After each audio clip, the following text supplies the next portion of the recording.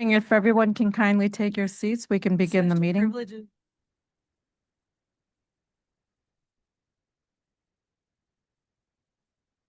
President Harden, before you begin today's meeting, I would like to read a few announcements.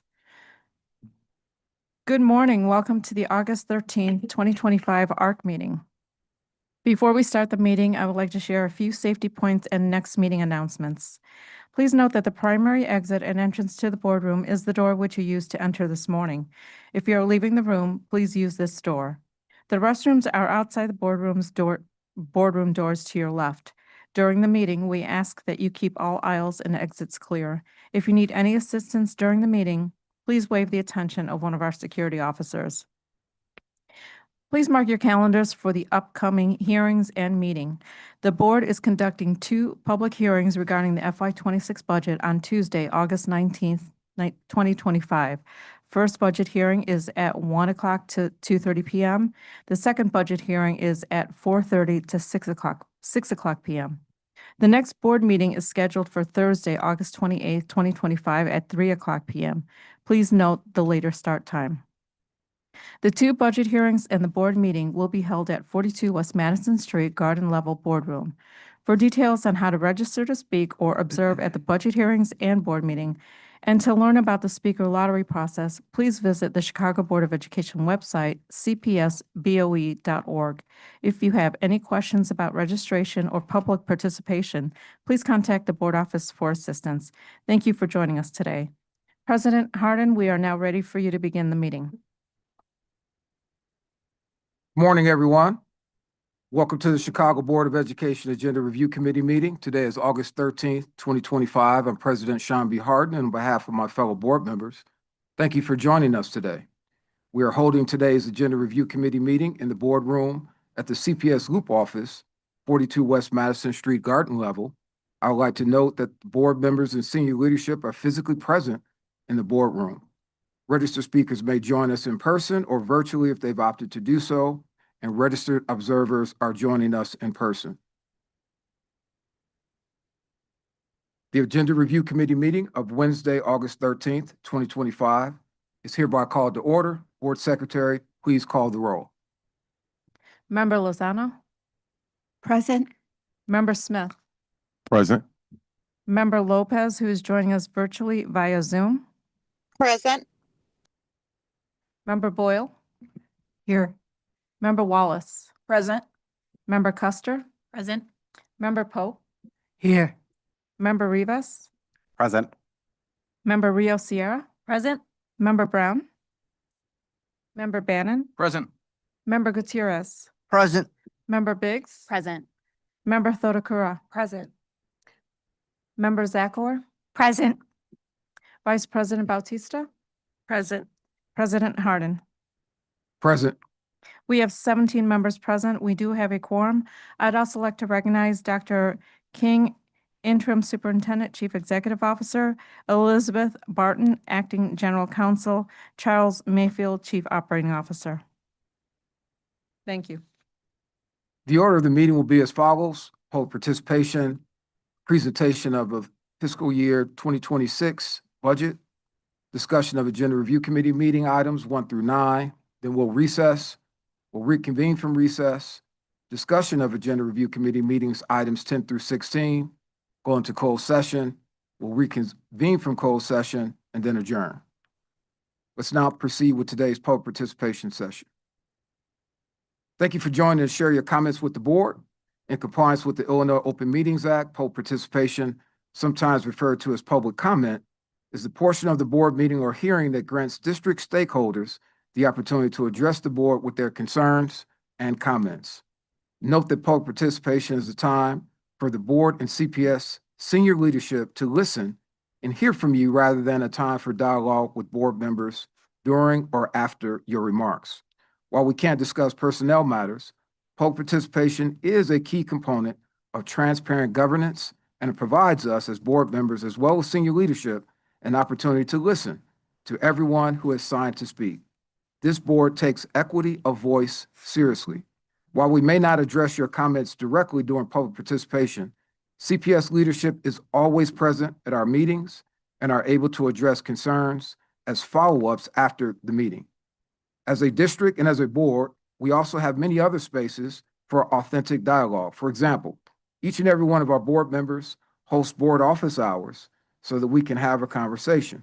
Please use our website, cpsboe.org, if you want to meet with board members during office hours.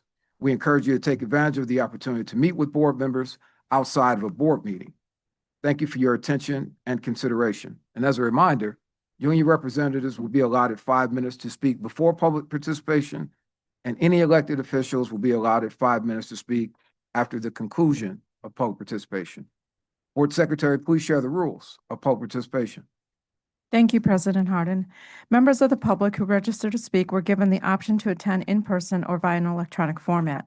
For those who prefer to attend by an electronic format, they were given information to access this meeting by dialing a number and using their phone.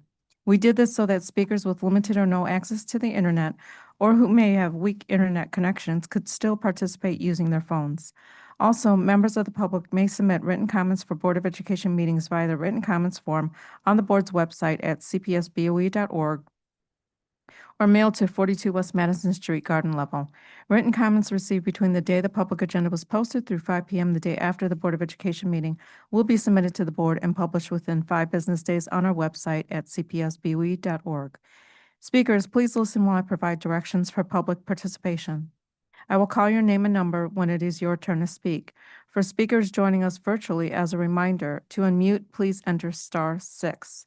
Once you hear your name, please state your name for the record. I will then start the 2-minute timer.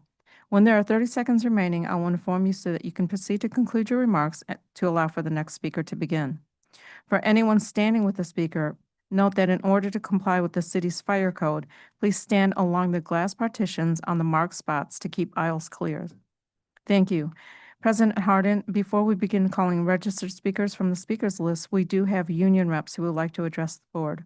We'll begin with Jackson Potter, CTU Vice President, who is here in person.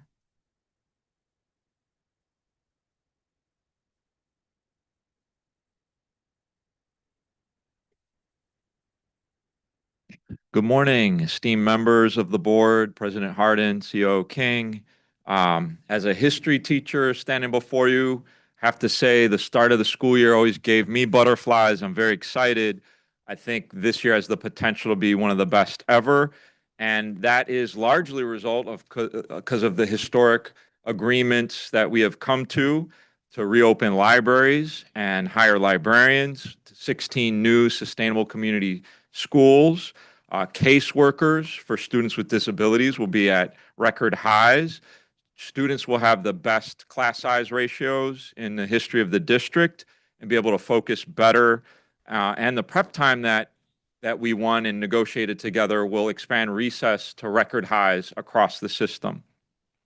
And it's hard to celebrate, if we're being honest, because we're all still carrying and dealing with the burdens of past wrongs. And the historian in me, it's important to remember the last time a billionaire tyrant wreaked havoc on the system. Bruce Rauner's reign as governor called for a takeover.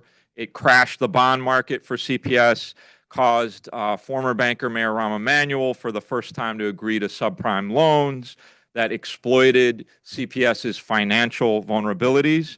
And these were on top of loans that occurred in the 2008 financial crisis aftermath that did the same, toxic swaps. We've heard about these things.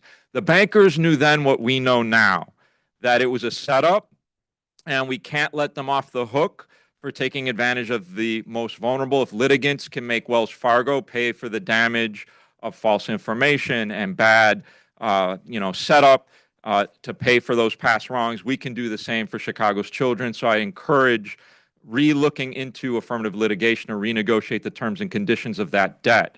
We're still paying it back, and it's causing some of the pain that we're seeing. We can't afford to cut crossing guards, leaving intersections less safe, or janitors from school buildings, or SEIUs that help our most vulnerable students. And by the way, those workers are paid the least and represent the greatest number of Black and Latina female educators in the system. Their pensions are not a hot potato to be thrown around by CPS or the city. It's an obligation And as we heard from state legislators the other day at the hearing, CPS will eventually have to pay the full extent of that when it becomes a fully elected board. We don't care who pays for it. Either way, it's a promise, not a problem. And we're able to win elected school board and the new formula for schools, even in the midst of Ronner's devastating actions. And those investments happened under his administration. So it is high time for a Democratic trifecta supermajority at the state level to pay its fair share of the bargain and meet its obligations under that formula constructed back then, so we can be fully funded equitably for the first time. And so you are charting a budget that you'll have to approve. That's a decision about either going forward or backwards. The past would say, please and thank you to the bankers or the Illinois General Assembly for whatever pittance you could get of insufficient funds. Those days must be over. We all have to speak forcefully about the needs of our students and that the banks have profited mightily from understaffing our schools. We can hold them responsible, hold decision makers responsible for the exploitative practices, the insufficient funds, and meet the needs of the students in front of us this year. We can't balance the budget on their backs because there's always been two sides, the privatizers and those who want to invest in our young people. And you're a school board, the first hybrid school board to make these choices on a budget. So please show the way, show the proper path, not the ghosts of the past who have put us on this rocky terrain or the fragile situation we exist under. That means a budget for what is owed Chicago students, not what we think we can muster. You have 30 seconds remaining. Do not let the first budget of a hybrid board be one that continues the tradition of harming students and benefiting bankers.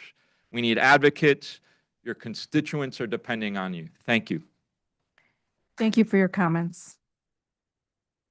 Before I call the next union rep, I do want to note for the record that Board Member DeBerry joined the meeting at 10:48 a.m. Thank you.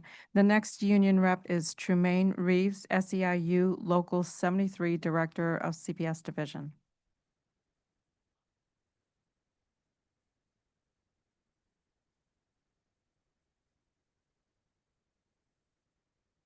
Hi, I'm Diane Palmer. I'm speaking in place of Tremaine Reeves.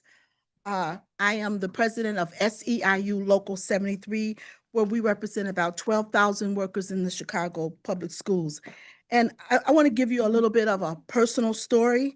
I came to Chicago in 2016. I came to work with SEIU Local 73 and work with the school system around having our members have a better life in their union. So to some, I may be considered an outsider. It's true, I came here from another state, but I came with hope and love and considerations for the citizens of Chicago. So as I enter my 10th year here, I have eaten, drank, laughed, and cried alongside my fellow Chicagoans. I came from Wisconsin, originally from Mississippi, just like so many Chicago families who made that journey north. And it is here in Chicago that I felt most at home. I have loved and felt loved. That's why it saddens me that we are having conversations about whether and how we provide the funding, staffing, and resources our public schools so desperately need. We say we are committed to public education, but we are watching our schools get dangerously close to failure. We hold press conferences about sustainable schools, yet we cut hot lunches, reduce custodians, and change special education models so clusters get one seeker instead of two. We lay off employees with little notice, force them to reapply for their jobs, reset their wages, restart their pension, and if they live outside city limits, we require them to move. And then we expect the same level of service from 750 custodians that used to be done by 1,200. These are Chicagoans. These are insiders, and we expect them to like it, smile, and keep going. I'm still new to Chicago, and I'll admit I don't always understand the politics here, but I understand something far more universal. I understand poverty. I understand mediocre schools. I understand mediocre public education. I understand starting over and being an outsider. And I know it doesn't have to be this way. If you give our public schools a real chance, if you fund them adequately and pay our members fairly, we will give you the cleanest schools in America.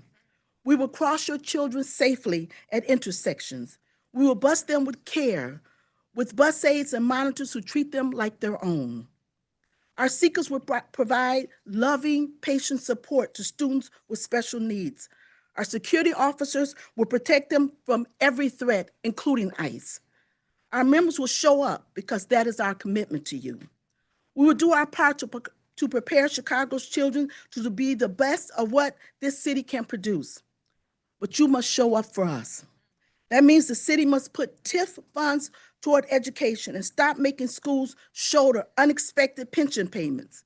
No furlough days, no starting over. When workers are rehired, we want them to have the same thing they had when they left the same job in the same place under the same union. Let's fix that broken system. Let's keep 2 seekers in special education clusters and prevent over 600 layoffs. That means the state must allocate the funds it has already legislated. Let's stop playing chicken with our children. Show Chicago you care. Show me and every so-called outsider that what it means to be a Chicagoan. Show the right that we protect our own. We feed them. We keep their schools clean and safe and educate them for the future. Prove that Chicago really is the beacon that I thought it was when I came here and why others come here. And most importantly, let's show our youth that we truly do care. Let's look at these custodians that we're talking about laying off and think about what that means to them, that they have to start over. They have to start their pensions over. They have to start their income over. They have to start their seniority over. And some of them won't be hired. And so that means that they have mortgages and car payments. You have 30 seconds remaining. Everything that you need for your life, they have to start that all over again. Let's get to the table and talk about this and work this out in an equitable way. Thank you very much for listening to me. Thank you for your comments. Before I call the next union rep up to speak, I do want to note for the record that Board Member Blaze has joined the meeting at 10:51 a.m. The next union rep is Greg King, Vice President for SEIU Local 1.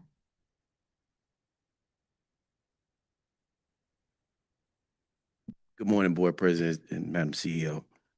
First, my name is Greg King. I'm from SEIU Local 1, Vice President and Institutional Director for Local 1. SEIU Local 1 represents 50,000 workers across the Midwest. We also represent 30,000 within Chicago. Today I'm here to bring to your attention what CPS have done, and also Dr. King, by displacing 1,200 of Local 1 custodians. Last year, CPS cut 300 custodians' jobs. Now, just weeks before our kids return back to school, they cut another 500. In 2 years, they cut 800 janitors within the school system. It is impossible to get the schools clean. This year's decision of cutting all 1,200 of Local 1 custodians without a notice, without a plan, and not without a real solution. We ask that you all come to the table and come to the table with Local 1, Local 73, come to a real solution to make this work for our kids. It's not gonna be clean, it's gonna be dirty. You already did cuts already, and now you want them to clean with only 750.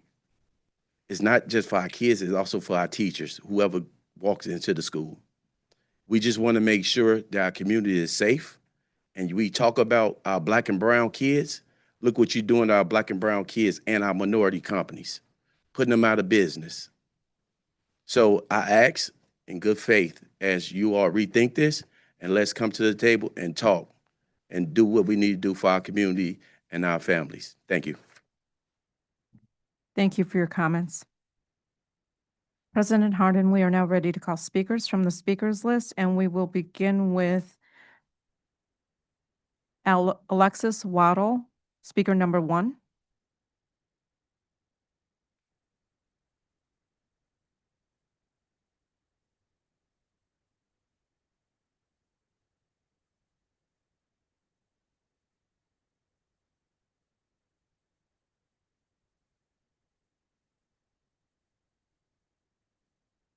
Alexis Waddle, speaker number 1, please approach the podium. Those that are standing to support the speaker, please stand on the marked spots along the glass partition. Hello. Please stand along the glass partition in the marked spots so that the aisles are not blocked. Thank you.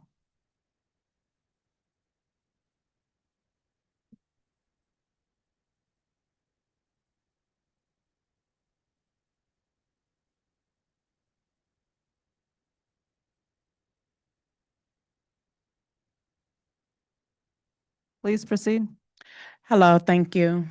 Thank you to the board, Madam CEO, and the president. My name is Alexis Waddell, and I'm here to urge the board to ensure that there are no cuts, no closures to our schools in our Black and Brown communities. For too long, we have disinvested in our schools in a number of ways. And now we are at a point where we're looking at this $734 million deficit as if it's our problem.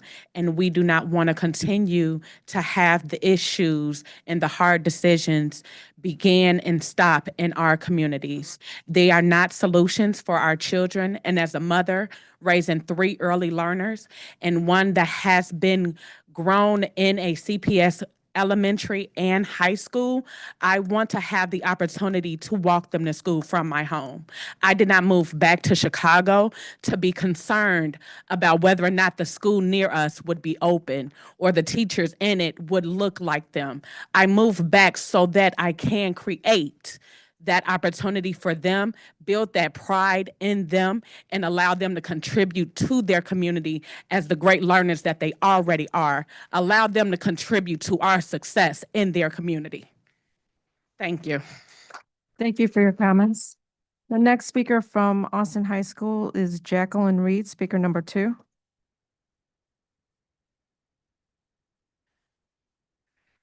President Sean Harding and CEO Dr. King, I take it a privilege to be here today to represent our interest in educating our children in their own community.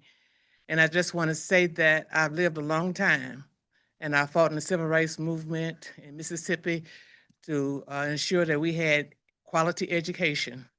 And we did get quality education in Mississippi, one of the poor states in the Union. And that education allowed me to come to Chicago and attend the best school here, University of Chicago, and be at one of the top of the classes. And so I just don't understand why one of the poor states in the Union can educate our children in their neighborhood, and we can't do it here in Chicago. It doesn't seem right. And then, I said, okay, well, money seems to be the problem. So when they said, let us, do something with lottery tickets. So we supported lottery because we thought if the money would come for education. Then they said, well, we need more money. We don't have enough money. We need to legalize marijuana and cannabis. And so I said, okay, let's do that so we can have more money for our children. But we have constantly seen our schools close. Our schools reduce the kinds of opportunities they provide for our children in terms of learning. Why is it that the other schools in other neighborhoods don't have that same problem? Is it because we are Black in Austin and brown people? We think that we ought to have as much opportunity as everybody else. 30 seconds remaining. So I think taxes ought to be raised in Illinois, and I support the governor raising taxes in Illinois, especially on shelters and online advertising, on tax shelters that's overseas and online advertising. And I ask you to support that too. Thank you. Thank you for your comments. The next speaker from Austin High School is Elliot Jackson, speaker number 19. Elliot Jackson. Sorry about that. Yes, ma'am. Good afternoon, good morning, board, President Harding, Madam CEO. My cry a little different. So I'm looking at a disaster that was created not by our children, not by our communities. This was something that was created by the bureaucrats that sat in seats that look like where y'all sitting. And we've bared the burden in my community more than any other community in Chicago. So I'm asking the board to stand with us as a community that says no cuts to a classroom, no safe passage cuts, no aides cuts, no janitors cuts.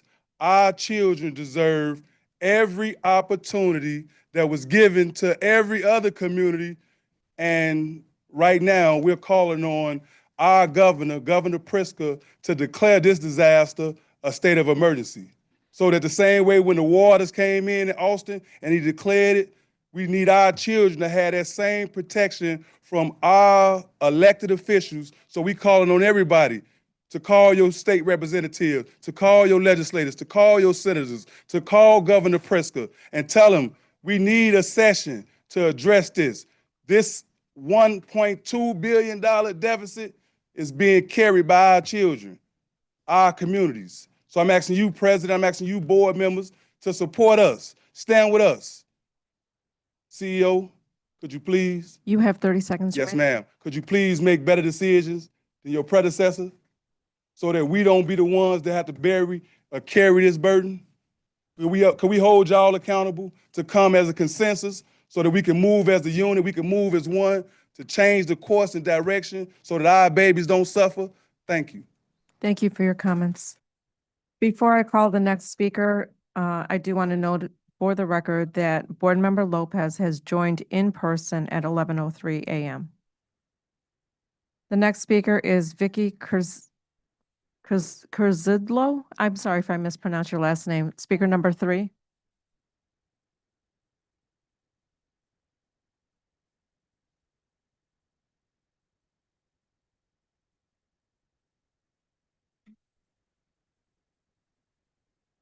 Good morning. My name is Vicky Kurzidlo. I am a veteran CPS teacher of 31 years and the proud mother of 4 children who attended CPS schools.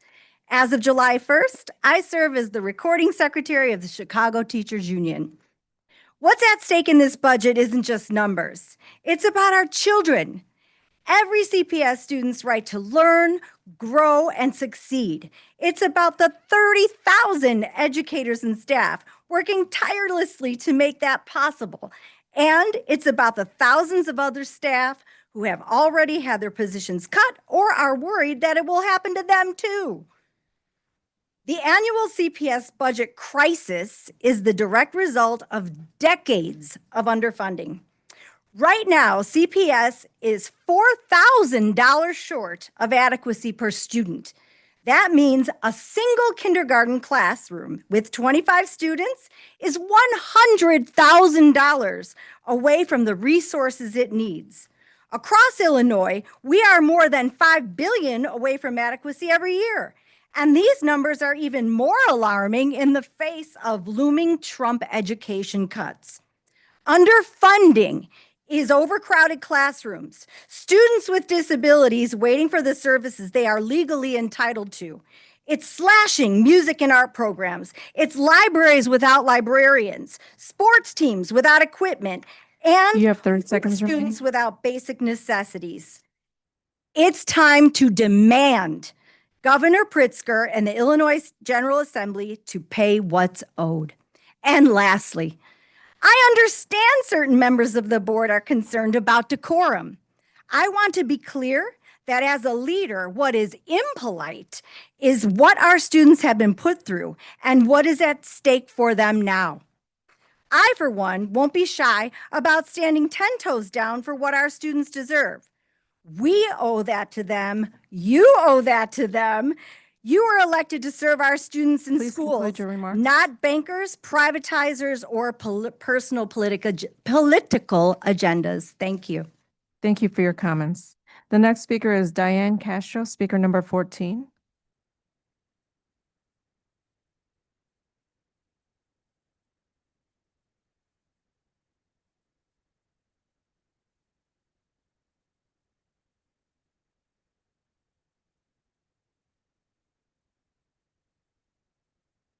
Good morning.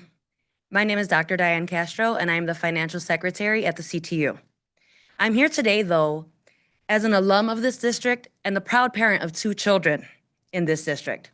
2 children who are underfunded by $8,000. That's $4,000 each. That's my family's share of the $1.6 billion our lawmakers owe to CPS schools. I attended CPS schools. The decades of underfunding means that I did not consistently have a librarian, I did not consistently have a technology teacher, and I didn't have the experiences that many of my counterparts across the state did. I didn't even have recess. So imagine now, 30 plus years later, as the parent of 2 CPS children who also do not have a librarian, nor the resources of their counterparts across the state.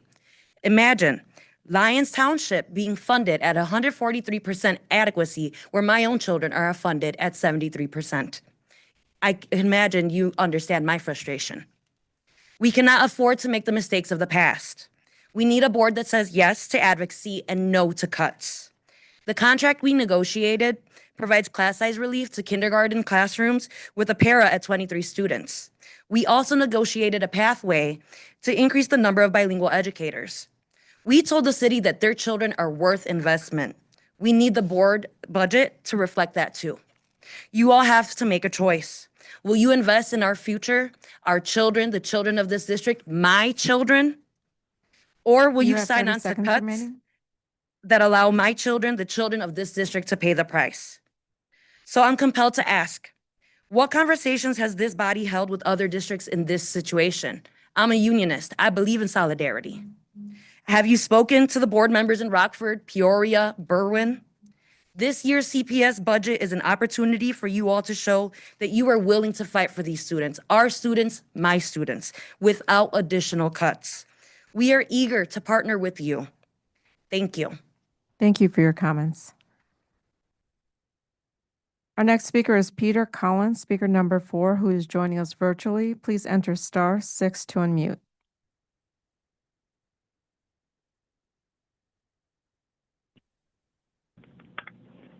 Hi, I'm Peter Collins, a English teacher at Victoria Soto.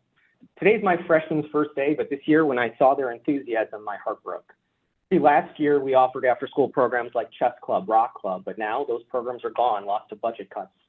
Last year, my kids could be spending their first day dreaming about joining the cheerleading squad or baseball or softball team, but not this year, budget cuts.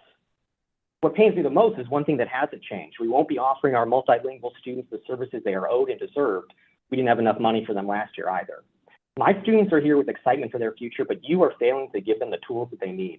That's why when I attended the ILGA hearing held by Rep. Williams last month, I was so shocked by comments from board members Custer and Rosenfeld.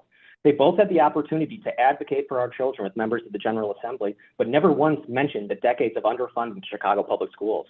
Board member Custer, you called state funding a handout.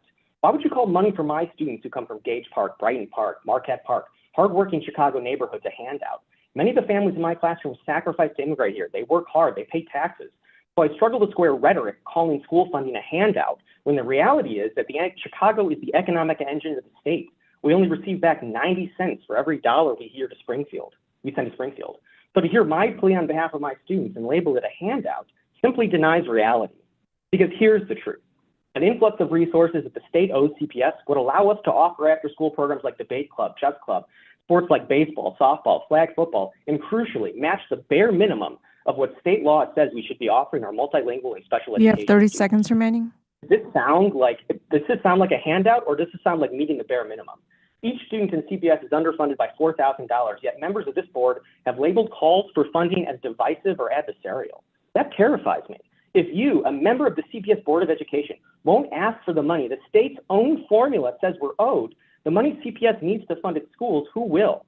We cannot wait any longer. Our students may not have the attention of the governor or the legislature yet, but you do. What will you tell them and who will you speak for? Thank you. Thank you for your comments. Our next speaker is Yvonne Sanchez, speaker number 8.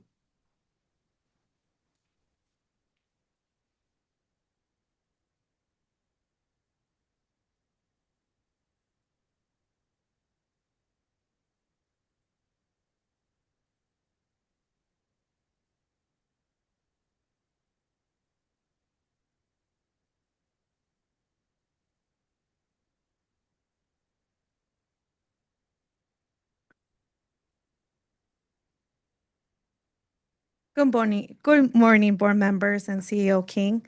My name is Yvonne Sanchez, a proud CPS parent and a community member. I'm here because I am deeply concerned about the budget crisis facing Chicago Public Schools. I do not support taking a loan that our children have to pay or repay in the future. I know that this crisis must be addressed, but too often our children pay the price for an unfair system where fundings rarely reach their classrooms. I ask myself, why pay high property taxes if my neighborhood school remains underfunded and families like myself have to travel far to find equitable education for my children? District decisions have always been made for us and about us, but never included us. I urge that the majority of CPS funding goes directly to the classrooms, fulfill pensions obligations to whom those have worked directly with their children, and change the language about special education from an expense to an investment. We also see the troubling patterns, Latino and African communities pitted against each other, with bilingual education threatened as a cost to cut rather as an asset to grow. Even at the Illinois General Assembly hearing on CPS finance, the lack of Latino representation reflected this division. True equity means seeing every You have 30 student's seconds culture, remaining. language, heritage, strength as a strength, not as a problem. This budget cycle might be ending, but our demand for accountability, equity, and collaboration is just beginning. Thank you. Thank you for your comments. Our next speaker is Melina Pereira, speaker number 13.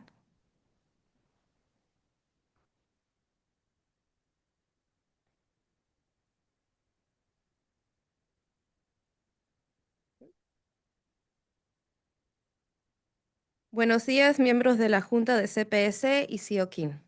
Mi nombre es Melina Pereira. Soy madre orgullosa de 2 estudiantes de las escuelas públicas de Chicago y miembro de Padres por Educación, una organización sin fines de lucro de padres para padres. En las últimas semanas he escuchado a miembros de CPS, uniones y organizaciones decir frases como los padres dicen o los padres quieren, pero no bien a los padres. Agradezco la representación, pero hoy, como madre, estoy aquí para decirles con mis propias palabras que entendemos que en este momento ustedes enfrentan un gran desafío. Sin embargo, no olviden que las familias también lo vivimos día a día. Podrán señalarse uno a otros de arriba hacia abajo o de un lado a otro, pero al final quienes pagan las consecuencias siempre son los mismos, nuestros hijos. Nos dicen, no se preocupen, mientras recortan y siguen proponiendo reducir lo poco que nuestras escuelas pueden ofrecer. Un ejemplo, las modificaciones en educación especial. CPS dice que es un cambio para ajustarse a las normas de la Junta de Educación del Estado de Illinois. Nosotros los padres los llamamos recortes. Quiero creer que todos estamos pidiendo lo mismo, escuelas con fondos completos. Pero me pregunto, ¿a qué costo? ¿Al costo de la educación futura de nuestros hijos? Porque nuestras escuelas Te quedan 30 segundos, por favor, concluye. los fondos adecuados desde hace años. Algo tiene que cambiar, porque esto va más allá de fondos, pensiones o impuestos. Esta pelea suena a quién se queda con el premio mayor y quién queda como villano. Pues sepan que si vamos a ser mezquinos o codiciosos, los padres siempre, siempre vamos a elegir ante todo a nuestros hijos. Por eso, nuevamente, como madre, les digo, necesitamos un cambio, necesitamos transparencia, Por favor, concluye. necesitamos realmente que pongan a los estudiantes en primer lugar. Sus hijos, si nuestros hijos están fallando, es porque todos les estamos fallando a la educación. Gracias. Thank you. We'll have the statement translated.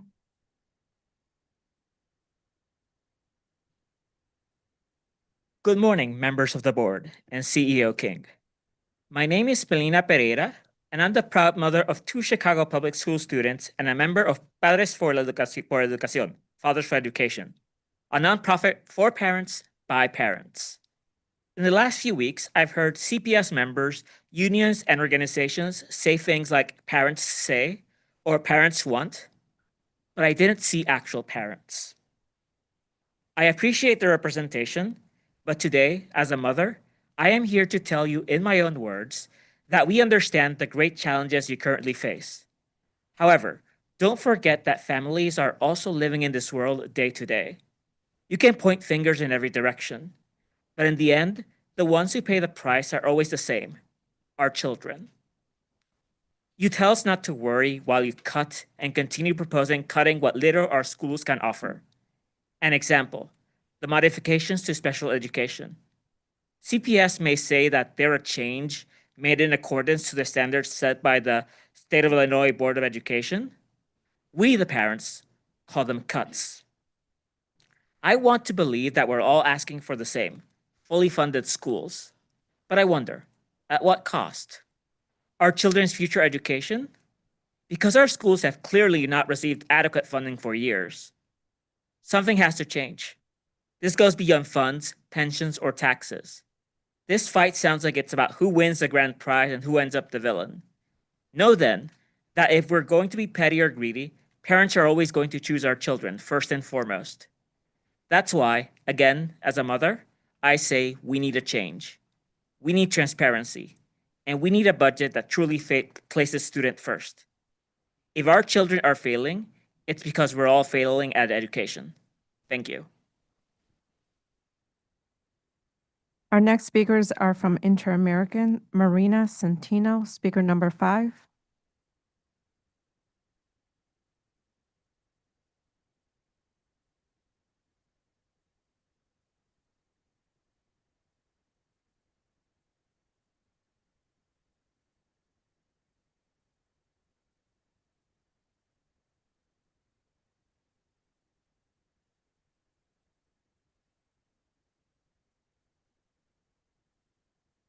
As a reminder, those standing with the speaker, please stand along the glass partition on the marked spots.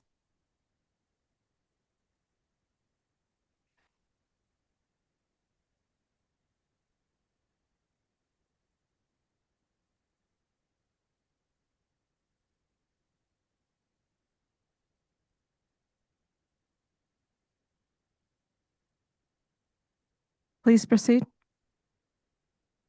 Dear member of the board, thank you for the opportunity to speak with you today. My name is Marina Santino and I am a parent at Inter-American. I'm one of the few parents with the privilege to have a flexible work schedule that allow me to be here. I'm also one of the few who feels I can speak without the fear of retaliation, but I'm here today to be a voice for those who can't. For the past 2 years, CPS and this administration have been failing to protect the student and staff at IMS. It has been a year since our school LSC passed a vote of no confidence in Principal Zayas and 10 months since the charges. Things are not getting better. This summer, we have seen a beloved employee fired and 6 teachers from 6 different grades, an LSC representative who has spoken publicly included, were reassigned to different grades level and notified one of the final 2 days of the school year. None of them had requested this. Little to no rationale was provided, and the school community has still not been informed. There is a general climate of fear which prevents teachers and parents from speaking out. Parents get banned from the school for speaking up, teachers fired or bullied. Lied about the budget cut for the employee termination when the position is posted again. Why has CPS been so silent? First, we have not been formally notified of the investigation into the principal that began in January. This lack of transparency is shameful. It is our right to know what is happening You have 30 at our seconds school, remaining. and we need to know the status and conclusion of this investigation to ensure our children are safe. How would you feel if it was your kid? CPS has been pursuing remedial steps with Principal Zayas for the past year. We have seen network chief attend constantly our LSC meeting, which is not really normal, attempting to coach him, but there hasn't been any change in his behavior. It just worsened. Bad decision, lack of responsibility, lack of respect for the LSC, teacher, and parents. He ignores advice and does what he wants. He only adjusts his course Please after conclude he your has remarks. already caused harm to our students and staff. The budget process itself was not a collaboration, but rather an instance of the network chief having to force the principal to follow the rules. And at the end, Mr. Zayas voted against it. The evidence is Please clear. conclude your remarks. Additional remediation has not worked. So we ask you today to remove Mr. Zayas from his position. Thank you. Thank you for your comments. The next speaker is Maria Ugarte, speaker number 11. Buenos días, miembro de la Junta. Buenos días, Dr. King. Mi nombre es María Luisa Ugarte, orgullosa madre de un graduado de CPS y de un estudiante actual de CPS y orgullosa miembro del Consejo Escolar con más de 10 años de servicio. Espero que hayan tenido un verano reparador. Gracias por estar aquí hoy, por nuestros estudiantes. En este nuevo año escolar, les invito a unirse a nosotros, los padres, en el trabajo diario, a imaginar lo que se siente la comunidad escolar de Interamericana esperando más de un año para que CPS atienda lo que nuestro LSI señaló más de 12 meses. Entendemos la importancia del debido proceso, pero ¿más de un año? Eso no es debido proceso, eso es retraso. Y el Código Escolar de Illinois permite que un administrador sea removido mientras se realiza la investigación. Esto no sucedió aquí. El CEO, Pedro Martínez, no lo removió, a pesar de que el LSI tomó un voto de no confianza y luego presentó cargos. Nuestras voces nunca fueron escuchadas. Esto es lo que ha sucedido desde entonces. Violación a las políticas. El director Juan Zayas firmó un contrato sin la aprobación del LSI. He asistido a todas las reuniones y nunca se presentó ningún contrato. Sin embargo, el programa fue anunciado en la página web de la escuela y en correos electrónicos enviados a las familias. Represalias. Un miembro del personal fue despedido con el pretexto falso de recortes presupuestarios. Tiene 30 segundos. Interamericana no tuvo recortes de presupuesto. ¿La verdadera razón? Esa persona habló sobre la falta de liderazgo. Maestros que han hablado también han sido reasignados como represalia. Incumplimiento de compromisos. Cuando recibimos un puesto de coordinador de justicia restaurativa, el director Zayas aceptó y quedó grabado compartir los currículums de los candidatos finales para recibir comentarios del LSI. Ignoró esa promesa y contrató a quien quiso. Por favor, Aunque concluye. Gracias por sus pueda tener comentarios. la autoridad, mostró cero interés en colaboración o compartir el liderazgo. Y lo peor de todo, continúa aumentando la existente falta de confianza. Can I say it in English? Please do. Okay. Good morning, board members. Good morning, Dr. King. My name is Maria Luisa Ugarte, proud parents of a CPS graduate and a current CPS student, and a proud local school council member serving for over 10 years. I hope you had a restful summer. Thank you for showing up for our students today. This school year, I invite you to join us parents in the trenches to imagine what it feels like for Inter-American school community waiting over a year for CPS to address what our LSC flagged more than 12 months ago. We understand the importance of due process, but over a year? That's not due process, that's delay. And the Illinois School Code allows for administrators to be removed pending investigation. That didn't happen here. CEO Pedro Martinez failed to remove him despite the fact that the LSC took a vote of non-confidence and followed that up by pressing charges. Our voices were never heard. And here what's happened since then. Policy violation. Principal Juan Zayas signed a contract without LSC approval. I attended all LSC meetings. No contract was ever presented, yet the program was advertised on the school website and emails to families. Retaliation. A staff member was laid off under the false claim of budget cuts. Inter-American had no budget cuts. The real reason? The staff members spoke out about lack of leadership.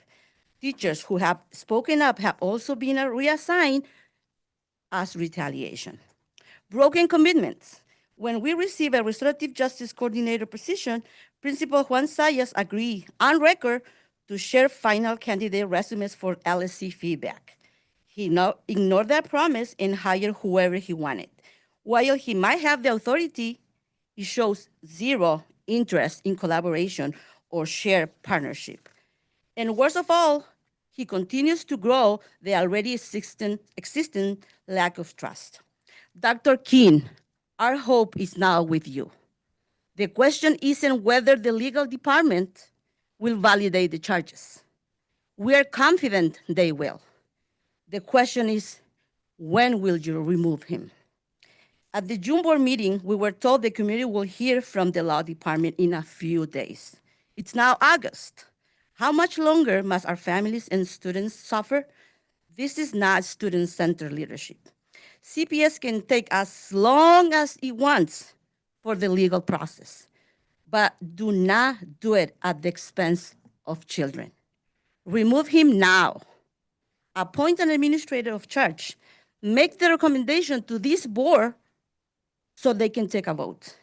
And in the spirit of transparency, have the legal department respond to our LSC chair's email so the community knows where things stand. Thank you for your time. Thank you for your comments.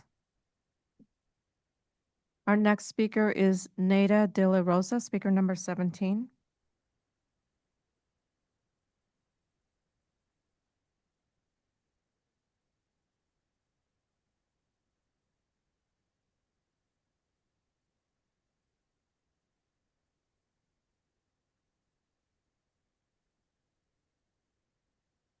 Good afternoon, President Hardin, Vice President Bautista, our school board members, and interim CEO, Dr. King.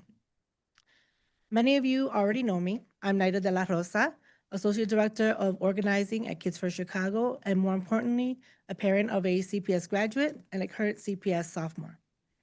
In my role with Kids First, I have the immense privilege to serve and work alongside CPS families, our most important and consistent stakeholders.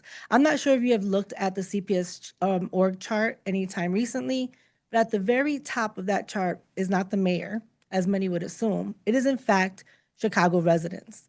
As elected and appointed officials of our CPS Board of Education, your job is to serve and be accountable to families, not to City Hall, not to the mayor, but to families, particularly our students. Thank you, Dr. King, for making the decision to protect classrooms by rejecting the $175 million MEABF payment and avoiding new high-interest debt. This decision shows a real commitment to putting families first, even in the face of intense pressure. Parents, students, and advocates have been clear in petitions and public comments, budget roundtables, and conversations that CPS should not shoulder this payment or take on risky borrowing to cover it. It means a lot to see those voices reflected in the budget you're proposing today. We want to be partners in finding lasting solutions 30 to seconds close remaining. budget gaps in ways that protect schools. Parents and community members are ready to work alongside you to ensure our district's future stays strong. Every budget decision should start with one question: how will this impact students? We hope that you will take into consideration the impact that it has, in particular to our Black and Brown students who have historically and continuously paid the cost of this investment. On behalf of the families I represent, thank you, and please put kids first. Thank you for your comments. Our next speaker is Felicia Lang, speaker number 7.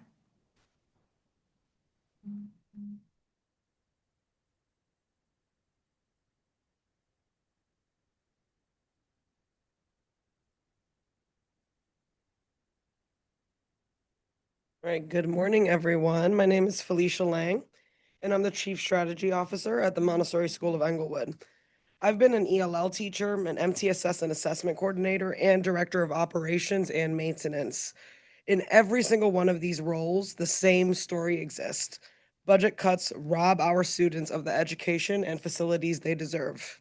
CPS has chronically underfunded their schools, especially charter schools within the district.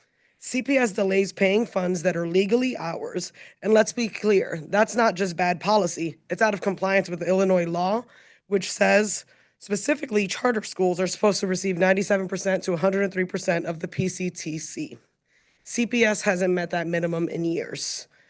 Who pays this price? Not the central office, not this board. It's the children and communities with the greatest needs.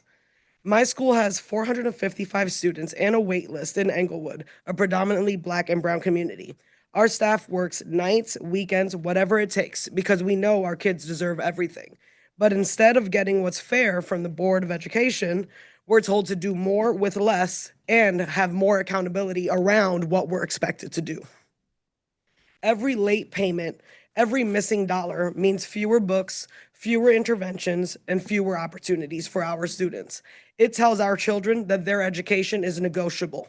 right? That's all of this length tells our students, hey, we can discuss this, when it really should just be a standard. It shouldn't be a You have 30 discussion. seconds remaining.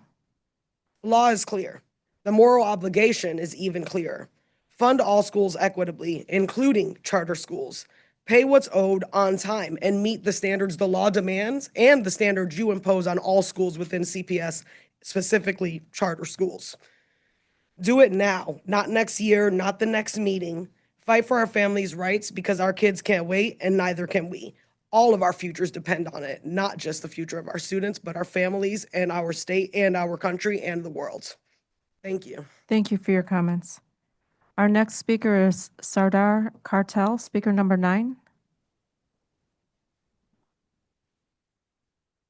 Good morning, President Harden and the dear board members and the chief. So I'm from Concept Schools. We have 2 schools under CPS, Horizon Science Academy Southwest and Chicago Math and Science Academy. And last time we met with President Harden about the charter school funding disparities, I had shared documents with him. And he had asked me, how come? How come the charters are getting less funding, not equal funding compared to the CPS traditional schools? And I have proven that the operational budget is totally different. We are supposed to get 97%. We are getting around 80% in the meantime, meaning that charters are funding CPS. We are not supposed to paying CTPF deductions. We are paying about $2,000 per child. We are not supposed to pay 11 point something percent, again, the CTPF, on top of our regular dues. And that is about $500,000 per school for us. And totally, charters are getting about $4,000 less per child.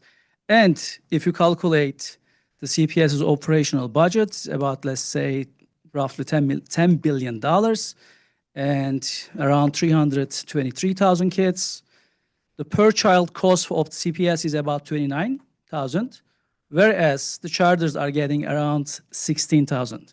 Meaning, the question is how come that charters are doing more with less, rather than like you can compare it the 16, 17,000 You have 30 with the seconds. 29,000.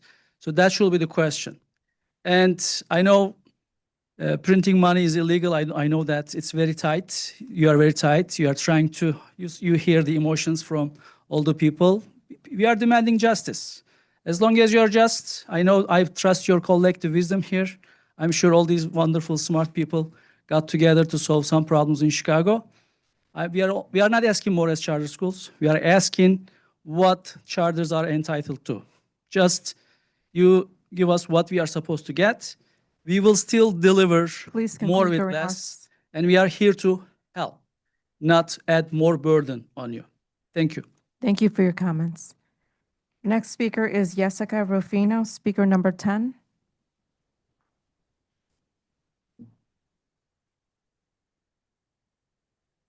Good morning, and thank you for the opportunity to speak. Also, thank you to the board, Dr. King, and CPS staff for the time and commitment that you are spending on making sure that all students are funded equitably.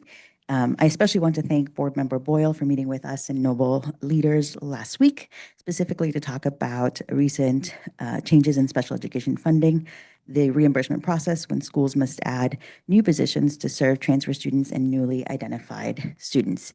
My name is Jessica Rufino. I've been here a few times. I'm a proud Pilsen community member and the Director of Charter School Growth and Support at the Illinois Network of Charter Schools. I'm here on behalf of more than 50,000 of Chicago's charter public school students. The funding disparities within the district are harming the very students and communities that need the most support. Over 43,000 of our students are economically disadvantaged, and nearly 20,000 require special education or multilingual services. They deserve equitable resources, yet must succeed with less. Special education funding is based on last year's numbers, ignoring the reality that students' needs change. When new students transfer in or are newly identified, charters must fill the gap on their own. Some networks have had to hire more than 20 new special ed positions in a single year without receiving additional funding. As a local education agency, CPS is legally responsible for ensuring that all students with disabilities receive the services and supports they need, no matter which public school they attend within the district. Yet, unlike district-run schools, charters don't receive centralized 30 seconds. special education staffing or targeted funding mid-year, so they meet those needs, pulling from other critical supports to make it happen. This isn't just a funding gap, it's a barrier to equity. It sends the wrong message that charter students are less deserving of public investment, creates two systems within one district, and one with what it needs and one with what is forced to make do. All CPS students deserve equitable funding no matter what public school they attend. And when we work together as educators, leaders, and a board, we can ensure every child in the city has the resources to learn, grow, and thrive. Thank you for your time. Thank you for your comments. The next speaker is Karen Calloway, speaker number 12.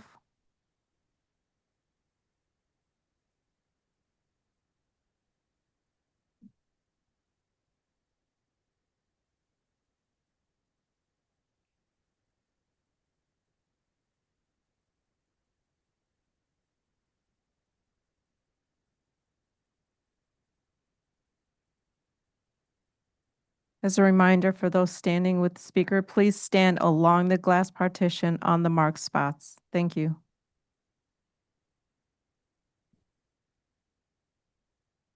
Good afternoon, board members, board president Bart Hardin, and interim CEO King. If you don't mind, board president, I would like to allow our LSC student rep to speak. I do want to interject that according to our public participation guidelines, you cannot cede your time to another speaker. President Hardin. Yes, unfortunately, we're not going to be able to do that. Okay, no problem. I'll read in behalf of the local school council, has written a letter in regards to some of the situations that are happening or have happened at Kenwood currently. Thank you. Standing with me are members of our team, our admissions team, and our support team who work in the main office. In behalf of the Kenwood Academy Local School Council, I want to convey our deep concern regarding ongoing unfair targeting of our principal, Karen Calloway, and her front office staff in connection with prolonged residency investigation. For more than 2.5 years, Principal Calloway, members of her leadership team, our boys basketball program, and the entire Kenwood community have endured intense public scrutiny. The extended, highly visible nature of this process has inflicted reputational harm, disrupted the learning environment, and eroded trust in our school. Despite staff adherence to CPS enrollment requirements, the continued publicity surrounding these inquiries have amplified the harm of students, families, and staff alike. The emotional and psychological toll has been profound. Each time an investigator calls or makes a contact, staff experience re-traumatization, forced to re-experience stress, anxiety, humiliation associated with allegations that are powerless to adjudicate. The cumulative strain has affected not only their well-being, but also their livelihoods. Careers have been stalled, advancement opportunities chilled, and family members seeking CPS employment have faced stigma and skepticism due to the shallow cast by these You investigations. have 30 seconds remaining. Given it is critical to underscore that residency fraud concerns are not unique to Kenwood. Given these realities, the KHS LSC respectfully requests that Principal Calloway and her leadership and administrative staff be absolved from the penalty of instances of residency fraud that are found. They have consistently acted in good faith and with due diligence to uphold the district's enrollment process and serve families according to CPS policy and state-recognized documentation standards.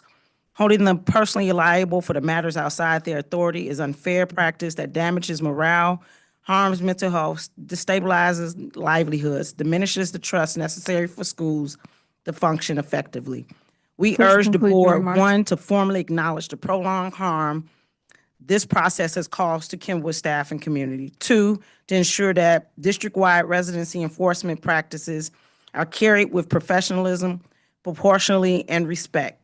3, provide clear protections to the front office staff following CPS policy cannot be alleged misconduct beyond their control. Thank you for your attention to this matter and for your commitment to fairness, employee well-being, and a healthy learning environment for all CPS students. Thank you, you guys. Thank you for your comments. Our next speaker is Jesse Bostic, speaker number 16, who is joining us virtually. Please enter *6 to unmute.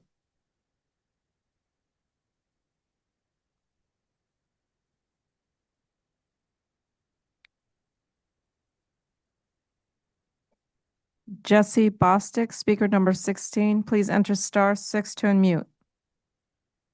I apologize, I'm here. Good morning. My name is Jesse Bostic, and I teach 4th grade at Walt Disney Magnet School. I have students from all walks of life in every neighborhood in the city, and I'm looking forward to greeting my students in 5 short days. This year, however, instead of focusing all my attention on planning and beautification, I'm forced to worry about how cuts at my school will affect my students. I've already spoken to a custodian who has been with my team for the past year. They told me that they will be laid off in the coming weeks.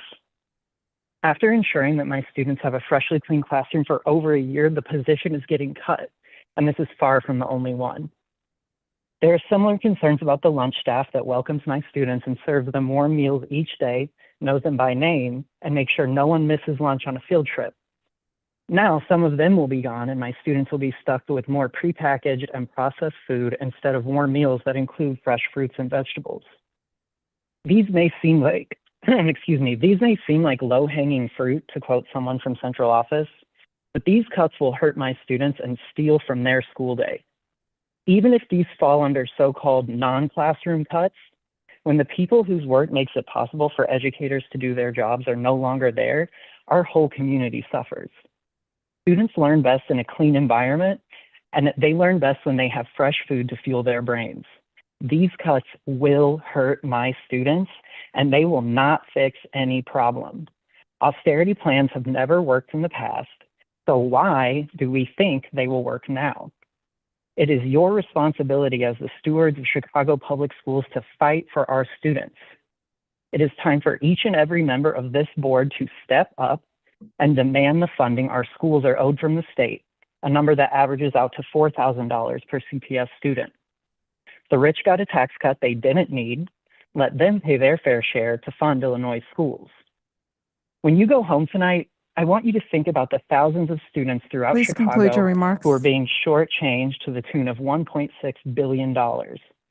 Think about educators and students working together to clean classrooms before they can start learning, and the burden families will face getting their children fresh meals. Then ask yourself, what am I going to do? Thank you for your time. Thank you for your comments.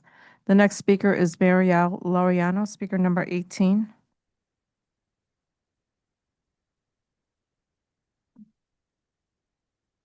Good morning. My name is Maria Laureano, former principal of Prieto Math and Science Academy and current director at the Chicago Public Education Fund. I led a school through 5 budget cycles in years with district-wide deficits. In 2017, I cut staff mid-year when expected revenue never came. That budget left lasting scars, not just on a spreadsheet, but on a school community that had to work even harder to hold itself together. So I know firsthand what it takes to keep a community whole when resources are pulled away. That's why I want to thank this board and Chicago's school communities for the reinvestment in our young people over the last 5 years. And I want to acknowledge the tough choices you now face as you work to preserve that progress and pass a budget before the end of the month. CEO King has been clear. The deficit is $734 million. Yet, in just 6 weeks, CPS leadership identified over $250 million in centralized cuts. That sends 2 important messages. First, to city and state partners that the district is serious about managing its finances. And second, to students and families that protecting the school level experience is priority this time around. Earlier this year, principals and their local school councils passed budgets with only what they truly need. Any further school level cuts now would leave them with impossible choices. You have 30 seconds remaining. Preserving those plans means schools can open on Monday, ready to welcome students with the resources they counted on. We know reaching agreements with city and state leaders won't be easy, But neither was passing school budgets in the spring, and neither was finding $250 million in cuts.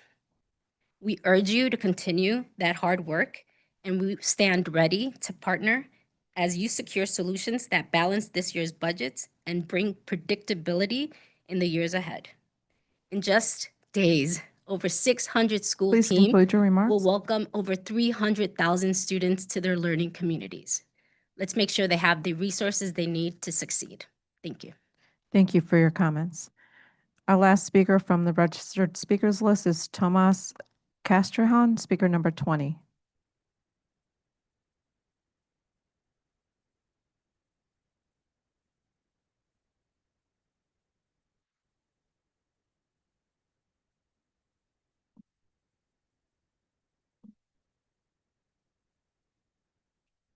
Good morning, board members and CEO.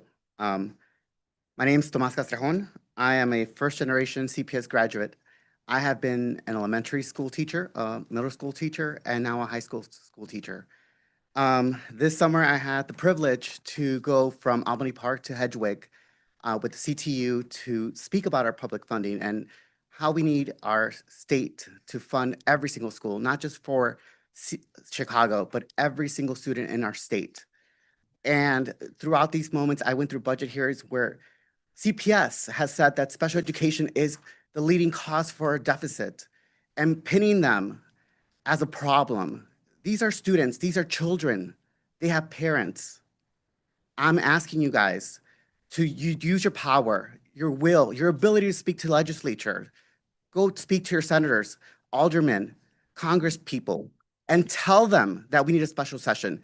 I'm doing my part. I'm not in my classroom. I'm not decorating. I'm not printing out my work right now. I am here in person speaking to you so that you can go and speak to every single person that you can, to will them to make sure that our kids are funded, not in Chicago, not in the suburbs, all of Illinois.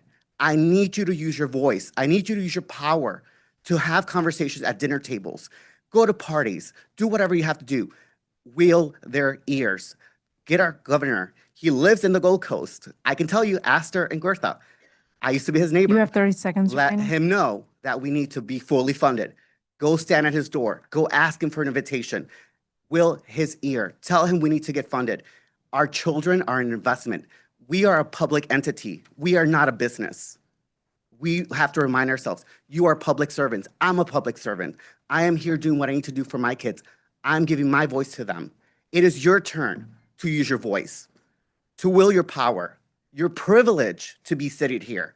I'm standing here because I'm privileged to have my parents cross a border, Please to be here conclude to your speak. remarks. I need you to use your power and tell our legislature, we need every single dollar for every single child so that they have the same privilege that I have, that you have, and the opportunities to be the best person possible. Thank you. Thank you for your comments. President Hardin, this concludes public participation.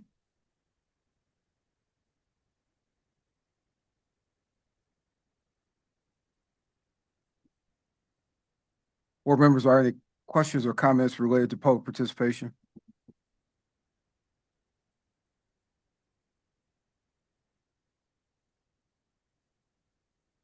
Member Smith. Yes, I just want to say Kenwood is a school in the 10th district, in my district, and it's an exceptional school that meets and exceeds all of its 5 essentials. And while the Broncos academic excellence far exceeds and outpaces its recent athletic championships, from my multiple visits, meetings with students and district leaders, it's my understanding that Kenwood goes above and beyond their duties and obligations to ensure fair enrollment of students and their enrollment practices. I am concerned about the appearance of investigative harassment of Dr. Calloway, as well as other successful principals of color that lead overachieving schools. In this moment where we are to hold up the schools that are doing well, where we heard about schools and leaders that are doing more with less. We just saw a leader that does more with less, that doesn't deserve to be harassed. And I will be calling on the board to look at practices of overachieving leaders of color and their staff that are being harassed, especially when they go above and beyond the duty that they're asked to do. Thank you. Member Lopez. Thank you, President. Also, just wanted to share as a proud daughter of immigrants and also of parents that have been in union right now with what has the comments before us regarding custodians. It's something that hits home to me because many of those impacted are working class families living paycheck to paycheck, similar to my parents, similar to the community I represent.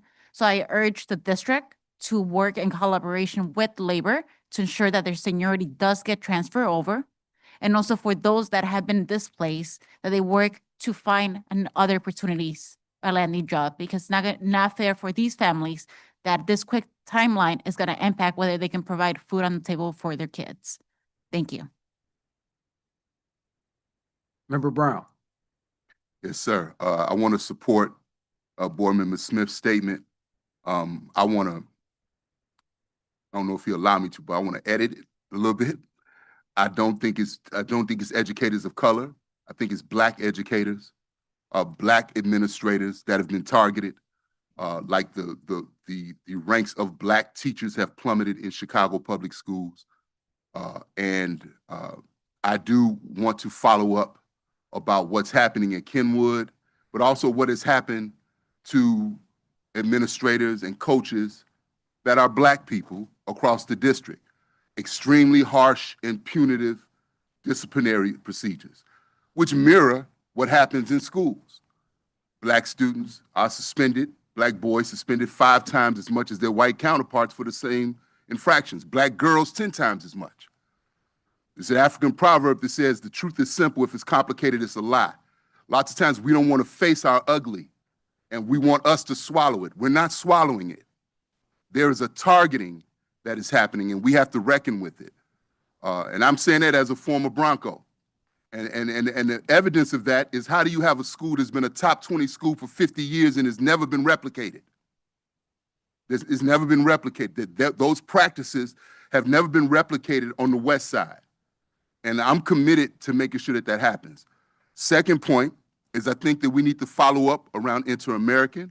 They've been coming to this board for months, raising these issues, and we have not gotten a clear sense of what's going to happen with this situation. I think that we are supposed to be responsive to the public, not judgmental to of the public. And last, I want to reiterate something that I said at the last board meeting. I think that we have the issue as a district. We undervalue local school councils. One of the ways that we undervalue local school councils is that they are not allowed to testify as elected officials, but they don't get a salary. They volunteer.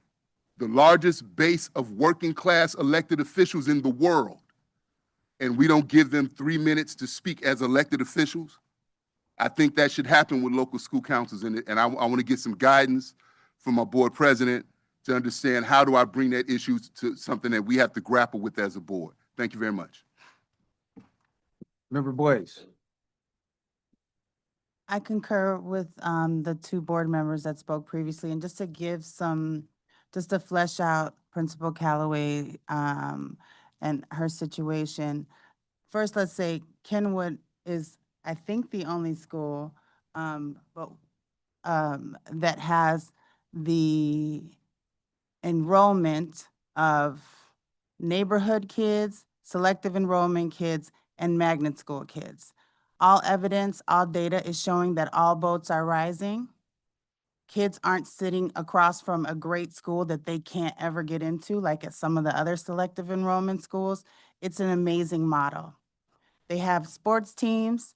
Some of the students didn't tell the truth on their paperwork.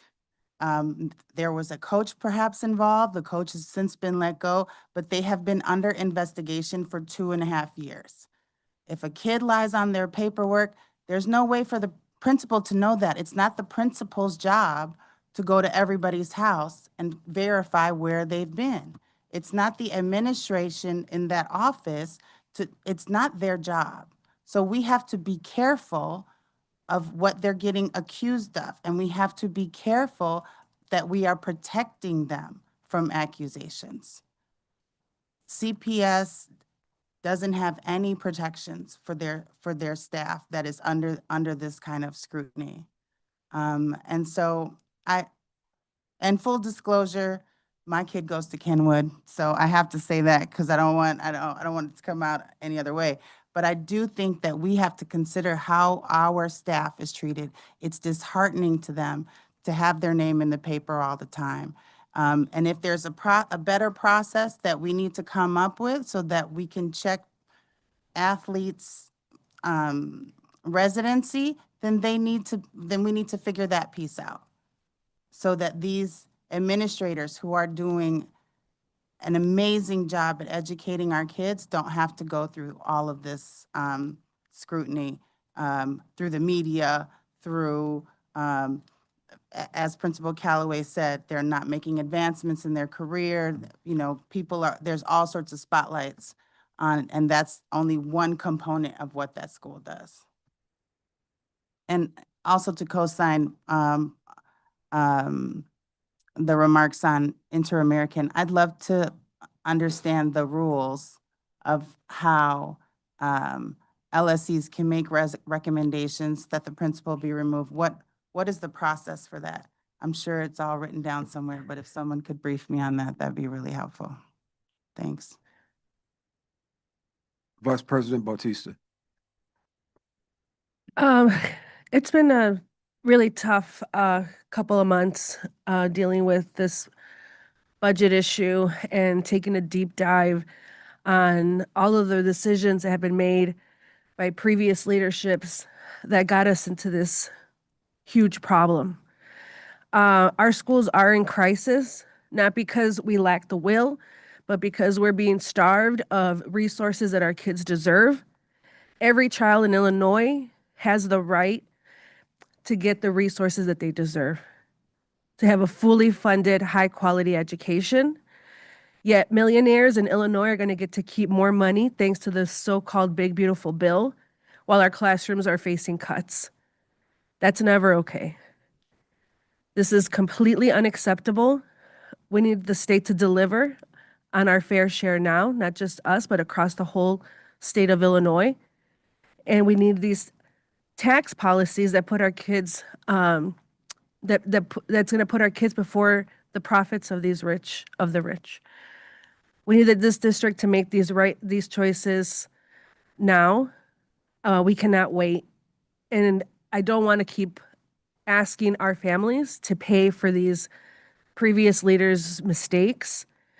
There's no more excuses, no more delays. We need to fund our schools, and that's what I'm prepared to do as Vice President of the Board of Education. Member Lozano.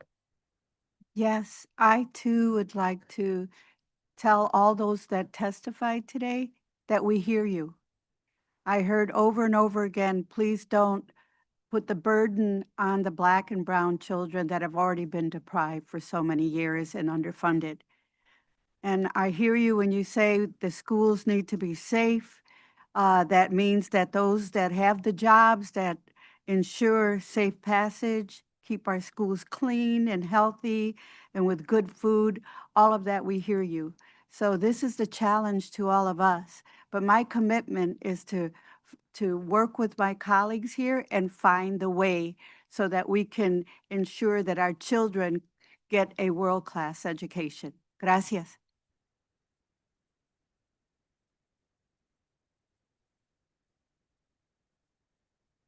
Have any more questions or comments from the board?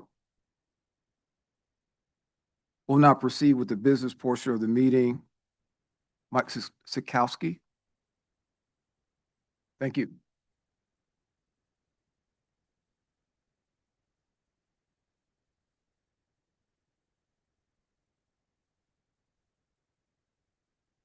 Thank you, President Harden, and good morning, members of the board. My name is Mike Sidkowski. I'm the Chief Budget Officer for Chicago Public Schools. I'm going to give you a presentation today on our proposed FY 2026 budget, which will be posted later today. We've talked a lot about our deficit of $734 million. We've talked a lot about the need for additional revenue. And I want to start today's presentation by recentering us on what is most important here and what we're trying to protect. We have had some of the strongest academic recoveries from COVID-19 in the country. And even prior to the pandemic, we were on the right track. We see here that our record 84.1% 2024 four-year graduation rate, a record CPS high. We've also seen this percentage of graduates enrolling and persisting in college increase to record highs. More than half of our CPS graduates earned an early college and career credential in 2024. We've seen in grades 3 through 8 reading proficiency, we've seen those scores increase over 10 percentage points in post-pandemic growth. Usually these scores shift by a decimal, sometimes a full percentage. You very rarely see double-digit growth, and that's what we've seen over the last 2 years. I also want to underscore that growth is up among all of our priority groups. Black students leading the pack and ahead of the curve in our reading gains. We've also seen growth, albeit more modest growth, in math proficiency, but we're still moving in the same direction, and our Black students are still leading this growth. Our students have made incredible academic gains, and we need to sustain that momentum. Our challenge in this has been solving our $734 million deficit amid our growing costs and our revenue shortfalls. With that, we will be proposing today a budget that protects our schools. And despite the challenges posed by these persistent revenue shortfalls, growing costs, and a deficit of $734 million, we have outlined a balanced FY26 budget that will protect the progress made by our students. This budget fully protects school budgets. It avoids the risk of beginning of year or mid-year cuts to schools. It funds all of the district's commitments to its labor partners, and it avoids furlough days. It also avoids borrowing measures that would adversely impact CPS's financial future. Finally, this budget defines that CPS will reimburse the City of Chicago for the MEABF contribution contingent on additional state revenue, additional TIF surplus revenue, or other local resources above budget assumptions. I want to spend a few minutes talking about our budget as a whole and laying some context around the $10.2 billion that is included in our FY26 budget. The numbers that you'll see on the next few slides are as of July 2025, so after the first round of deficit reductions when we had talked at the last month's board meeting. This budget had $10.25 billion with it, which matches our final proposed budget for FY26. And I want to highlight that there's an unrestricted portion of our budget which we can address to make progress on our deficit, but there's also a portion of our budget that is restricted and that cannot be addressed to be able to make progress against our budget deficit.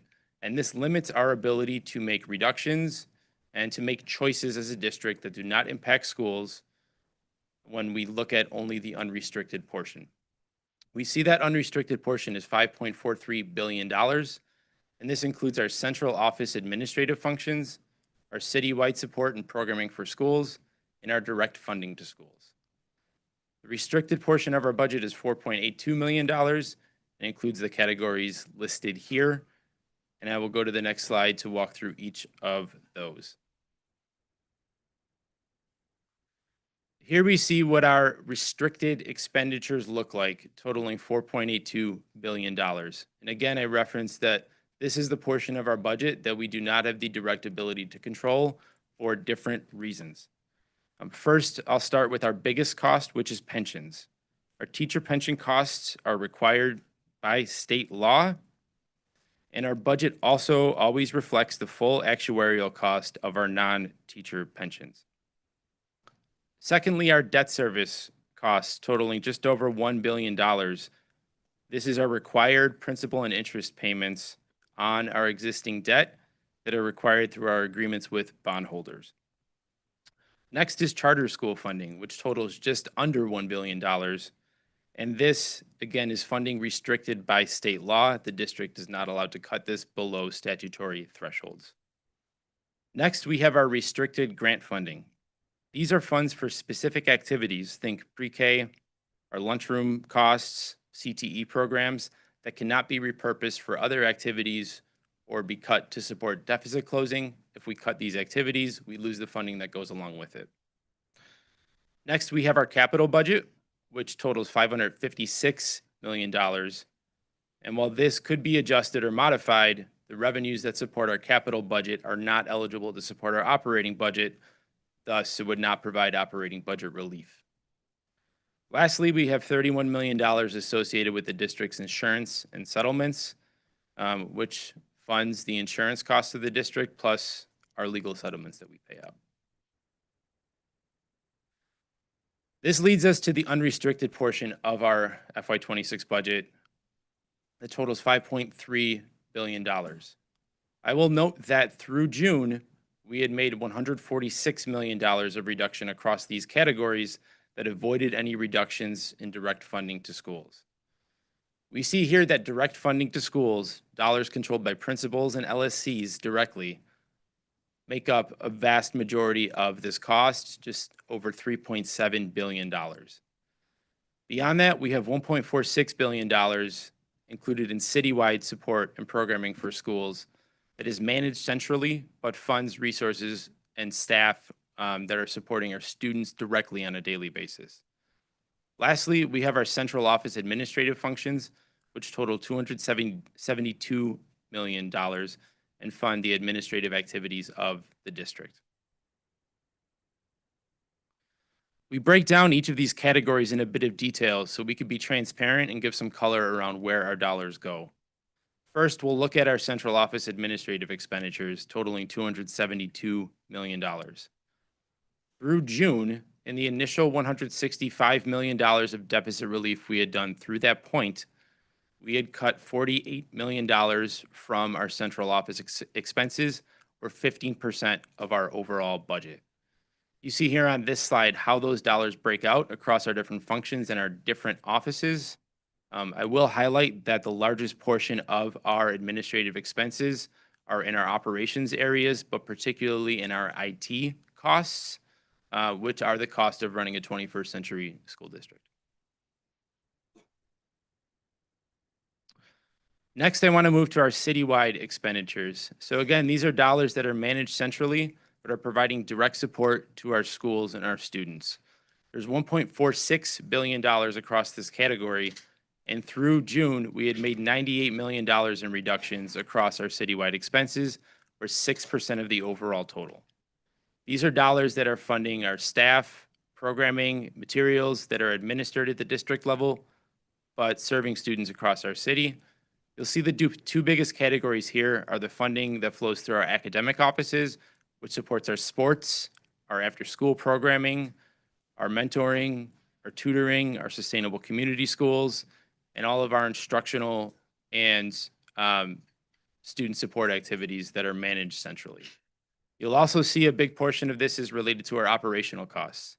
This is the cost of maintaining our facilities, transporting our students, serving lunches to schools every day, and all of the costs and the staff and the services that go into our buildings on a daily basis on the operations side. Our last category is our direct funding to schools, which totals $3.7 billion. As we've discussed before, we've kept this whole in the aggregate in the budgets that we've given to schools this year, protecting the investments that we've made over the last 5 years. When we look at where this money goes, we see that it's heavily and overwhelmingly invested in our staff. If you look at the pie chart on this table, you'll see two green slices in the bottom right portion next to each other.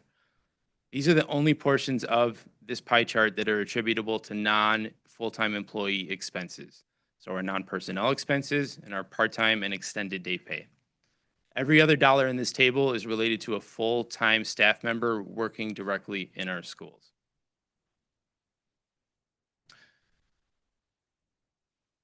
Last time I was up in front of you, we talked about the progress that we had made on solving a $734 million deficit.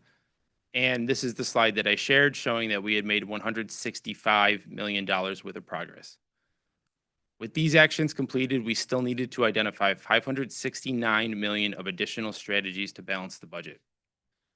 I shared the prior slides highlighting the context around our budget to illustrate that the choices that we have at hand are difficult ones, and it's very difficult for us to be able to make cuts of this magnitude and keep the impact off of our schools. Through June, we had made $165 million in reductions, and you see here the detail on what we had done through this point. We made $146 million in department budget reductions, including the $48 million or 15% cut to central office, and the $96 million or 6% cut to citywide spending that I mentioned on the previous slides. We also leveraged $34 million of school-based grant strategies and programming adjustments to help with the deficit, and saved $12 million from a more targeted process for fall enrollment adjustments that we implemented in the past year. We are also planning to save $23 million in projected savings from our $40 million fund to stay within our contractual class size limits. The budgets that we issued in May preserved and protected our teacher staffing levels and the ratios that are included in our new foundational and equity-based school funding formula, which leads us to project that most of our schools will be able to meet class size limits without this additional funding, and that we will not need the full $40 million to make sure we're meeting these commitments, which we absolutely will.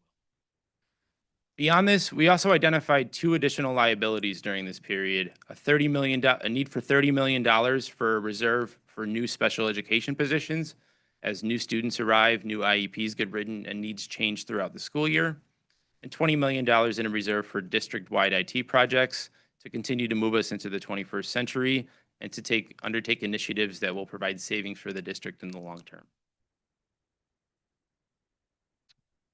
Following June, as I mentioned in the July 24th presentation that I did, we engaged under the leadership of our interim CEO, Dr. Macquillan King, on an extensive community engagement campaign to ensure that the decisions that were being made were driven by those who were most impacted by them. Over the summer, we hosted information briefings, in-person and virtual feedback sessions, and issued an online survey where students, parents, educators, labor leaders, and community partners could grow their understanding of our financial situation and offer solutions on how best to reduce the deficit.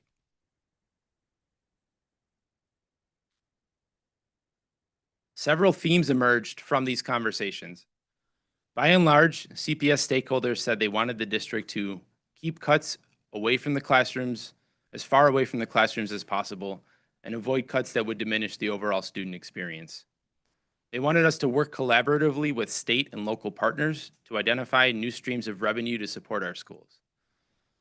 Folks wanted us to ensure a more equitable distribution of resources across our schools, to resist any further borrowing that would drive up the district's existing debt, to forego reimbursing the city of Chicago for non-teacher pensions, and to continue to engage the community around budget decisions. That leads us to how we are closing the remaining of our $569 million gap. And following the community feedback sessions and faced with this remaining deficit, we've reviewed every line of our budget to develop a plan that is student-centered, that is equitable, and protects our schools and protects our students. What we are proposing to balance the budget includes the following. First is $126 million in additional savings away from the classroom. The second is the application of $149 million in additional available revenues. Third, $29 million in accelerating debt refunding savings. Fourth, leveraging $90 million in one-time funding sources available to the district. And lastly, $175 million from defining that the reimbursement to the city for MEABF is contingent upon additional state revenue, additional TIF surplus revenue, or other local resources above budget assumptions. I will walk through each of these categories, the first starting with additional cuts away from the classroom. On top of the $146 million that we had already cut through June in centrally managed spending, we have identified $126 million in additional savings in late July and early August, as outlined here. The first is $50 million in savings from additional reductions to central office personnel, streamlining business operations, data teams, professional development costs, and transferring some functions from the central office level to the network level to provide more direct support to schools. Second, we've identified $29 million in savings from repurposing existing state and federal grant dollars to cover existing costs. Third, we've identified $10 million in savings due to a hiring freeze of central office staff. We will only fill vacancies that are mission critical or revenue related. Continuing, we've identified $10 million less for incubation costs for our transitioning 5 Acero campuses to become CPS managed schools, as recent estimates have reduced this liability from $30 million to $20 million. This is not a cut to what we're doing. This is a more refined estimate on what this will cost to ensure a successful transition for these schools in the fall of 2026. We've identified $7 million in savings from delaying centrally funded IT projects. $6 million in administrative reductions to departments and central programs that were substantially expanded during the COVID-19 pandemic. $5 million in savings from eliminating food and travel budgets for our central staff. $4 million in savings from a negotiated increase in employee healthcare contributions for staff making over $90,000. $3 million in savings from reducing our marketing budget, and $2 million in savings from reducing the budget for non-union employee raises. Next, we have identified $149 million in additional available revenues to help balance this budget. First, we are applying the $45 million from evidence-based funding that was above our initial projections. As we shared, and as of data received on August 1st, when the state released their full FY26 evidence-based funding or EBF allocations to all school districts, it showed that we returned to Tier 1 as a school district, the tier of schools that is furthest from funding adequacy in the state's formula. This provided CPS $76 million in new funding for FY26, which was $45 million above our previous projections for new EBF funding. Second is we are applying $20 million in projected grant carryover. And at this point, we project to have $20 million of remaining federal grant funding from FY25 that we will be able to carry over to cover FY26 expenses. Lastly, we will be increasing our FY26 TIF surplus revenue assumption by $79 million. In our initial budget outline, we had assumed that the city would once again supply $300 million in TIF surplus revenue to CPS. At this point, we are increasing that assumption by an additional $79 million to match the final FY 2025 distributions that we received in TIF surplus. Next, we've identified $20 million in accelerating refunding savings from our upcoming bond refunding. As we've discussed, in FY26, we plan to issue $1.8 billion in new debt to refund existing debt that will provide future savings for the district. This is a process we annually undertake to review and take advantage of opportunities for savings in the debt market. And the opportunity this year is higher as many of the bonds issued at high interest rates in the mid-2010s are now callable. Our initial deficit assumed that we would be able to take advantage of $100 million in FY26 savings to help with our budget deficit. And based on the severity of our situation, we are planning to accelerate 29 $29 million of savings initially planned for FY '27 to help close this FY '26 budget gap.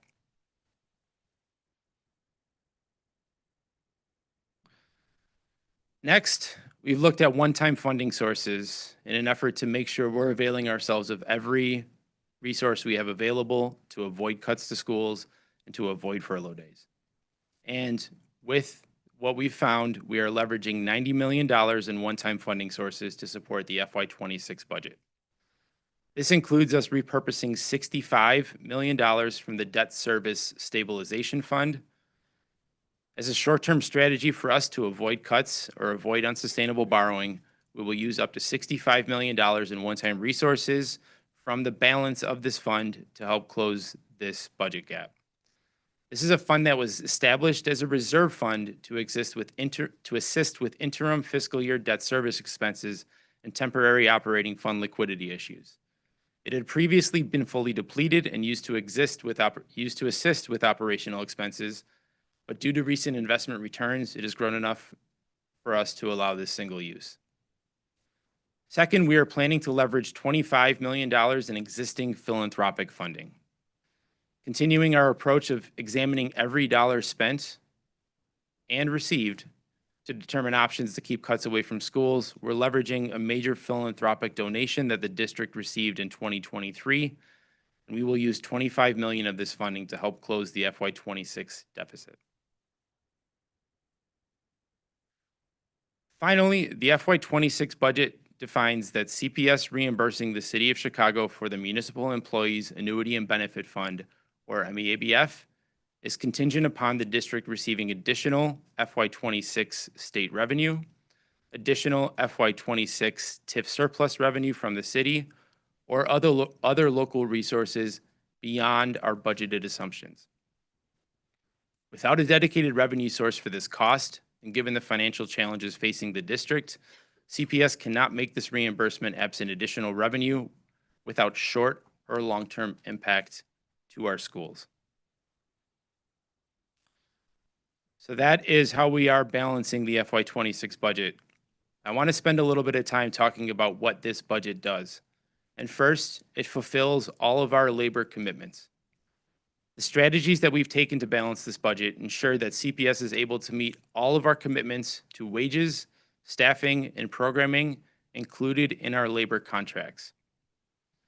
On top of negotiated wage increases for our teachers, our support staff, and our administrators, this budget proudly commits to funding new sustainable community schools, new dual language and world language programs, new athletic programs, along with additional librarians, tech coordinators, case managers, bilingual coordinators, and other important investments. Our strategies allow us to make good on all of these important commitments. Additionally, as I mentioned before, this budget also avoids furlough days, a tactic used in the past to provide one-time savings for the district. We felt it was important to preserve the wage gains and protect the important work happening across our district. The FY '26 budget also avoids risky borrowing strategies. We have not included adding to our $9 billion debt burden as a strategy to close the FY '26 budget gap. First, a market for debt for budgetary relief may not exist as the district is already issuing $2.4 billion in new long-term debt this year. This includes $1.8 billion in new debt to save $129 million through debt refinancing and reducing our overall debt service costs, and $600 million in new debt for capital projects and to reimburse the district for capital expenditures already incurred. If CPS planned to borrow for budgetary relief but could not execute on the transaction, schools could be forced to make mid-year cuts. More importantly, borrowing for operating expenses would send the district into a downward spiral of credit downgrades, higher interest rates, and steeper cuts to staff, program, and services in the future. When the district engaged in this type of borrowing from 2016 to 2018, CPS received 34 credit downgrades, going from a AA rated bond to junk. What that means today is that we are now paying nearly $200 million per year for this crisis debt. If we had access to this funding for our classrooms rather than to pay off this debt, we could hire at least 2,000 additional teachers. If we were to take out a $200 million loan for this year, it would cost the district $107 million to pay it back, which would add $307 million in debt service costs to future budgets.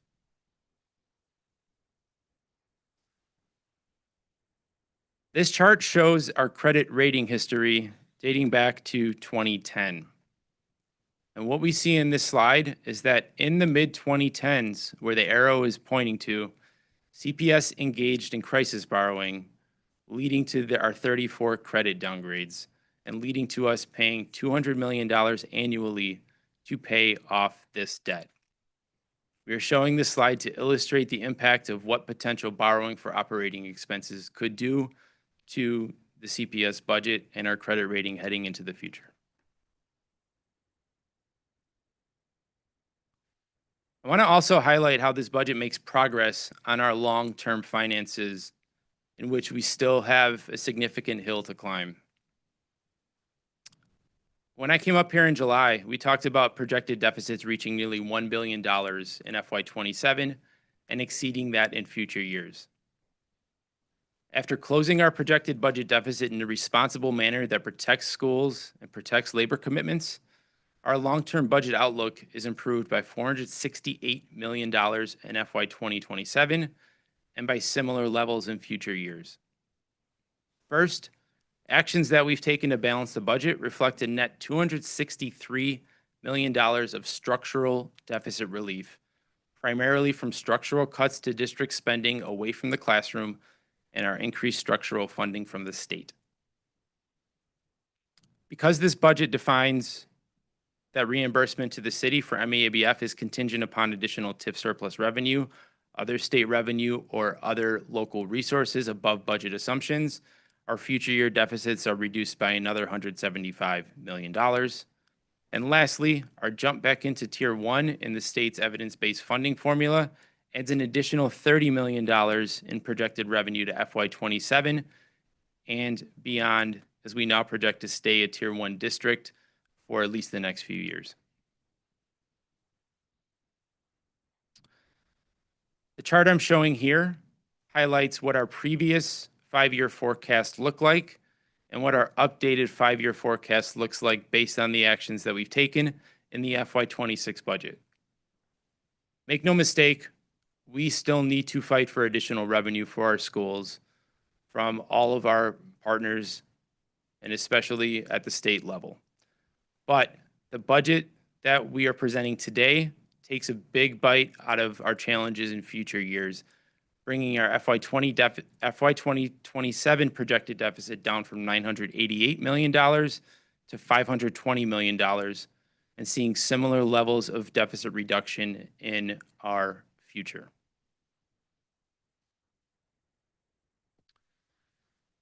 In terms of next steps, we will be holding 2 budget hearings on August 19th to gather additional feedback from the CPS community on our proposed budget. And following these hearings, we will be presenting the balanced FY26 budget to you all for approval at the board meeting on August 28th.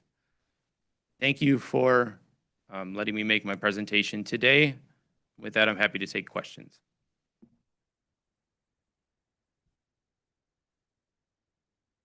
Member Smith. Yes, thank you for your presentation, Mike. I want to ask about the debt service stabilization fund, the $65 million. What is the debt service stabilization fund, and what was that money going to be used for, if not for what we're using it for now?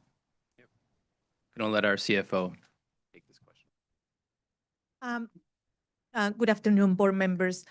The Debt Service Stabilization Fund was created per policy. It was created I think many years ago. And the reason why it's created is to make sure that we have funds when we needed to pay for debt service. And so the funds were there in case the debt service payment was short, that we were creating kind of a rainy fund to offset what was short on the payment of the debt service.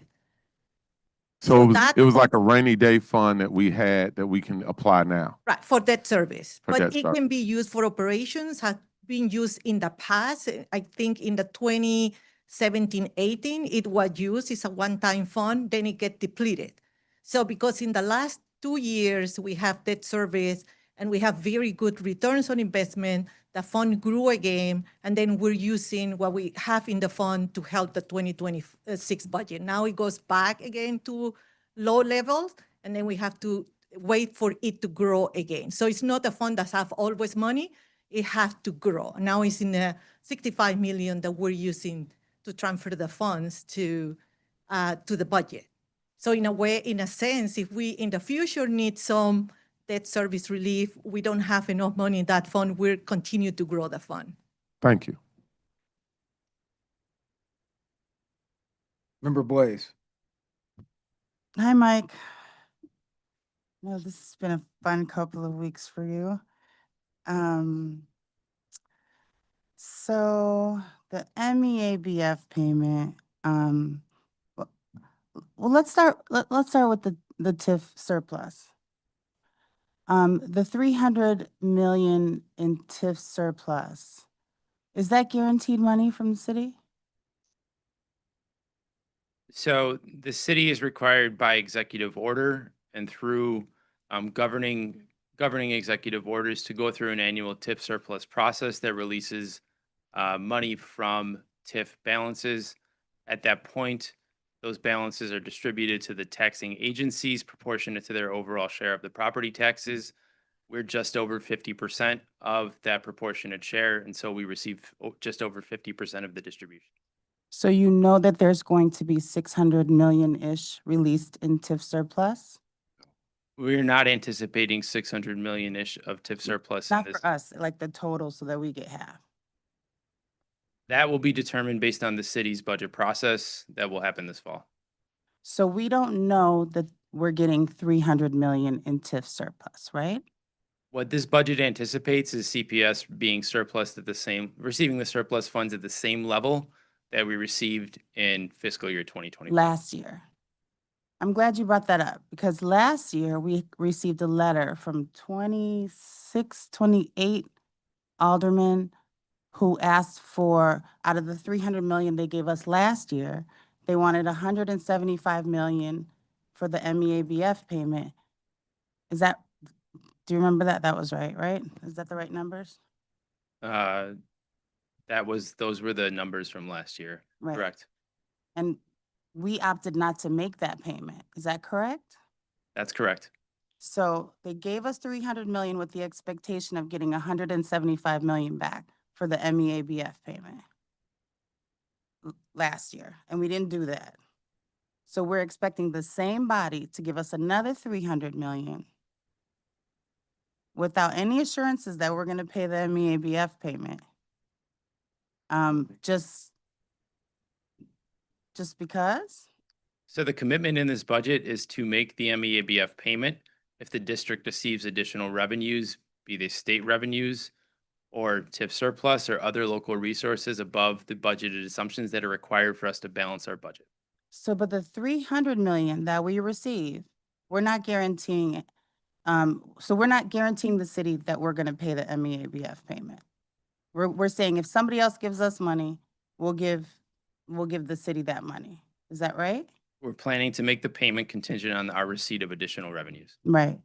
And so TIF surplus is determined based on like how many TIF projects they have. They pull that number together based on how many things that they're working on. And the aldermen vote on the amount of TIF surplus. Is that correct? I believe the aldermen vote on the city budget, which includes that The element. TIF surplus, yeah. And it takes how many, is it a majority vote? Is it like 26 aldermen have to pass the budget? Do you know that? I'm not going to speak to the city council voting thresholds on. I'm not sure on a either, budget. but I think it's half, right? 26. Right. So we already have 26, 27 aldermen that wrote a letter to us saying that they wanted us to be on the hook for MEABF. And now we're expecting to take some money and once again, not paying back what they wanted last year, but also not paying this year. So could they, I know you can't speak to the city budget, but they could just include the MEABF payment and then that's less money in surplus. Is that? They- No, They no, they no. could not, they could not do They that. cannot do that. Okay. Right. So this for me comes down to being a good partner. We have partners. We don't make our own money. We don't create our own, we don't tax. We need to be a good partner. And if the city is willing to put together, and you threw in an extra, what, it was 69 million? 79 million. Did you get assurances from someone in the city that the 79 million was gonna because we don't have assurances on the 300, but we just threw an extra, where did that Yeah, number? so the $79 million is not extra. That's actually matching what we received in fiscal year 2025. So we got a surplus of 379 total, Correct. correct? And they were expecting the 175 back, we didn't pay it, and now we think that they're gonna give us another 379. And we'll just say, we'll find the MEABF payment, if somebody else gives us money. All right, so again, this for me goes down to being a good part. This just feels like bizarro land to me. These are our employees. This is their pension payment. How do we not pay our own employees' pension payment? Yes, the city used to pay it. They don't want to pay it anymore. So we have to pay it. There's literally labor leaders, I think, within the MEABF payment, some SEIU members are included in that pension, right? Like it's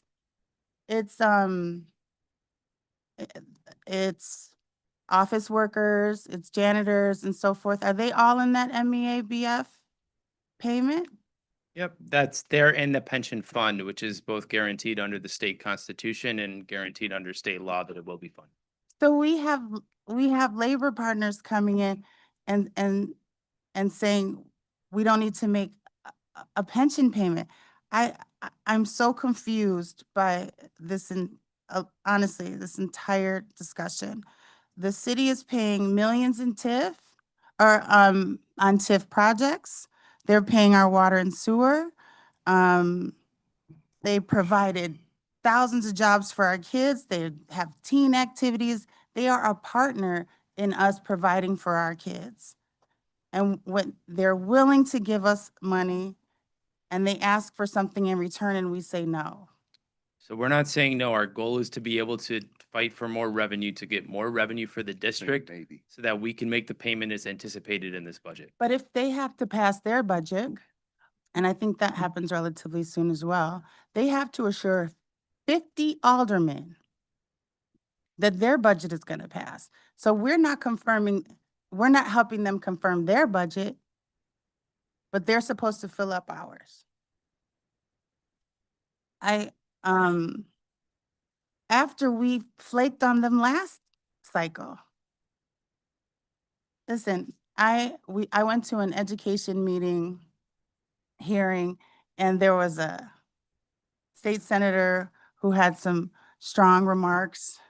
At the time, I wanted to say like something inappropriate, but I dialed it back because we have to work with folks. We have to be good partners. We have to collaborate. And if we're gonna act like we don't care about the city budget, why should they care about ours? I don't understand how this is collaborative. I don't understand how this makes sense. I don't understand why we're not paying for our employees' pensions. I was literally on a phone with a friend and he was like, they don't want to pay teachers' pensions. I was like, no, it's everybody else. Oh, they don't want to pay the lunch lady's pension?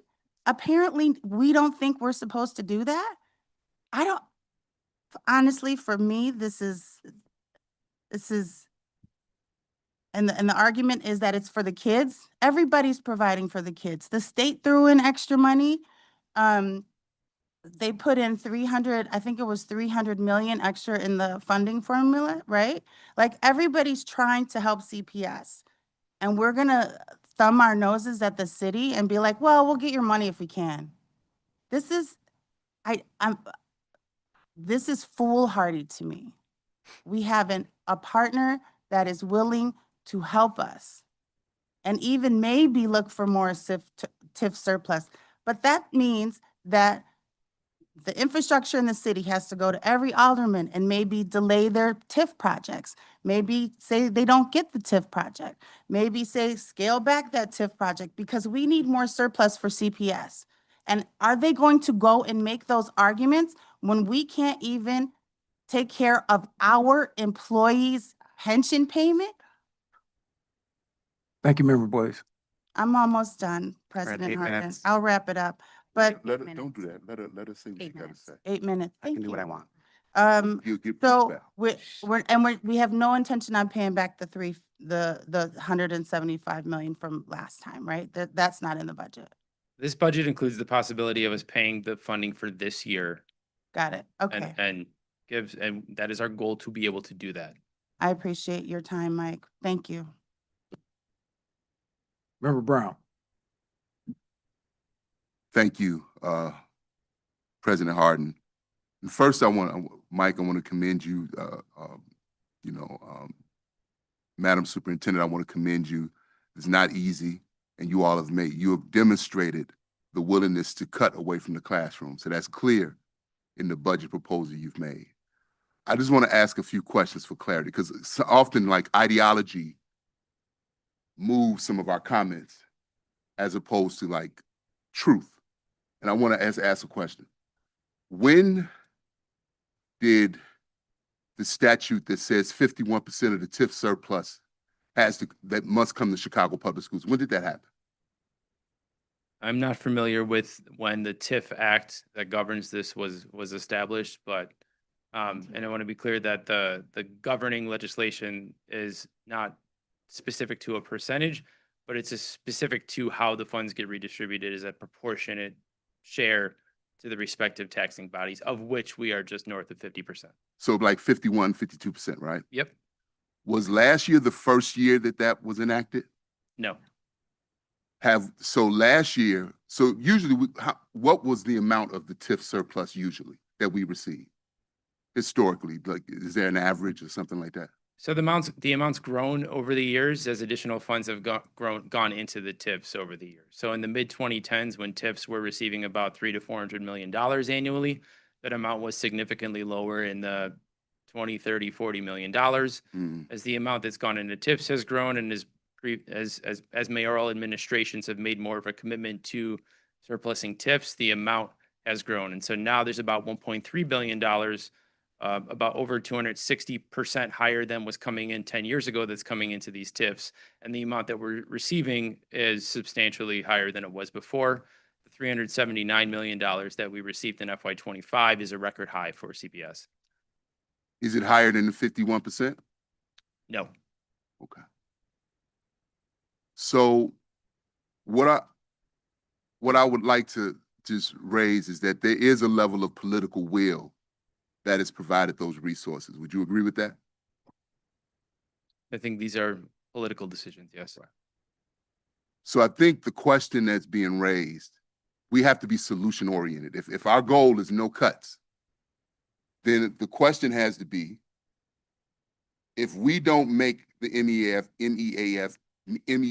the payment, if we don't make the payment, pension payment, then in what political reality world do we believe that a city council that does not like to give up their TIF money anyway, that we're going to get 26 votes to give us $379 million? And what, or above that, because we're going to need more than that. I'm just questioning that logic, because as we deliberate, the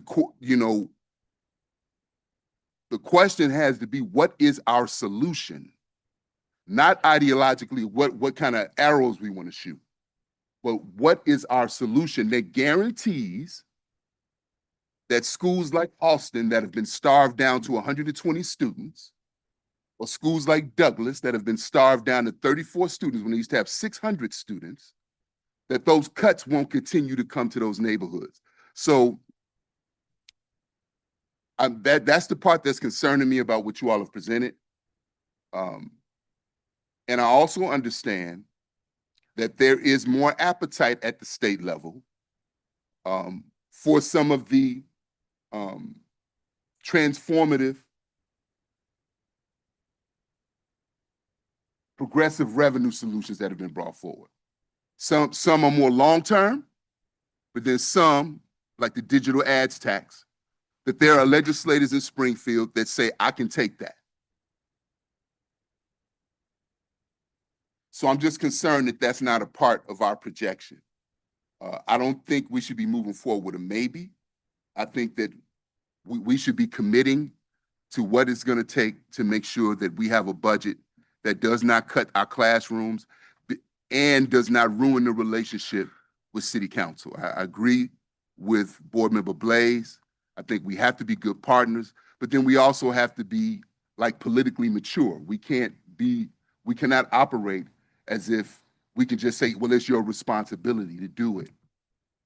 And that it's been our responsibility. You know, Jackie Reed spoke here earlier, and the legendary Jackie Reed, I may say, like, we should be tipping our hat to her whenever she walks in the room. And she said, you know, there were promises made before, and those promises are easily broken. And they're often broken on the backs of Black and brown neighborhoods. And so I'm just concerned, Mike. Again, I want to applaud the work, Madam Superintendent, that you all have done. It is significant, but I'm concerned in regards to politically whether this is realistic. And that's my concern. Thank you, Member Brown. Member Rivas. Thank you, Mr. President. Mike, thank you so much for all of your work. I know it's a ton, and I'm sorry that you will be dealing with all of us sounding like we're attacking you, but it's not you. It's the situation that we're in. And so I just want to clear up some misconceptions or lies that were just stated. And the first one being, I want to make clear that pensioners in MEABF, of which I am someone who pays into MEABF as a city employee, they're still getting their pension payments. They're getting, so all of our pensioners are lunch ladies, custodians, and then all the city workers who are in MEABF are still getting their pension payments. Us not paying the city does not mean that those pensioners are not getting their pensions right now. You know, my close family friends, CPS retirees, also in MEABF, they're getting their monthly pension checks, thankfully. The other thing about you know, providing for our kids, you know, here at the Chicago Public Schools, we are partners, as we keep saying, and it's not the sole responsibility of the Chicago Public Schools to provide for our kids. And so I am grateful that the city has programs like the mayor's One Summer Chicago program for summer jobs, that DFSS has so much great programming and provides out of school time funding for so many agencies. I worked for a nonprofit that, you know, got CDBG funding from DFSS for many years to provide for those programs out of school time. It's a team effort across all levels of government to provide for our communities. So I don't think it's a sole responsibility of us as a board and us as a school district to provide for Chicago's kids. They're all of our kids. And so I'm really grateful that we have those types of partnerships. In terms of, I don't know how often we can reiterate this, but you know, we do get that, or 51% or so of the TIF surplus every year. The city does a TIF surplus. There is no mechanism right now to give us less TIF money because they're mad at us. It is just based, if they have a surplus, that's what they're going to provide us, right? They can make the surplus less or more, but we also know that the city of Chicago has a $1.12 billion deficit. And so we expect another record TIF surplus from the city. Those of us who are having lots of conversations with aldermen regarding that, they too they need to surplus to be able to balance their own budget, just like we are. And so I do suspect that that will still occur. And they'll have so I do expect that that will still occur. And so no matter what the appointed members of this board have been dealt or promised, I am very grateful that we're balancing this budget and ensuring that we're not making cuts to our classrooms.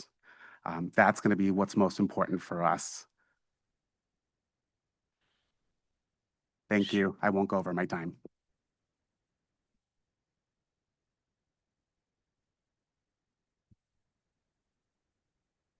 I do want to make a point of clarity, though, Member Rivas, just relative to the amount of TIF surplus.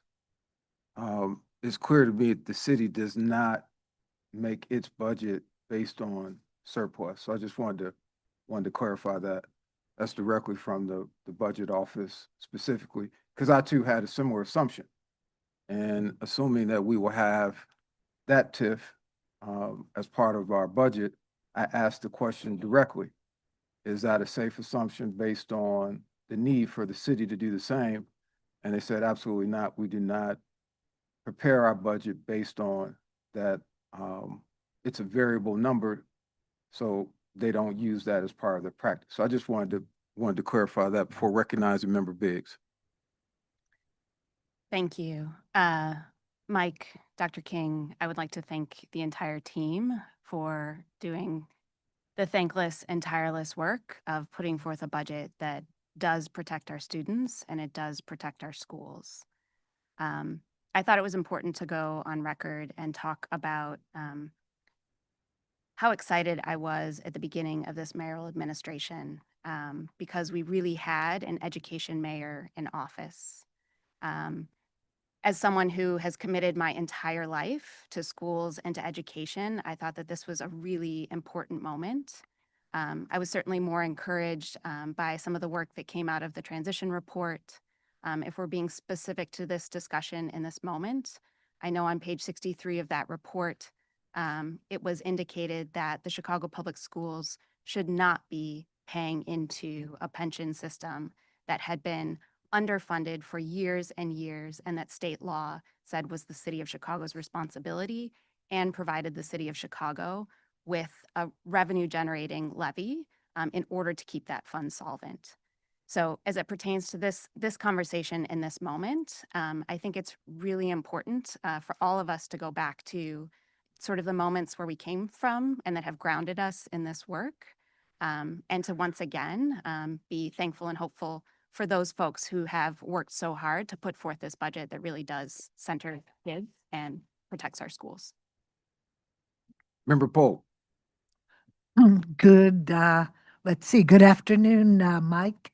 Thank you and Miroslava and your entire team for what must have been a tremendous effort to achieve this budget report that you're presenting to us today. I feel sure that your 3-year-old has been missing you during this time, and I really do appreciate it. I am excited to see some of the things in there and some of the creative ways that you have approached things. I have a couple of questions.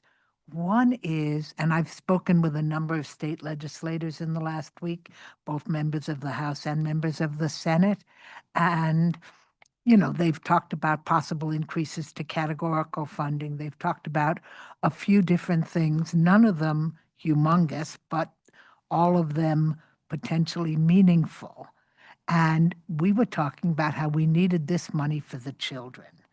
Now, if we go to them and say, oh, we need this money to make the MEABF payment, are they going to be motivated in the same way to find funds for us that they would if this was funding to support the children? I kind of doubt that. It wouldn't excite me if I was a legislator from somewhere else to be paying the Chicago Pension Fund by increasing funding. Maybe I'm understanding it wrong, but that is a concern that I have.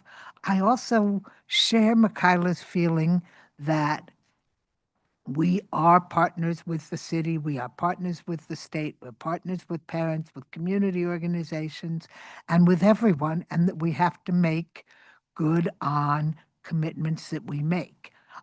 I think that it's fabulous that you were able to come up with a no borrowing scenario. And I do want to ask, what would be the impact if we borrowed just the amount specifically required to make the MEABF payment? So thank you so much. And I just have to reiterate as a lifelong educator that the most important thing to me is that we fully fund our classrooms, and fully funding our classrooms also means fully funding the services that our students use outside of the classroom, whether that's crossing guards, whether that is bus attendants, whoever it is, because kids' lives do not stop at the classroom door. The schools that we seek to fund are holistic schools that meet the full needs of all of our students. So thank you so much. Have a good day.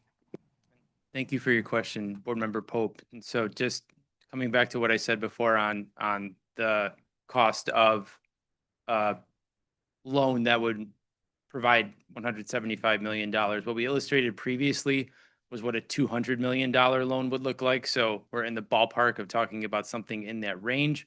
What we see there at this point is that it would cost the district about $107 million in interest expense over the period of repayment. Plus, we would in future budgets have to repay the principal. So we'd see about $307 million in future pressure on FY27 budgets and beyond as we pay both the principal and interest on that loan. That's a $200 million loan. So that would be scaled back a bit if we're talking about something around 175. Member Lozano.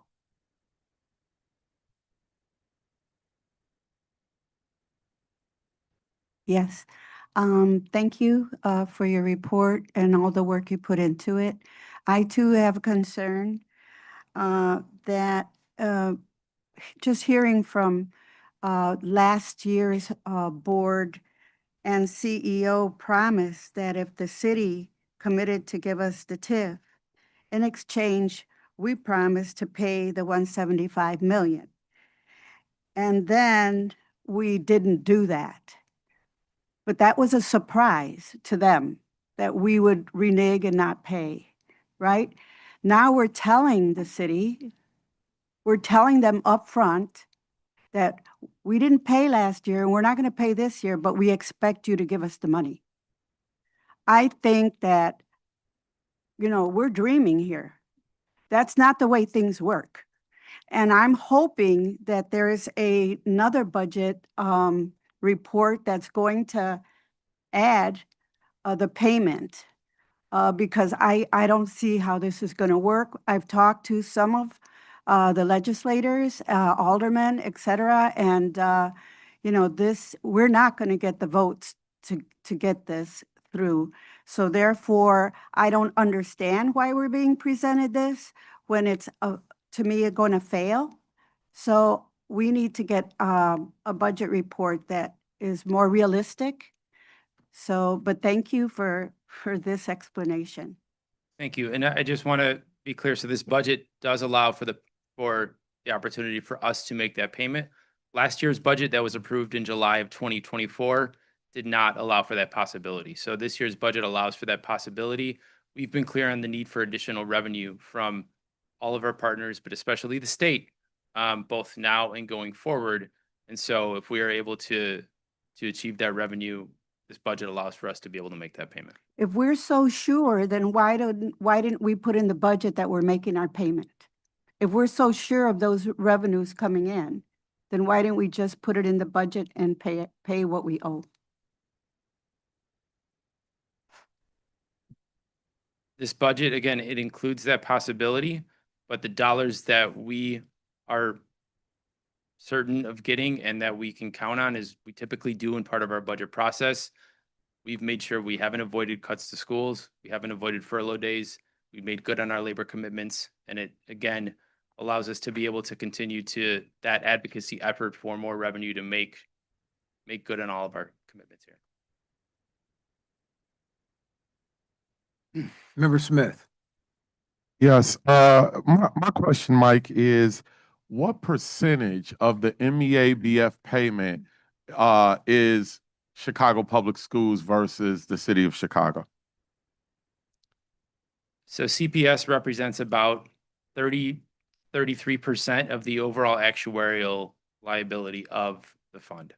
So the majority of this payment is not for CPS workers. Is that correct? So I want to make sure we're clear on this because it does get a little bit complicated. CPS has just over half of current employees as members of the fund. Okay. So current employees today, CPS is just over half of the active members. But when you look at the actual actuarial liability and the obligation and what the city is required to pay every year for that, we represent just about 33% of that.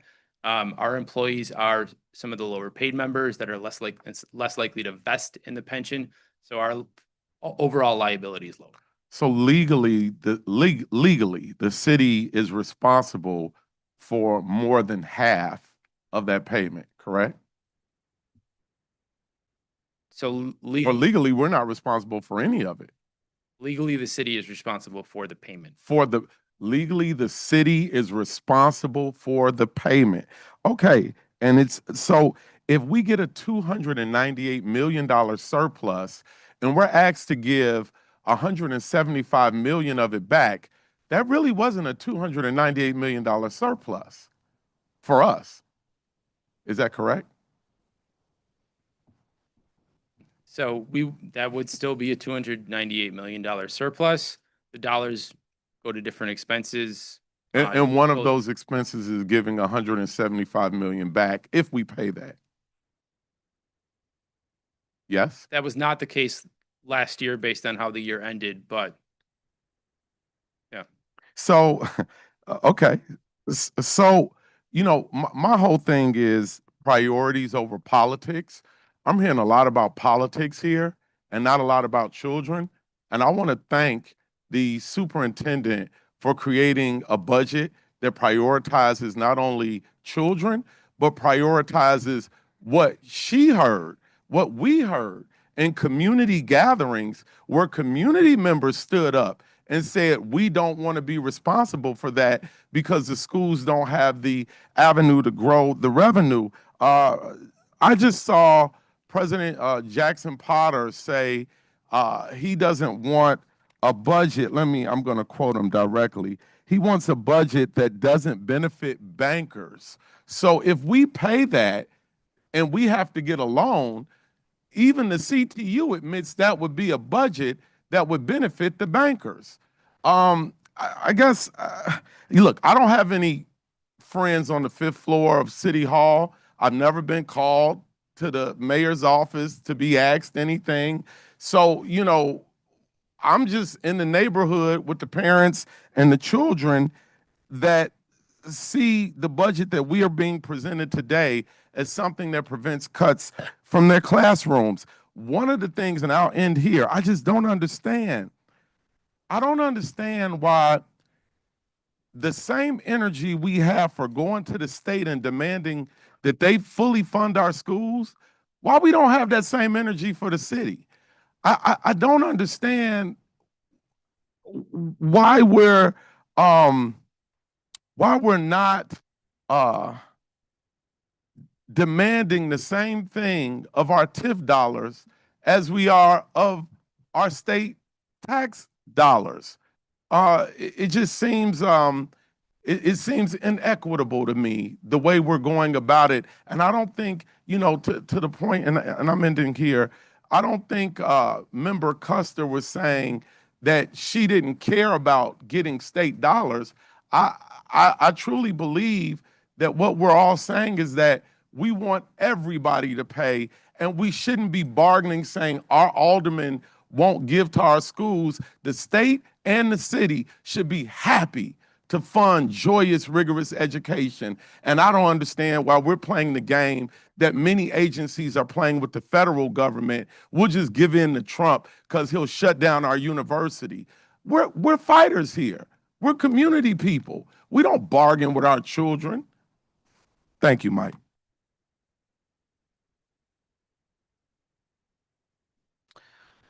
A couple comments. Mike and team, thank you for all the hard work you guys put into the budget. Really happy to see that not only did we begin to start to look at a budget not only for this year but also in years to come. So to see some progress there was also very good to see. My question for you, and then I have one last comment after that, is the $79 million in additional TIF, is that from expiring TIFs? Or do you even have that calculation potentially of what that may look like? So the $379 million that we received in fiscal year 2025 is from the TIF surplus, which is both the surplusing of existing TIFs and then the wind down of the expiring TIF. So I don't have a breakout of what's in each, but based on the executive order issued in 2013 and the city's current policy around TIFs, the money comes from both existing and expiring TIFs when it gets surplus. And then my last comment for this body. In Mayor Johnson's educational report, page 63, and I quote, "The $175 million that the CPS pays us should be going back to CPS." So why would the education mayor come down and shake CPS down for $175 million? Just doesn't make any sense to me. Doesn't make any sense. Member Custer. President, Mike, when we talk about the MEABF payment, we make that not on a verbal agreement. We make it on an intergovernmental agreement, correct? That's the reimbursement to the city is made based on an intergovernmental agreement. Okay. And I just want to be clear with the board that no one on this board voted last fiscal year to make or not make the payment. The item was completely pulled from the agenda. We didn't even take a vote. We just didn't pay it. So none of us had a vote on whether or not we were going to make that payment. It was just removed entirely, glanced over, we moved on, we didn't address it again, and therefore we kept that TIF surplus. So let's just be clear about it. And if we decided to somehow alter this budget and to pay the $175 million for the MEABF, I would refer all of you back to what our research partners have shared with us about what those illustrative cuts would look like across our district. Because I'll tell you that Board Member Bannon and I would receive the third largest amount of cuts across the city in District 1. So let's be really clear that choosing to pay this is taking money from those kids. We want to keep things student-centered. We want to keep things about the kids.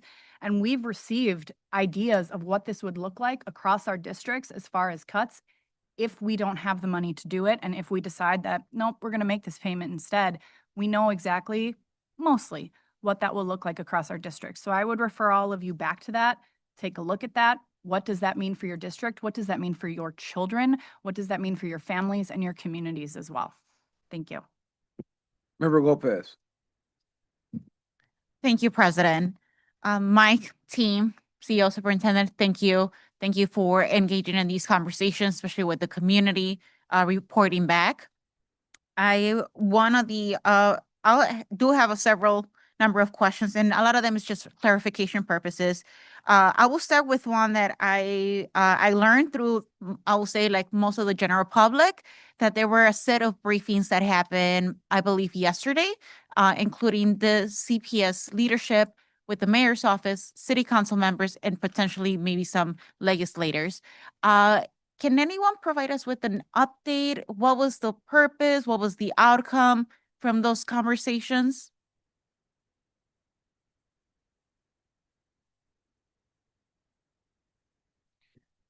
I'm not familiar with an ACERO briefing.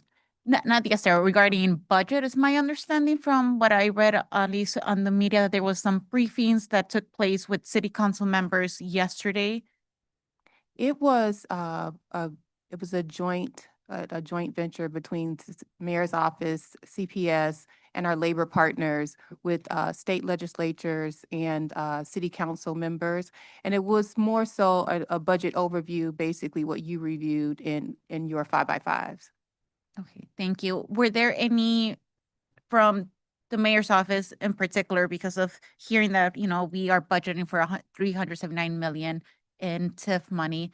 Was there any indication during those meetings or even from the city council members inclined, did this come up in conversation? I'm just curious of what was said, what can we make here, as I'm gonna be making a vote at the end of the month. It was not a budget meeting. The question did come up, but I was not going to get ahead of the budget.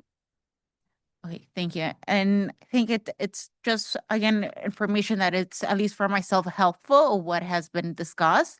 I know, at least in my end, in my district, I do maintain a close communication with the elder people and the other elected officials. Mike, can you give us a quick context on the borrowing that happened? I believe you said it was for fiscal year 2016. Just what led the district to even borrow money at the time, and also give us a little bit of history context regarding the MEABF. Did the state had to step in even to require for the city to make those payments? Yeah, so I'll start with what happened in the period leading up to 2016 to 2018, which is when the district engaged in the, what we're calling crisis borrowing. That is now costing us $200 million a year to repay. So in the early 2010s, CPS was given a pension holiday for our teacher pensions, in which the state gave us a reprieve on paying into the system. So no one was making payments into the pension system. And in 2014, that pension holiday expired, and CPS then was forced to incur a $700 million cost because the system was underfunded and we needed to be on the 90% funding ramp by 2059. That put about, I want to say, $700 million of pressure on CPS's budget at the time, and there were no revenue solutions in sight.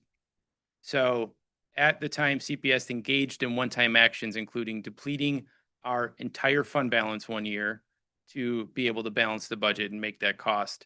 And then in subsequent years, there were assumptions that the state would deliver on additional revenue for CPS based on things that were under discussion at the time, that eventually led to the passage of evidence-based funding and some pension relief for CPS. But in 2016 and in 2017, in those budgets, there was an assumption of state revenue that did not materialize when the district was forced to borrow, forced to make mid-year cuts, forced to enact furlough days, and take actions to keep the budget afloat. So it was a period in which we were forced to borrow to be able to keep our schools open and keep our operational activities happening. But we were also forced to engage in really challenging decisions at that time, including things like mid-year cuts to schools and furlough days, so on and so forth.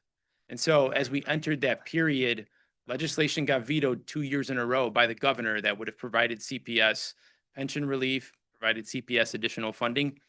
It eventually passed in the fall of 2017 in the way that we know was evidence-based funding. But by that point, we had seen our credit rating drop tremendously, and we had done enough borrowing over that period of time that after the passage of evidence-based funding, and as we started to climb out of that financial abyss, we were still saddled with this lower credit rating and these additional costs. Thank you for that overview. And you had a second question around the MEABF fund. So this is a fund that was established in 1921 for municipal employees and non-teacher employees of the school district. Over that period of time, the city has held the full legal responsibility of funding that MEABF pension fund. In 2021, CPS for the first time reimbursed the city for costs that were going into that fund that was taken under the Lightfoot administration, and an IGA was reached between the Board of Education and the City of Chicago for CPS to begin contributing towards that cost. MEABF as a pension system is even more woefully underfunded than some of our other systems because of historical past decisions, Those pensions are guaranteed by the state constitution, but now there's catch-up payments that are being made based on the fact that the pension system was close to around 20% funded as recently as 5 or 6 years ago. And I apologize if I'm getting my numbers slightly off, but the pension fund was significantly underfunded, and now the city is on a path to continue increasing contributions to make sure that that funding is there for folks when they retire. Thank you. I think it's, again, helpful, at least for everyone, to understand the context, given that the district, in a way, was put in this situation from decades ago. Oftentimes, it seems the district had to either choose keep the doors open of our schools or borrow at the time. With that being said, I also had a follow-up question, something similar to Board Member Smith regarding the 65 from the DEB Service Civilization Fund. What are the negative consequences of reutilizing or repurposing the 65 million? So as our CFO discussed, this is essentially a surplus in our rainy day fund. And it's one that we have the ability to repurpose the funding, and that fund exists to do all the things that she mentioned earlier. As we've seen the past 2 years, interest rates have been high, and the existing money in that fund has grown due to higher interest rates and us not having to use that rainy day fund.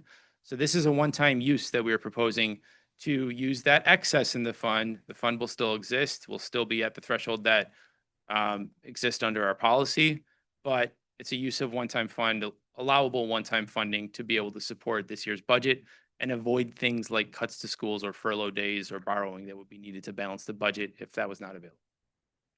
Thank you. Following questions, you mentioned that the proposed budget is pretty much keeps all the commitment to labor contracts. I just want to make sure this also includes the principal's upcoming contract. This includes, there's funding for the recent agreement around the principal's contract. There's full funding for our agreements that we signed to other labor partners. Wanted to be clear on that because there had been discussion on the past of potential options of the district not having the funding to be able to meet those important commitments. This budget does that. Thank you. Thank you for the clarification. Here, since in this budget, we are assuming we're going to get the 379 million in TIF money. Once, if we do receive that money, because we're already budgeting, we don't need a budget amendment after, because I'm going back to previously when all of us got sworn in back in January, then a budget amendment has come before us at the time because of the 300 million received from the city. And my understanding at the time was we had to do a budget amendment because it was not initially in the budget passed previously. So in FY25, in order to enter into an intergovernmental agreement to make a payment to the city to reimburse them for their MEABF contribution on our behalf, the budget needed to be amended because the budget that was passed in July of 24 did not allow for the possibility of the district making a payment. This budget allows for that possibility, contingent on the receipt of additional resources, so we don't have to divert resources from classrooms to be able to make this payment. And so, again, we've talked about the need for additional resources, the fight for state revenue, the need to continue to advocate for resources, not only this year, but in the long term for the district. We saw the numbers on the 5-year slide. They're much better, but they're not zero yet. And so with that fight and with that need to have more resources for the district, this budget allows us and allows us to make that payment if we receive those resources. Thinking base case scenario, we get additional money, whether it be state or city. Does it need to come before us again to vote on that matter? Or because we vote on this budget that it opens that possibility, there's no need to vote on it again? Approving this budget allows for that possibility without a budget amendment. What would need to be voted upon would still be the intergovernmental agreement authorizing that payment, but this budget would not need an amended budget to make that payment if the additional revenues materialize. And for that agreement, is that considered just majority or supermajority vote needed? For the intergovernmental agreement, Mm-hmm. I believe it's a majority vote, but I will refer to our general counsel.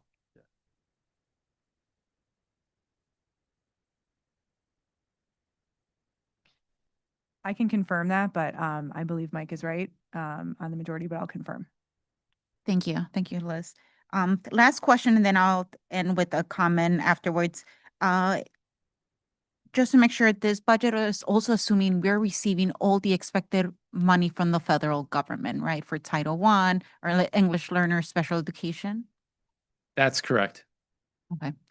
Thank you. Thank you also for your patience for all these numbers of questions. I, like many others, have engaged in numerous conversations within groups here and here, parents. I've attended different back to school events. I had conversations with principals at those events. And what I keep hearing is making sure that cuts do not impact our students in our classrooms. So definitely glad that this proposed budget doesn't have that included. But it is the first time that I'm like seeing this information. So I'm sure I'm going to be following up with more questions as I understand it a little bit more. And also that we receive the budget line by line so we can further analyze. Thank you, Mike. Member Zakor. Thanks so much, President Harden. And thank you, Mike and team, Dr. King, for all the really hard work you're doing in these really challenging circumstances. I have two questions, but I feel the need before I ask them to just clarify what seems to be a confusion on the part of some board members. The only promises that have been made are that we as board members, or at least many of us, are promising to continuously fight for full and fair funding for the schools our students deserve. No other promises have been made by anyone to anyone. So just so we're all clear on that.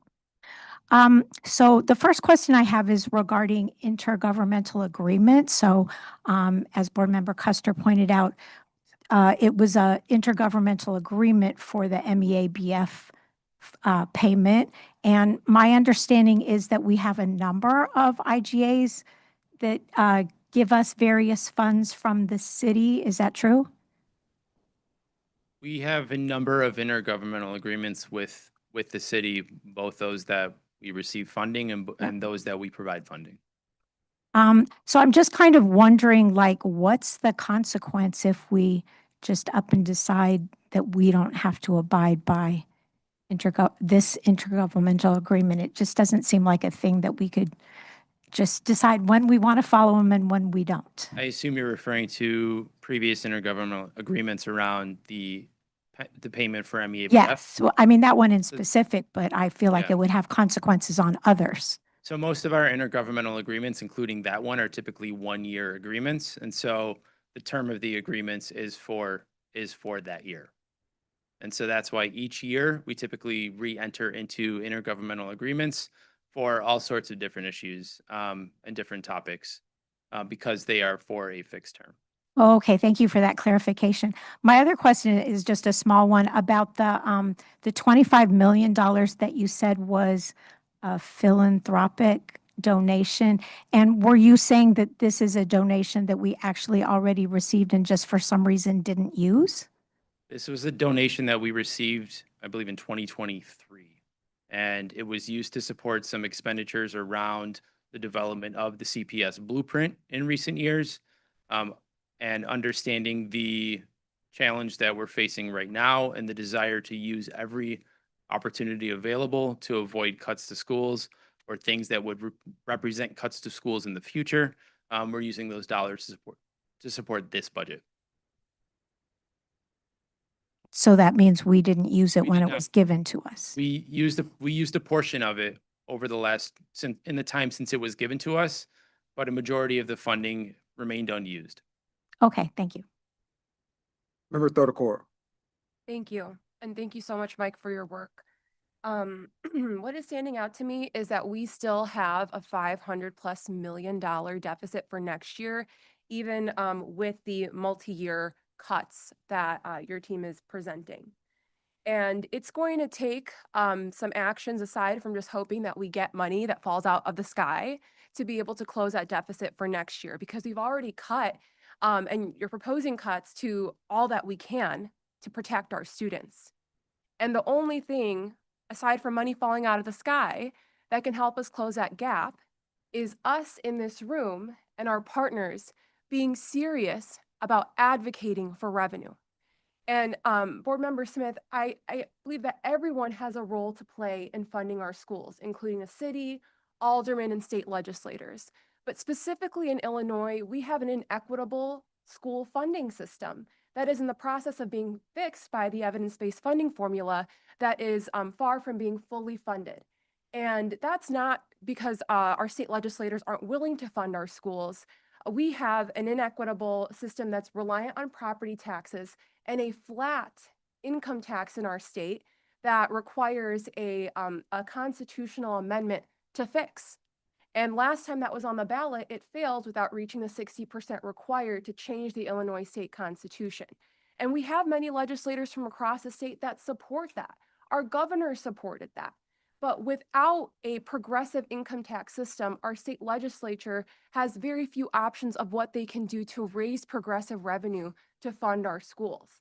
There are some options that exist, like a digital ads tax. But whatever it is, we have to do our part in advocating for funding for our schools to close that hundreds of millions of dollars of budget gap that we have for next year. So I'm calling on every single one of my colleagues to come down to Springfield this October for veto session.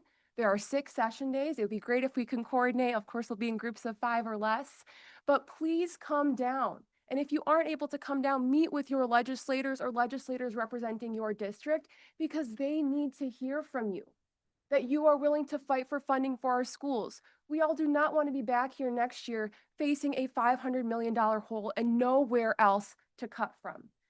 So now I'll ask my question. I have a couple questions. One is this $379 million of TIF funding. I want to believe that that will arrive. But you've talked, Mike, about the impact of potential mid-year cuts if funding that we are relying on coming through does not come through. So what is the timeline for us? Let's say we advocate in veto session, we're able to secure some amount of funding. A question is, when would we actually get that funding? And if it's not, like, more than $175 million or $175 million, like, when is the MEABF payment supposed to be made? Like, what is that timeline looking like? So those are a few questions right there about the impact of mid-year cuts and the scenario that we don't receive anywhere near the amount of TIF funding that is currently in the proposed budget. Yeah, thank you for the question. So we certainly, again, have talked about how important it is for us to be able to avoid mid-year cuts. What we're counting on in terms of that TIF surplus assumption is just the same amount that we've received in fiscal year 2025.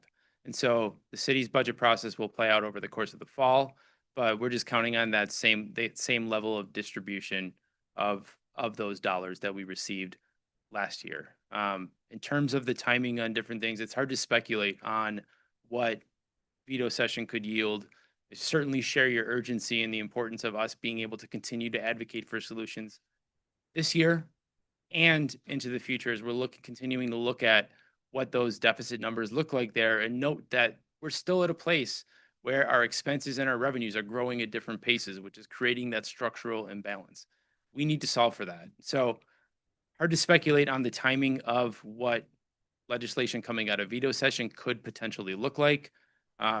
There's also the possibility of spring session that things may happen, but obviously when we get into the spring session, we're into January and beyond, more than halfway through our fiscal year. And so, I think we'll keep a close eye on and continue to support the activities of us advocating for more resources. That's something that it's hard to say exactly how that could potentially play out. Thank you. And it sounds on like surface level reasonable to assume that we'll receive the same amount as last year.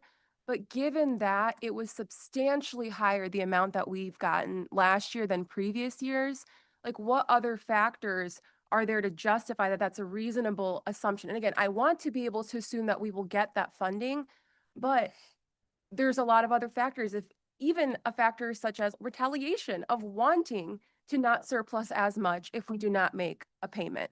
So can you share with us, how can we be certain that we would get that amount of money? And there is a scenario where we get a lot less in TIF surplus, and those mid-year cuts, which we've discussed before, would be absolutely devastating.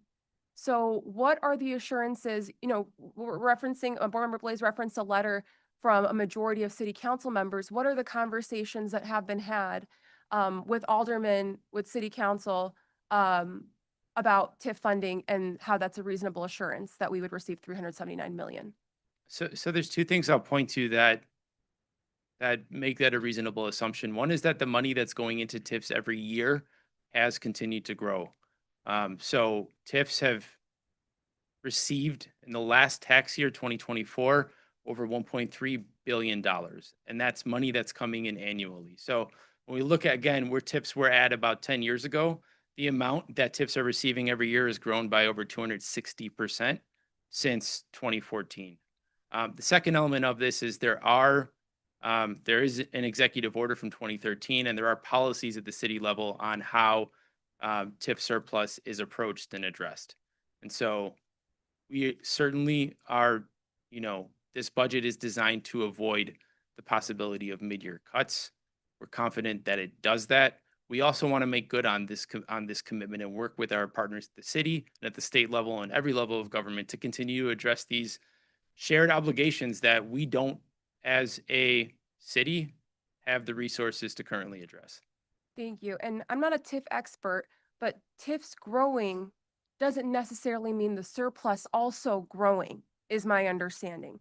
And so I'll just end with this last question is, what are the conversations that have been had with city council regarding this issue? With city council? I haven't had any conversations to date about specific dollars in city council. Thank you. Vice President Bautista. Thank you, Mike. Thank you, CFO, and Dr. King, and the whole crew that has been working hard to take all the feedback from this enormous board. And I know this is not easy. And I just want to pick up, I know there's, board member, Yesenia has brought this up, and, you're, and other members about this money that we're like counting on, like this assumption. I don't have to like be facetious and mention the old saying about assuming. But I want to just get a clarity on the CFO and your conversations with the budget director at the city. Like what was that like when you were, like, can you talk about like this, like, you're counting on this, but what was those conversations like? Can you share what was talked about? I mean, you had conversations with them. So we've been working with the city for an extended period of time around what our budget deficit looked like and what our potential options were for this. Okay, so specifically, to the CFO, can you talk a little bit about the nature of those discussions? Yeah, the nature of the discussions were us trying to remain solution oriented and find a path that would allow us to balance our budget in a way that makes sense, and also to meet all the different commitments that we share. And like in the leading up to this till today, like what were they? What was those discussions like? How many times did you meet? I'm just trying to get a understanding of like how collaborative you were working. Yeah, we've met numerous times and have been back and forth with folks in the mayor's office. Okay. I have board member Brown, we were chatting about this right now.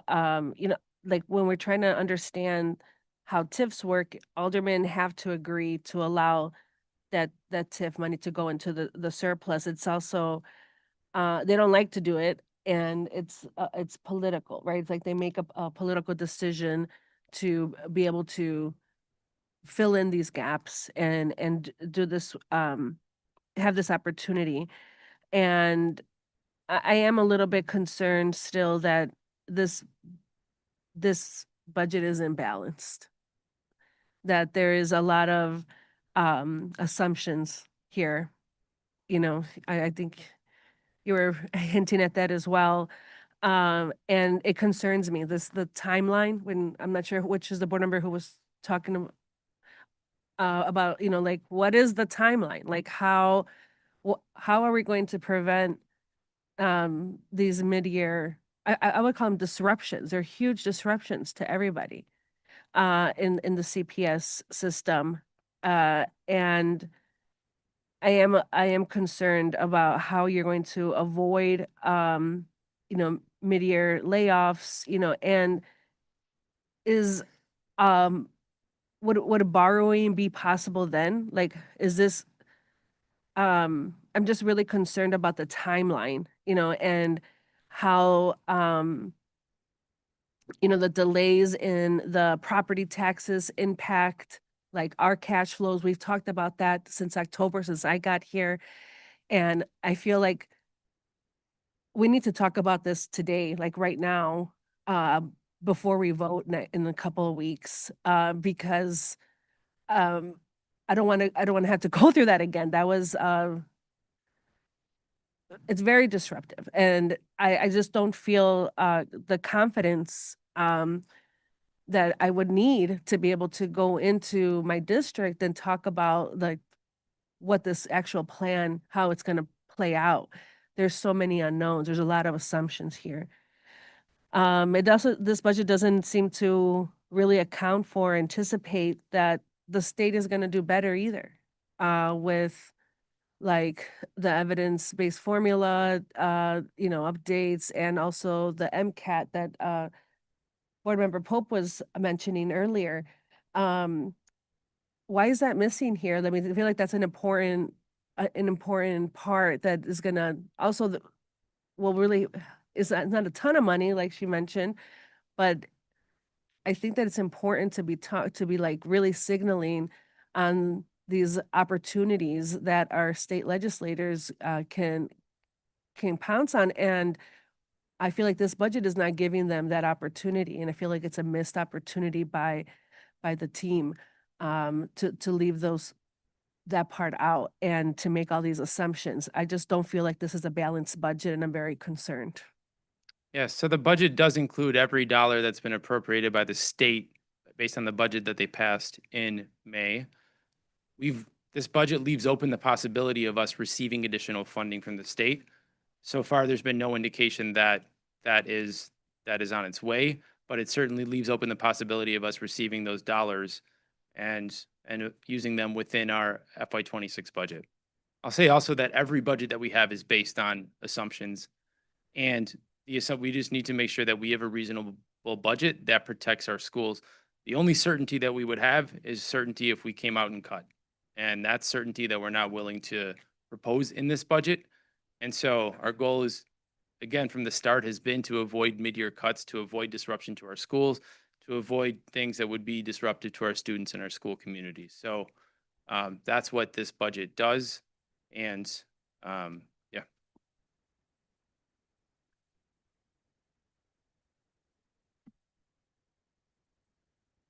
Thank you, Mike.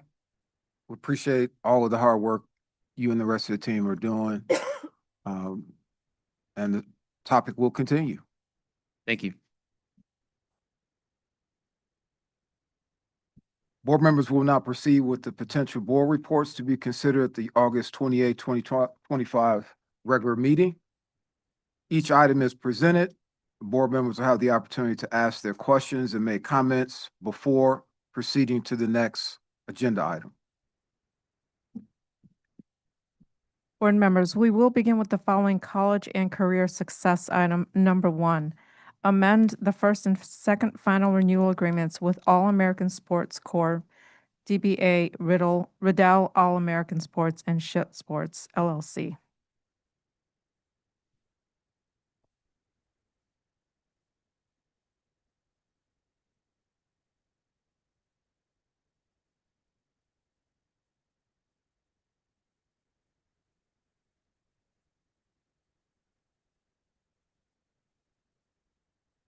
Good afternoon, President Hardin, Vice President Bautista, and all board members.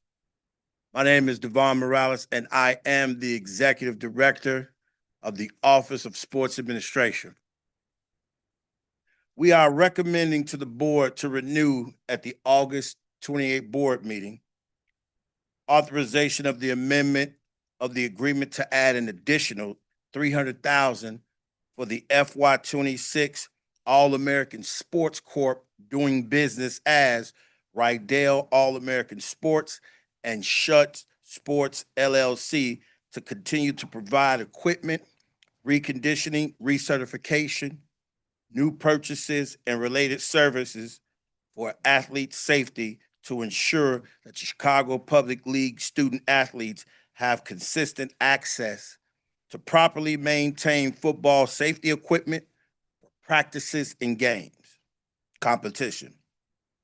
The district supports schools with the recertification and reconditioning of football helmets and shoulder pads, maintain documentation for inventory of equipment, but to ensure that participating students are using safe and approved equipment, protecting them from concussions and other catastrophic injuries to the best extent possible. Aspen participation numbers for football were up 7% from SY 24 to SY 25, and they are rising, anticipating costs associated with the reconditioning process and replacement helmets that fail recertification with those that are industry standard. I have requested from vendors at the season end by May 1st, 2026, an invoice so that way we could properly budget for SY 26. Starting at the season's end, I also requested that the vendors provide a more detailed pickup. That means leaving an invoice with schools and the number of helmets collected. Our needs for football equipment reconditioning increased due to the natural wear and tear of football equipment and increased participation by our student athletes coming back out of COVID. After the conclusion of each football season, it is recommended and crucial that the football equipment is inspected, reconditioned to ensure the safety of all student athletes. If this amendment is not approved, it will increase the risk of injuries due in significantly maintained equipment. OSA took over the inventory control and management of district football helmets and shoulder pads reconditioning process back in 2022 due to the inconsistent compliance and insufficient budget allocation by district schools. This reconditioning initiative is a health and safety issue for our district student athletes. The annual budget for this service is contained in our OSA budget. The Office of Sports Administration, OSA, prioritized annual reconditioning of the CPS football helmets, shoulder pads, and other related safety equipment. If the equipment is no longer viable to provide adequate protection on field, OSA will need to have access to funding in order to replace it. The process ensures equipment integrity and, most importantly, student athlete safety.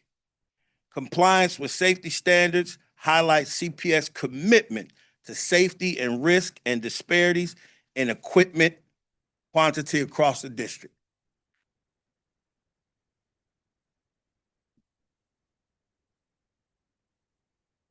Member Wallace. Good afternoon. I manage my football team in high school, Go Bowen Boilermakers. And given that we do an inventory at the end of every football season, could you give me a little bit more explanation or understanding of when the equipment was assessed by this vendor and when they were able to get you back the invoices detailing the charges? So the equipment is picked up by the companies Schutz or Rydell at season's end. Now, there are some coordination logistics, such as getting access to the equipment with the athletic director, principal, so on and so forth. So once they have access to the equipment, they'll give a visual, go through a battery test, and or take that equipment with them. Now, as far as the delivery of invoices, I just got to this position in May, but I am requesting that each company deliver to me no later than May 1st, 2026, an invoice for that equipment, so they would have the time to assess the equipment, make a determination, and provide us with a cost. Welcome to the position. And is this only for helmets or is this also shoulder pads? Shoulder pads as well. Thank you. Member Zakor. Thank you. So is it every single year that they do the inspection and reconditioning, and is it for every single football team? Yes, ma'am. Awesome. Okay, and then I'm just wondering, I actually did just a little bit of research on reconditioning and saw that there's the possibility that there can be faults that you don't really see in the helmets. And I'm just wondering, like, for how many years do helmets get used, keeping that under consideration, and also just understanding that CTE doesn't require necessarily huge hits, but many repeated hits. And so you super want to make sure that you have the most up-to-date, no-fault equipment. Yes, ma'am.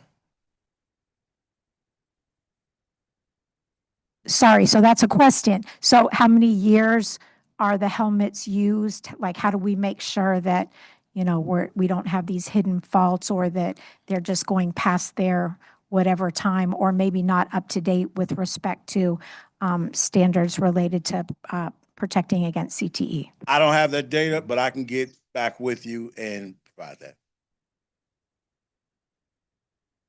Member Rio Sierra. Thank you. Thank you, Coach. My son is an incoming freshman on his way to football practice right now. So this has taken on a whole new importance to me. I'm noticing here for FY26, the proposed spend is 725,000, but then in 27 it's 200,000. Why the up and down? What is the difference in those years? That's anticipating the cost for FY27. And so the FY26 is what we owe currently. So FY26, 725,000. So why does it go up from 447.25 and then 725 in 2026? Good afternoon, board members. Let me jump in. It's the timing of the contract. So if you notice, it ends in October of 26, which is only like 3 months of fiscal 27. That's why there's a little, it's prorated, right?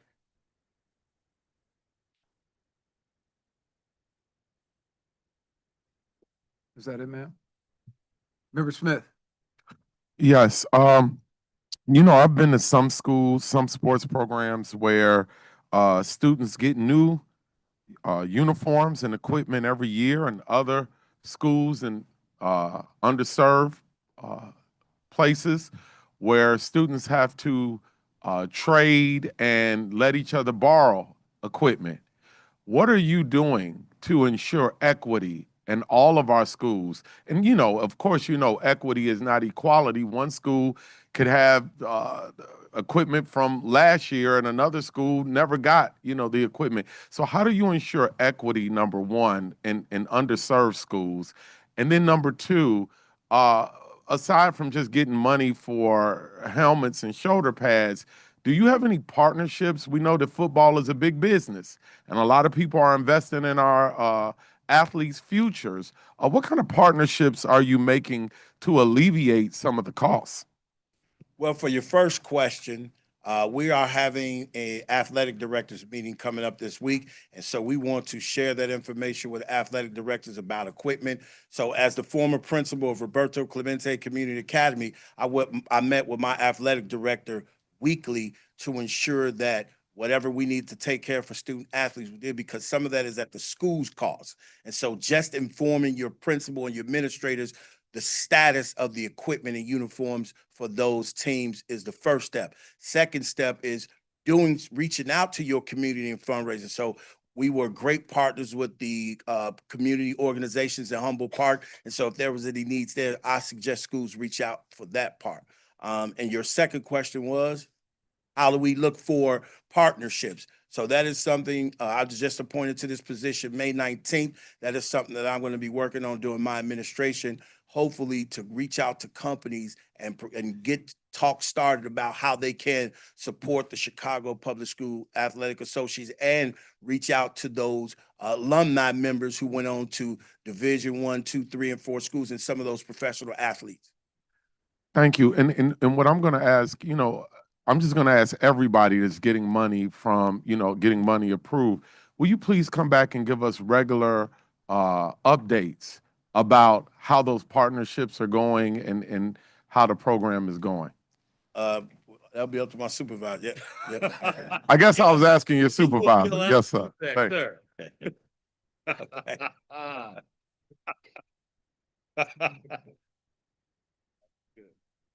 Member Third Core. Thank you. This is related to Board Member Rio Sierra's question about the spend. I see that 7% is like increased participation from year over year. How much of this increase in spending, looking at closer to 300,000 in a couple years ago, now on average closer to 400,000+, how much of that is related to increase in participation or increase in the volume of items being purchased versus a cost increases per unit? I don't have that particular data. However, I can do some research on that, but I do not have the data in relationship to the increase of cost with participation, but I can look into that. And is it accurate that it is like we're spending about 25% more than we used to on this contract? It appears that way, but due to the increased cost, the increase of the participation of the sport. I think that makes sense but is like a 7% increase, I would think should correlate closer to a 7% increase in cost. And I'm trying to find out what explains that difference, the gap between 7 and 25%. You have a 7 increase in participation student athletes. The cost may vary, depends on regulations in terms of protocol procedures, things of that nature. That will impact the cost. I'm not saying that's a direct correlation, but the participation is one thing, and the cost to maintain the equipment is another, because as CTE research continues to develop, there are different stipulations and certifications that have to happen to helmets to make sure the students are safe. Great. So that can contribute to the cost. Totally understand that. I would like to know if it is that or another related factor, or if it's that the vendor is charging a lot more than they used to. Gotcha. Thank you. Thank you for your report. We get ready to raise money. Reach out to Board Member Smith. Yes. Board members, we will continue with the following safety and security item. Number 2, authorize the third final renewal agreement with various vendors to provide safe passage services. All right, good afternoon, Board President Hardin, members of the board, and CEO Dr. King.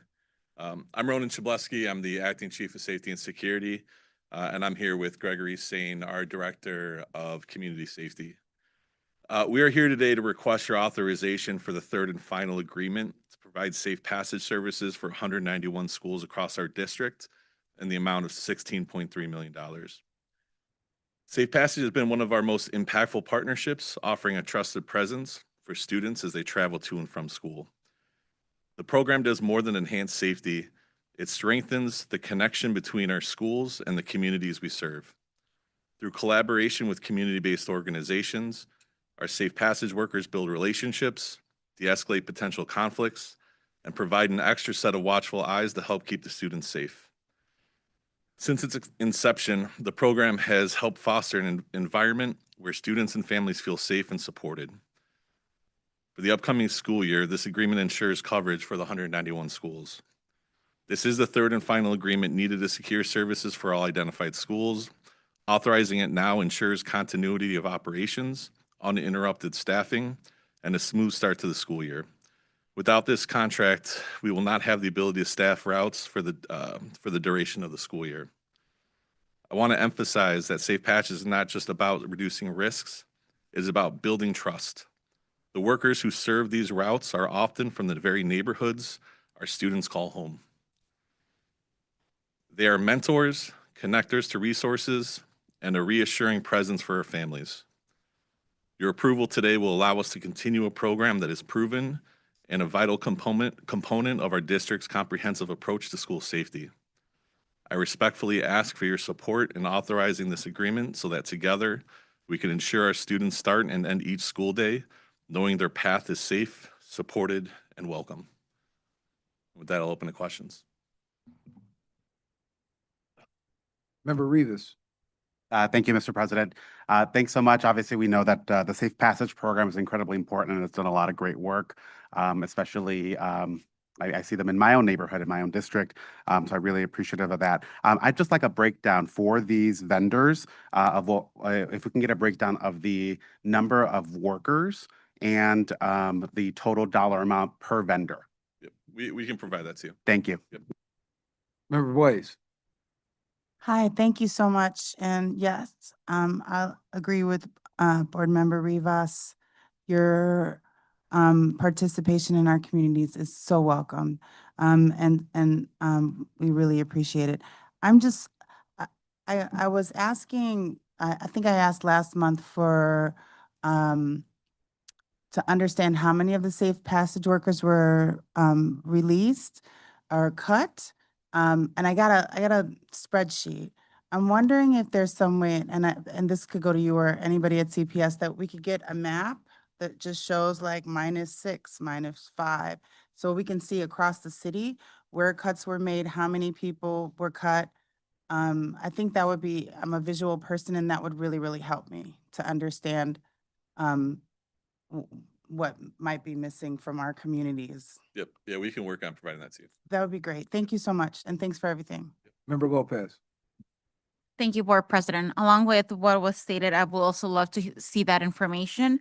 And also, if you can walk us through what are other major changes from the previous renewal to this one, including whether there's any hours that are going to be changed, any rate of pay, and positions that are going to be cut. Yeah, so the rate of pay changed to, it got moved up to match minimum wage here in the city. When now it comes to the big change here from previous years to this year is the reduction of hours. So to make up for the budget reduction, what we did move is safe passage work previously 5 hours a day. It is going to be shifting to 4 hours per day. So, you know, previously safe passage workers worked 1 hour before the start of the school day. They worked to 1 hour past the AM bell time. And in the afternoon, they worked 1 hour prior to the dismissal bell to 2 hours past the dismissal bell. So what we're going to do is this year is we're going to reduce 30 minutes in the AM and 30 minutes in the PM. So what they're going to do is still start at the same time, but work until 30 minutes past the AM bell. And now they're going to start 30 minutes before the PM bell, still end at the same time, 2 hours past the dismissal bell. Thank you for that information. Also, is there an increase of responsibilities for the participants and also the CBOs participating? Increase in responsibility? Are there any changes to what is expected of them? The contracts remaining the same. The same. Scope of work, yeah. And since, and I believe these positions are considered part-time, right? Correct. Okay, and at least what, go ahead. Yeah, and they're not CPS employees, they're employees of the individual vendors. Since they're employees of the individual vendors, and it's my understanding through the city ordinance that part-time employees need to also accumulate PTO time, sick time. Who's responsible for paying towards that? Yeah, that's a good question. And I believe that actually falls with the vendor, unless stated specifically within the contract here with CPS. Okay, so the vendor picks, our local community organizations pick up the tab on that item. Correct. Okay, and the other is historically, who has usually funded safe passages? So historically, it's been a mix funding between CPS directly and additional funding that we receive through an IGA with the city. Have we received that funding in the last few years? So no, we've not in the last few years. So there's been an IGA for $1 million for the last few years, and we have not received it. Do we have a valid reason from the city, or what's happened that we are not receiving that money? The city did not execute the IGA agreement. I will definitely want to learn more in what the number is, because all this is impacting, our budget directly, and what it is that we can do to also with me calling my local alderman, who I've had, several aldermen come before in this meeting advocating for safe passage. What can they also do to help, push that we get that money that it's owed essentially to the CBOs for the work they're doing and the parents who are the ones, putting themselves out there, whether it be extreme cold weather or hot weather. And my last question, and then I'll go into a comment. Regarding right now, in particular, many areas in our district, there's fear because of ICE activity. Is there any type of training that has been offered by the district to safe passage, or is it the CBO's responsibility to do any training coordination if there's ICE situations that unfold? Yeah, so we do provide protocols, one to our security officers in the district, and we're also working with our vendors to provide that tool regarding responses from federal agents, which include ICE. Yes. Okay, thank you. And I also, again, want to say, I'm very a strong supporter of safe passage. I've seen it not just in the 7th district, also having worked with all their CBOs in the past that have received the funding, and being in the 7th district, I walked the routes with the moms, and also with some of that's mostly moms participate in the 7th district, and also when I'm driving around in the morning and seeing there and the friendly faces. So it's a program that, like I said, I can see at least in 7th district the impact it has. I am a little concerned that the quality and efficiency and how effective it might be given some of these the cuts, the number of hours, and also the CBOs picking up the PTO and other responsibilities. And then I do want to also say that at least with some schools being impacted with the cross-guard cuts, that it seems the expectation is that safe passage will step in. So let's keep that in mind as we are also, reducing the hours, but also having higher expectations from them. Thank you. Thank you. Member Boyle. Yeah, I have questions about the safe passage workers having to step up because of the cuts to the crossing guards. In my area, the vendors were explaining that because they did not get the funding from the city that was expected to come through, they were having difficulty and had to provide or supplement the funding in order to keep operating. And I asked for a little more explanation. I know they, if somebody's sick, okay, for them to be able to coordinate that there's no substitute safe passage worker because they didn't have enough workers, and that they had to come up with, I think she said it was something like 40 grand of their own money to keep it running. And that she explained they can't cross the kids. That's not part of their responsibility, is they don't do actual crossing. So I had some concerns about the city not paying what they agreed to pay, and that the vendors then had to pick up the difference. And I guess the vendors do the payroll in terms of seeing who's on the corner and who's not on the corner, who's walking the route and who's not. Like, they're in charge of monitoring that in case somebody's absent. Is that my understanding? Yeah, so vendors are responsible for managing their area, right, and their employees on the routes. They do provide a daily attendance report back to us, which we do track and identify if there are, absences or gaps, as well as they do process their own funding and they invoice us on a monthly basis for payment.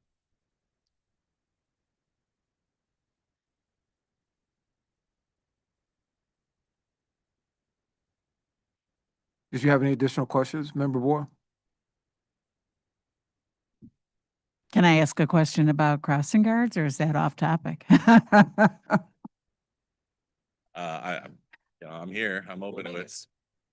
John Mel told me he was going to organize some kind of a meeting between, alders and board members in the city and CPS to talk further about the crossing guards. And I keep on asking about it, but so far, at least I haven't been invited to a meeting. I don't know if a meeting's happened or not.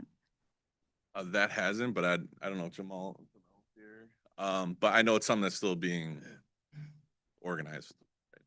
We can follow up with Jamel on that and then make sure we coordinate when that meeting will be scheduled and follow up with you. Thanks. Thank you very much. Thank you.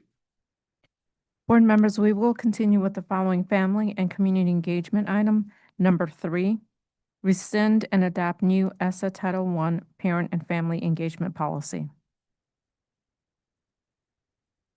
Good afternoon, President Harden, members of the board, and CEO Dr. King.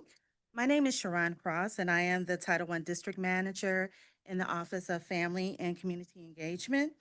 I am also a proud graduate of Chicago Public Schools, in particular Kenwood Academy. And for over a decade, I was a Title I parent and PBG member for my daughter at Burnside Elementary and Dyett High School. My personal experience has shown me how crucial parent voices are in shaping our children's education. Every day, I continue to be excited to work with our team, our Title I parents and school administrators to elevate and empower parent and family engagement as the cornerstone of our students' academic success. Today, we are here to recommend that the board rescind and adopt a new Title I Every Student Succeeds Act, ESSA, Parent and Family Engagement Policy. This new policy is designed to honor the diverse experiences and expertise of our parents, family, students, and CPS staff. The policy was posted for public comment from June 27, 2025 to July 28, 2025. The policy revision remains relevant and reflects the needs of our CPS Title I stakeholders while also ensuring compliance with federal and state regulations and standards. Our extensive spring and summer engagement gathered critical insights from stakeholders on what they wanted to see in the policy based on their lived experiences with ESSA Title I. And these experiences are reflected in the policy. Collectively, our engagement with stakeholders, including the public comments, yielded the following feedback. It was added 2-year PAC exec board terms, clarified and removed inequitable definitions, defined the roles and the responsibilities of the PAC, and expenditure and fiscal responsibilities of our PAC funds. Our engagement success lies in our stakeholders' understanding of the need to be at the table, providing recommendations and solutions.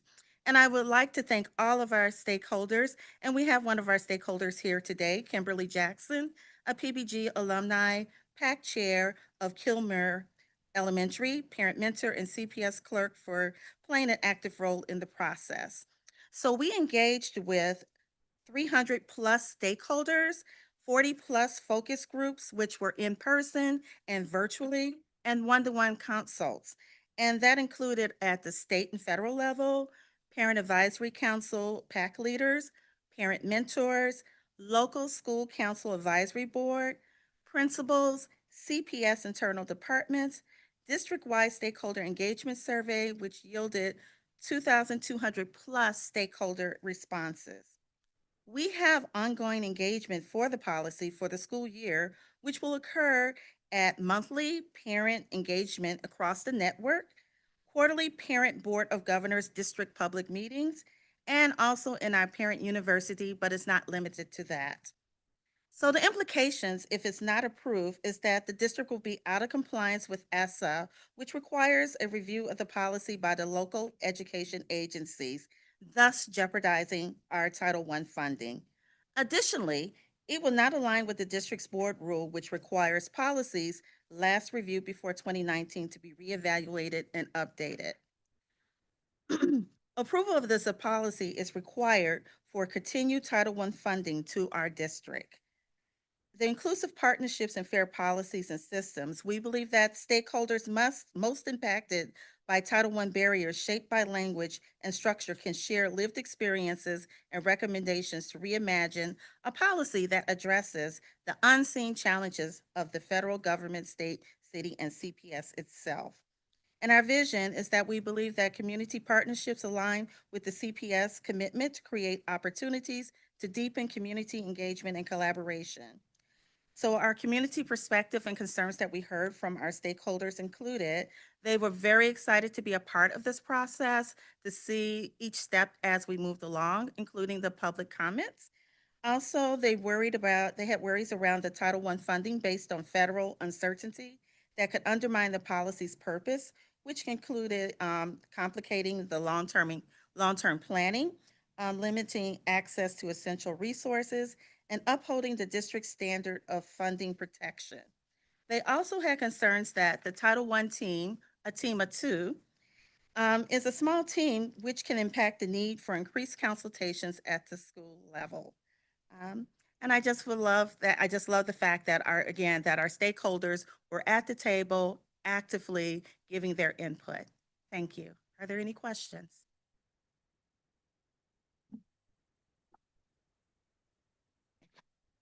You're off the hook. Thank you for your presentation.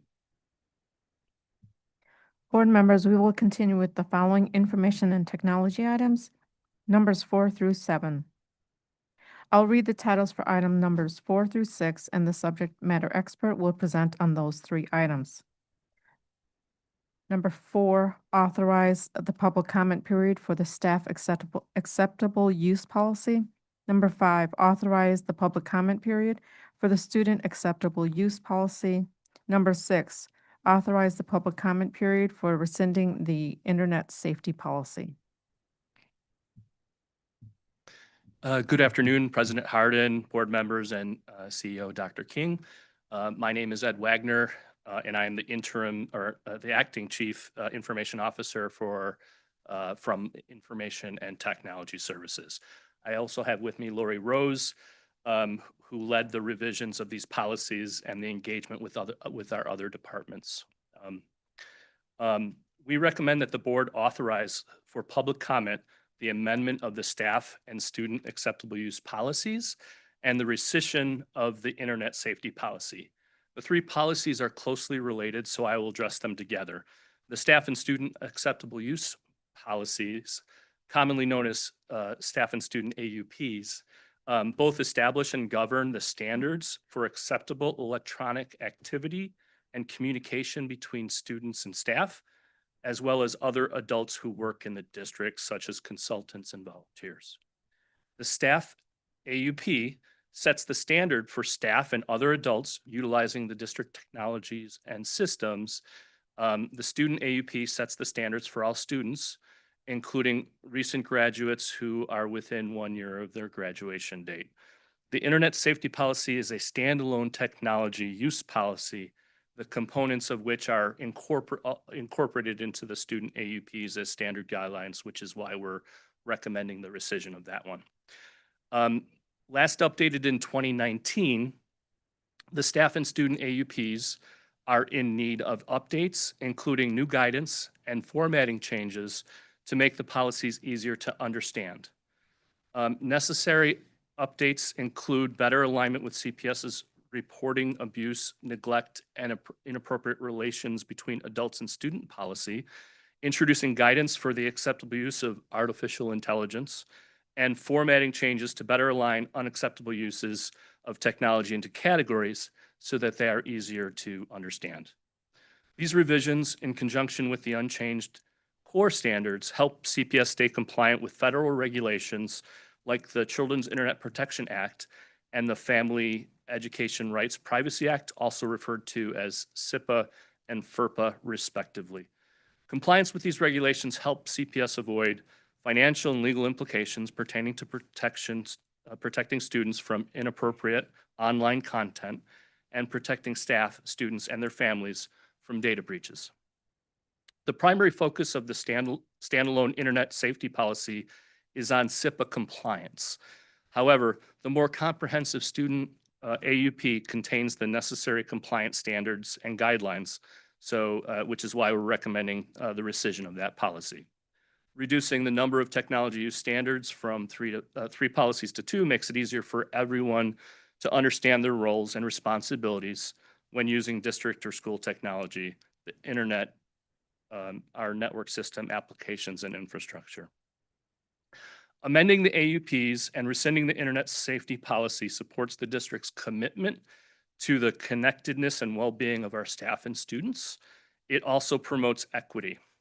All staff and students have a respective single policy that outlines technology use standards, and all staff and students are held to the same respective standards. To ensure engagement with business stakeholders beyond the Equity Office, Office of Student Health and Wellness, Law and Family and Community Engagement, normally included in the biannual policy reviews, ITS formed an AUP review committee with representatives from the Department of Curriculum, Instruction and Digital Learning, Office of Finance, College and Career Success, Office of Student Protections, and subject matter experts within ITS, including our artificial intelligence manager, network services, cybersecurity, and other departments within ITS. Additional business units such as the Office of Communications, the Office of Inspector General were also engaged to ensure specific areas of the staff AUP were still relevant from their point of view. The AUP review committee also compared CPS's policies to the AUPs for the 4 other large school districts in the nation to ensure our policy was comparable and wasn't missing anything. Feedback on the student AUP was collected from a 5-member student focus group from the Student Advisory Council, and an electronic survey was sent to the other 15 council members. Members of parent advisory groups were offered the opportunity to provide feedback through a survey through coordination with the FACE team, and principals were invited to provide feedback through a survey in the school leadership update newsletter. And ITS is scheduled to engage with the Principal Advisory Council on September 10th. ITS is actively working to schedule a focus group with the Teacher Advisory Council to seek feedback on the staff and student AUPs once meetings resume in the new school year. Additionally, principals were invited to provide staff AUP feedback through the survey in the school leadership update communication. ITS is exploring additional opportunities to engage with central and network offices staff to gather their feedback as well.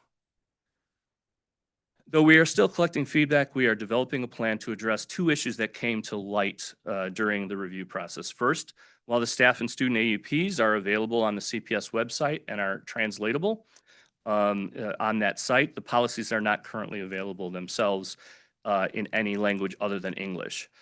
ITS plans to have both policies translated into multiple languages and will be available on the CPS's website by December.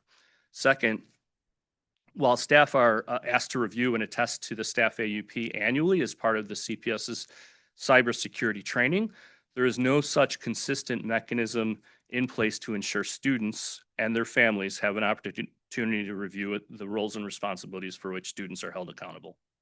ITS is partnering with marketing to ensure a copy of the student AUP in multiple languages included in the back-to-school packets beginning next school year.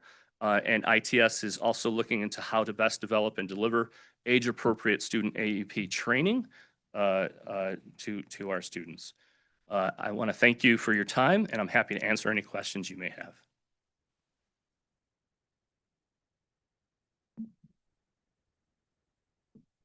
Board Member Zakor, followed by Board Member, oh, that's all I have so far. Okay. Thank you so much for this, and obviously the policies do need to be updated as technology advances. I want to express some concerns though about the guardrails for AI.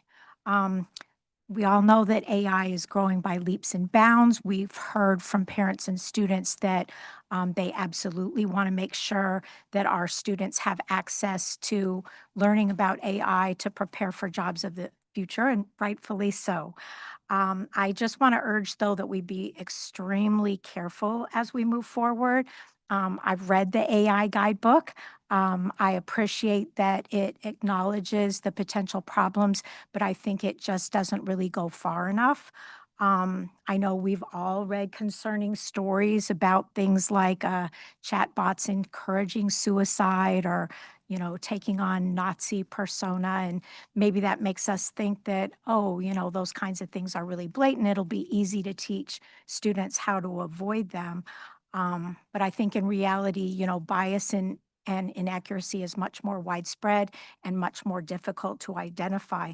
I want to cite a school-related example, a recent one, a study that found that giving prompts for behavior intervention strategies using Black-sounding names led to more punitive strategies than those same prompts, but using white-sounding names.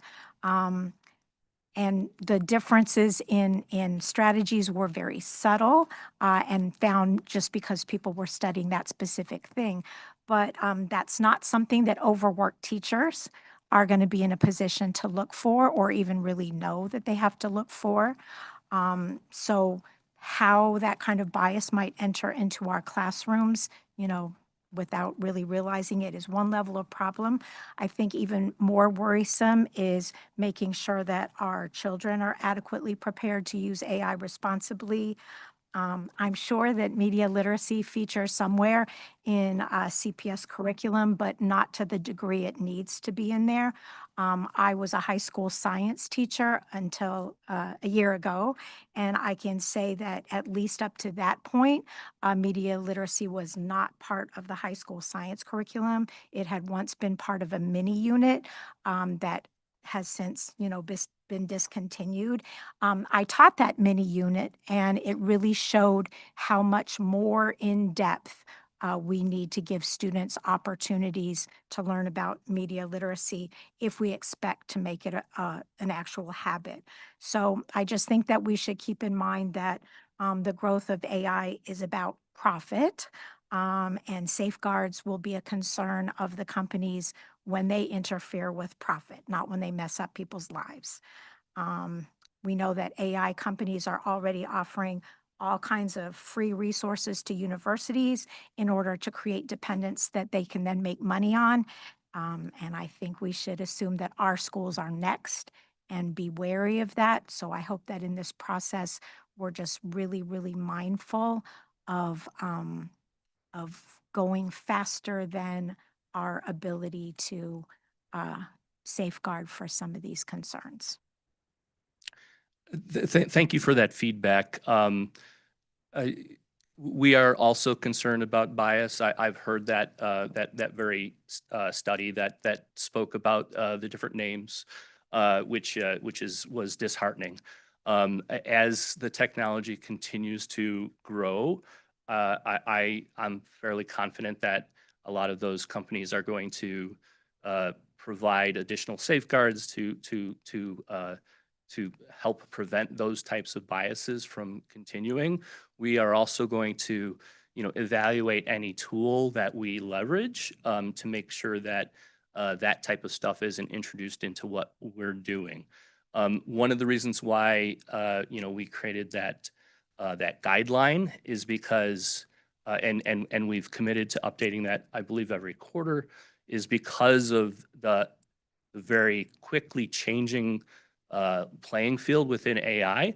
So we will continue to evaluate things and try to reflect various safeguards within that guideline in order to make sure that we are providing our teachers the appropriate tools to safeguard against many of the things that you spoke about.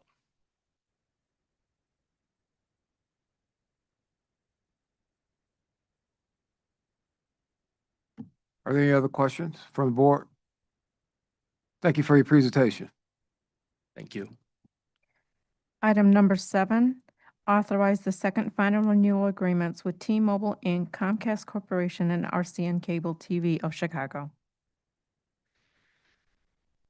So for this matter, we recommend the board authorize the second and final renewal agreements under Chicago Connected for internet connectivity and related services with T-Mobile, Comcast, and Radiate Holdings, also known as RCN Cable, for a term of 1 year and a not-to-exceed cost of $4 million. The agreement will provide students with no-cost internet connectivity and related services for 1 additional year, making it the 6th year of the Chicago Connected program. Cellular phones will also be provided to our unaccompanied youth students through these contracts. The good news is that having originally envisioned the Chicago Connected program to be only have a duration of 4 years, I'm happy to say that the city has decided to fund the program for another year. They extended it last year, and they're going to do it again this year through the American Rescue Plan Act. All funding for this comes from that act. No CPS funding is required for this renewal. In the coming year, we plan to look for a more sustainable model. With uncertain year-to-year funding, we've not been able to grow the program as much as we would like. We need funding that is certain over multiple years to ensure we can commit to adding additional students.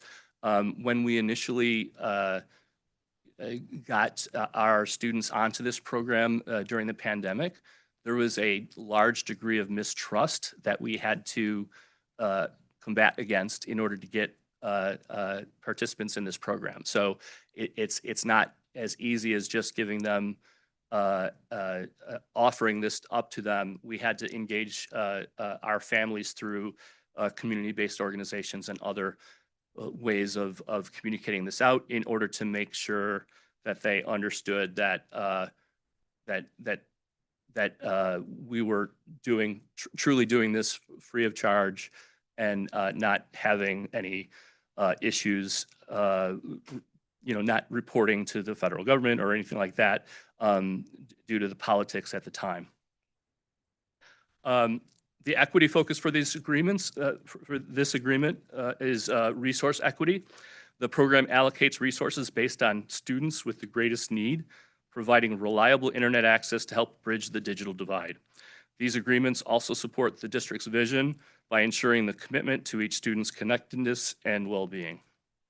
If these agreements are not approved, the district will lose the ability to provide internet connectivity and related services to over 20,000 families, which impacts approximately 30,000 students, including unaccompanied youth students. Thank you for your time, and I'm happy to answer any questions you have for this. No questions, just a comment. I know it was a credible amount of work to retain this program. The city deserves a lot of credit for retaining it. I would suggest we start our work early to make sure we don't run into the same cliff that we did this year. Thank you for your work on this. Absolutely, thank you. Board members, we will continue with the following law item. Number 8, authorize the public comment period for the ownership of intellectual property policy.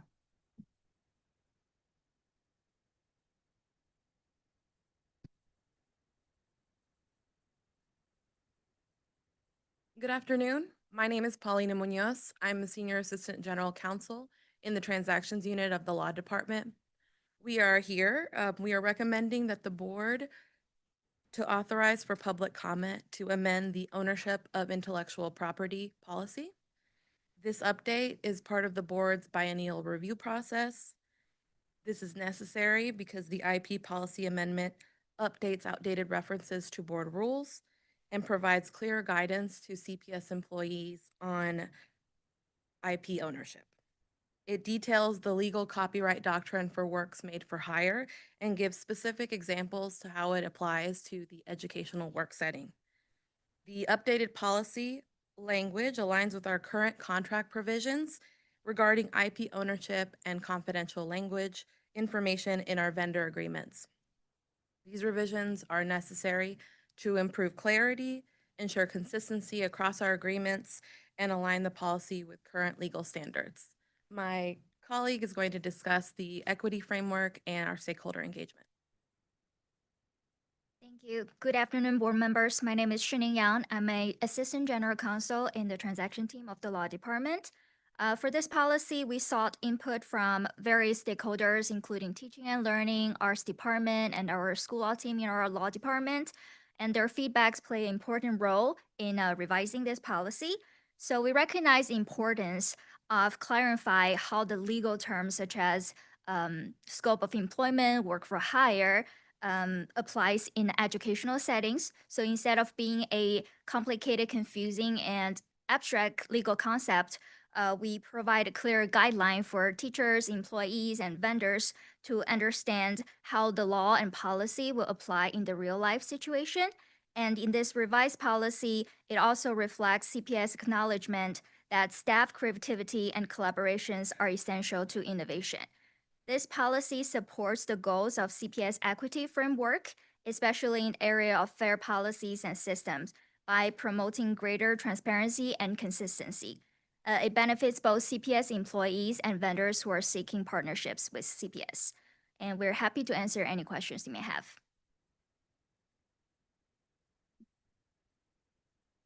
Member Zakor.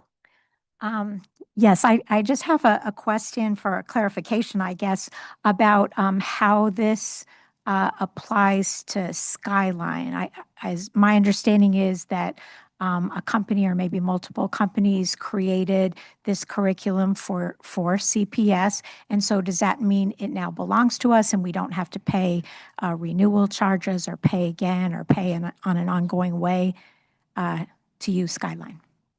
Yeah, so Teaching and Learning heads the Skyline curriculum. We have worked with them and they contract with various vendors who provide curriculum licensing under Skyline. It would depend on each individual contract. I know in the most recent master agreement, we provided instances where it could be vendor-owned, CPS-owned, or co-owned, but it really depends on individual contract with these educational vendors. Any other questions? Member Wallace. You said that this was a part of our annual review, but I'm noticing this is from 2000. I know intellectual property has been exploding in the last 25 years. How did we miss this one? This was brought to us by the policy department just as part of the update. I'm not aware of past policy. Oh, hi. Board members, hello Hi. again. As you mentioned, Brendan Perry, I'm sorry, Director of Policy. So this became part of our biennial review process. In the past, it had been missed, honestly, because nobody knew who owned it at the time. And so it kind of got passed over because we were either searching for it or nobody knew to flag it. And so after a review of the contents, we were able to finally assign an owner and get it forward. Understood. I completely understand how you can lose ownership of something as people move and transition. Are you reviewing to make sure we haven't missed anything else? Yes. Thank you. Everybody, all of our policies and board roles have an owner now. Perfect. Thank you.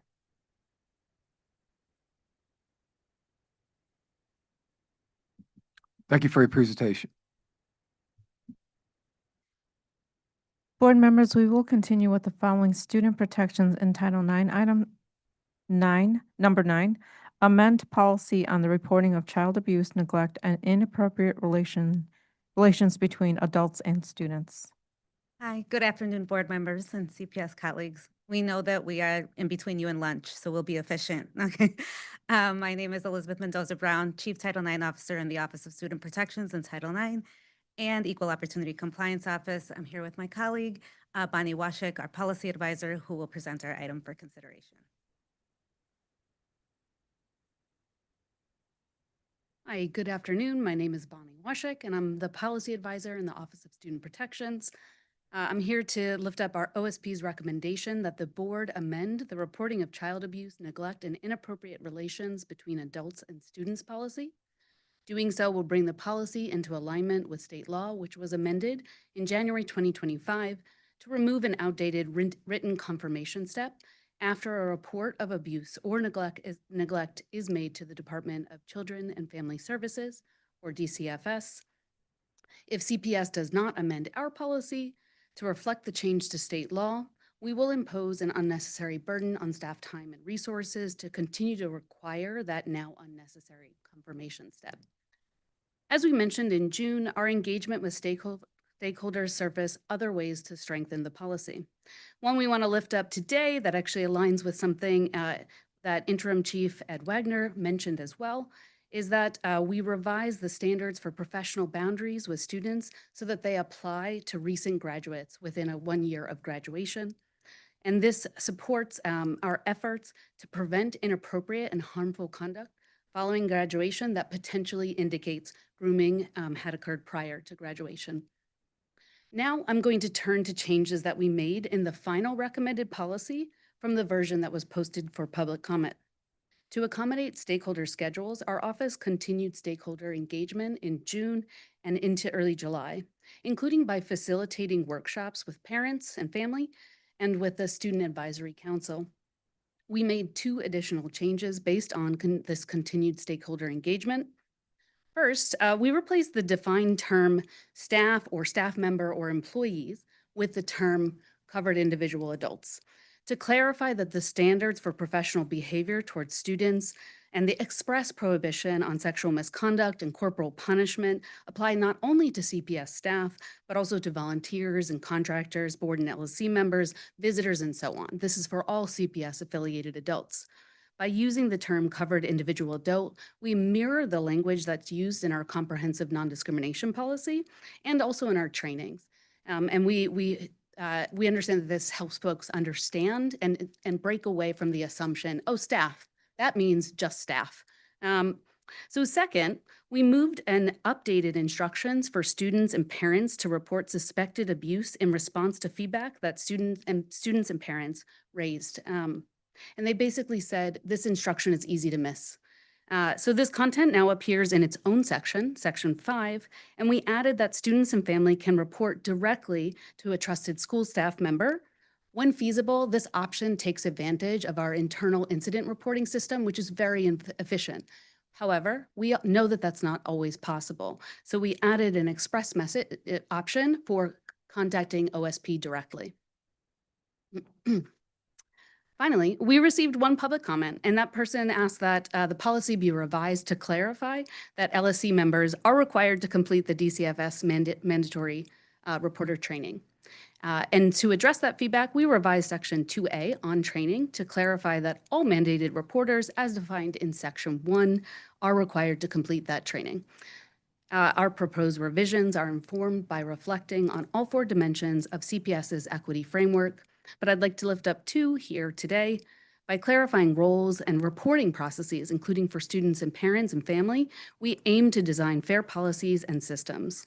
And by meeting with at least once with 8 CPS district departments and facilitating 6 policy review workshops with CPS community stakeholders, we sought to catalyze inclusive partnerships and ensure we were hearing directly from those impacted and implementing the policy. Taken together, the amended policy continues to support the district's vision and commitment to each student's connectedness and well-being. And while there are no direct financial implications, failing to maintain a comprehensive and updated policy may expose the district to legal liabilities if a mandated reporter fails to report abuse or neglect. That's all, and we're happy to take any questions. Member Pope.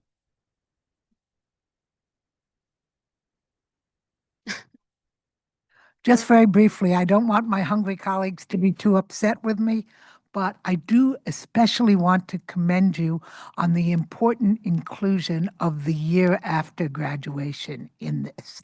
There are so many instances I have known about where students were pursued and followed and taken advantage of, and yes, groomed and then immediately preyed upon graduation. So I think this is really an important addition, and I want to thank you for your sensitivity to this issue and to include it. Thank you. Yes, we felt it was very important, and we want to name our partnership with law as well in identifying the solution. Thank you for your presentation.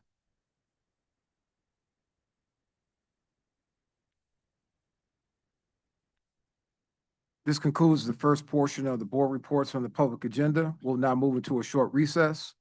Board Member Custer, do you have motion MO1? Oh, I definitely do. I move that the board take a 30-minute recess. Is there a second? I second the motion. Thank you. I'll proceed with a roll call. Member Lozano? Yes. Member Smith? Yes. Member Lopez? Aye. Member Boyle? Yes. Member Wallace? Aye. Member Custer? Aye. Member Pope? Yes. Member Rivas? Yes. Member Rio Sierra? Aye. Member Brown? I'm sorry, he's not here. Member Bannon? Aye. Member Gutierrez? Aye. Member Biggs? Yes. Member Thodakura? Yes. Member Blaze? Aye. Member Zakor? Yes. Member DeBerry? Aye. Vice President Bautista? Yes. 17 ayes, 0 nays. This motion is adopted by the board. This meeting will now go into a 30-minute recess.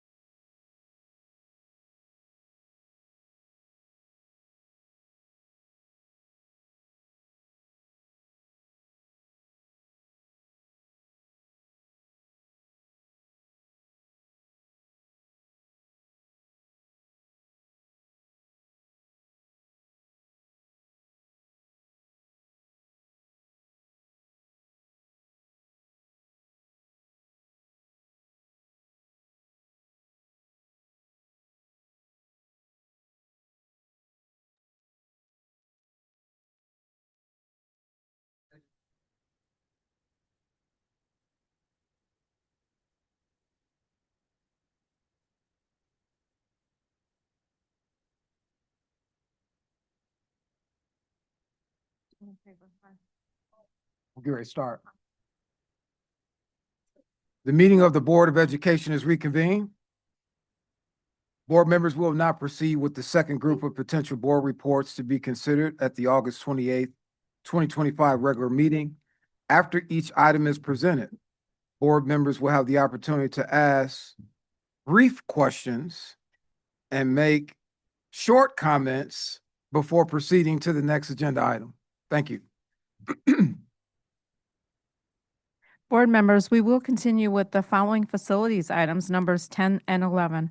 I'll read the titles for items number 10 and 11, and the subject matter expert will present on those two items. 10, amend the first and second final renewal agreement with various contractors to provide various trades work. 11, authorize the first and second final renewal agreement with Constellation New Energy Gas Division, LLC.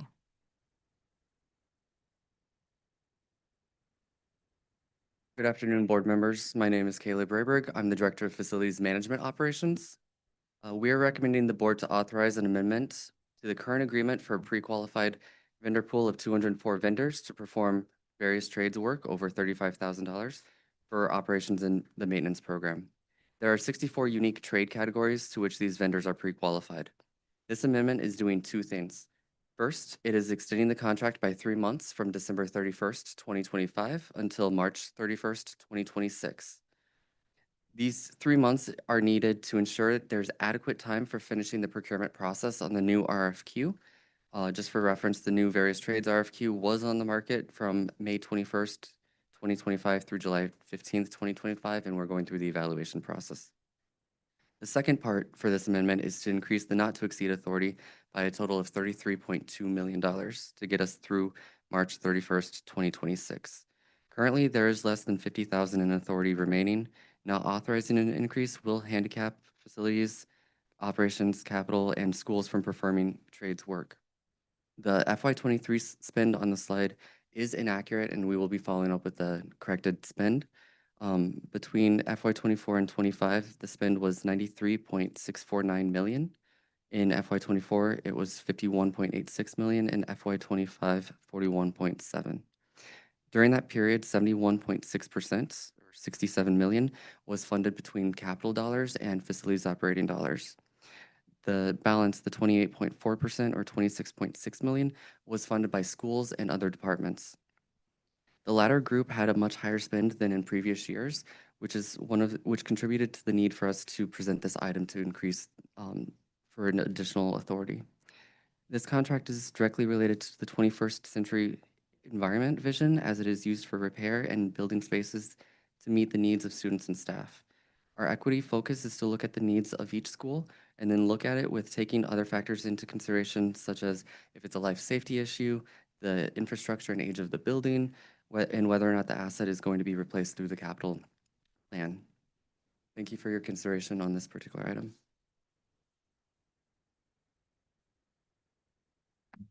Any questions or comments? I think I scared everybody for you. Thank you for your presentation. Board members will continue with the following capital items, numbers 12 and 13, and begin with item 12. Transfer title to excess. Oh, I'm sorry. I thought same SME was presenting on that. We're going back to 11. Good afternoon. My name is Matt Beach, and I'm the Director of Energy and Sustainability within Facilities. We are requesting the board authorize two-year renewal agreements for natural gas supply with Constellation New Energy. These renewal agreements were contemplated in the original agreement that was awarded on a competitive basis for a term commencing January of 2023 and ending January of 2026. If approved, vendor will continue to supply the board's full requirements for natural gas supply, including but not limited to space and hot water heating to all the board's facilities. That will allow the board to purchase its required natural gas consumption. We are requesting a not to exceed amount of $64 million with Constellation New Energy out to January of 2030. These represent 3 full and 2 partial fiscal years. The 4-year term of these renewal agreements will commence January of 2026 and end in January of 2030. The vendor was selected through a competitive process. There are no MBE or WB goals as the contract is an excluded transaction pursuant to the goods and services policy. The exclusion is provided for the utility agreement or a transaction for a utility supplier organization. It is our expectation that with the continued ability to proactively hedge future natural gas prices, we can realize natural gas supply pricing at prices lower than previous years. If these natural gas supply renewal agreements are not approved, we will need to send out another RFP or default to the variable people's gas supply rates. Thank you for your consideration. Any comments or questions from the board? What are the price differences with People's Gas and this vendor? It varies. It depends. People's Gas also hedges natural gas supply for end users within People's Gas territory. If we do it through a third-party supplier, that weighted average cost of gas would be reliant upon when we bought it, how much we bought, what's the weighted average amongst the prices that we realize through our third party. But typically, People's Gas is aligned with a Illinois Commerce Commission approved procurement strategy where they buy a set amount every given month. But depending on what the natural gas market does, that price can vary on an annual basis. But typically, and over the course of the last 25 years since deregulation really came into its own, most people through a third party can probably outperform People's Gas prices. Have you made the comparison, like how much we've saved? I'm over here. I don't know, have you made the comparison, like how much you've saved using the third party, like in the last 25 years or whatever you just No, we have mentioned? not.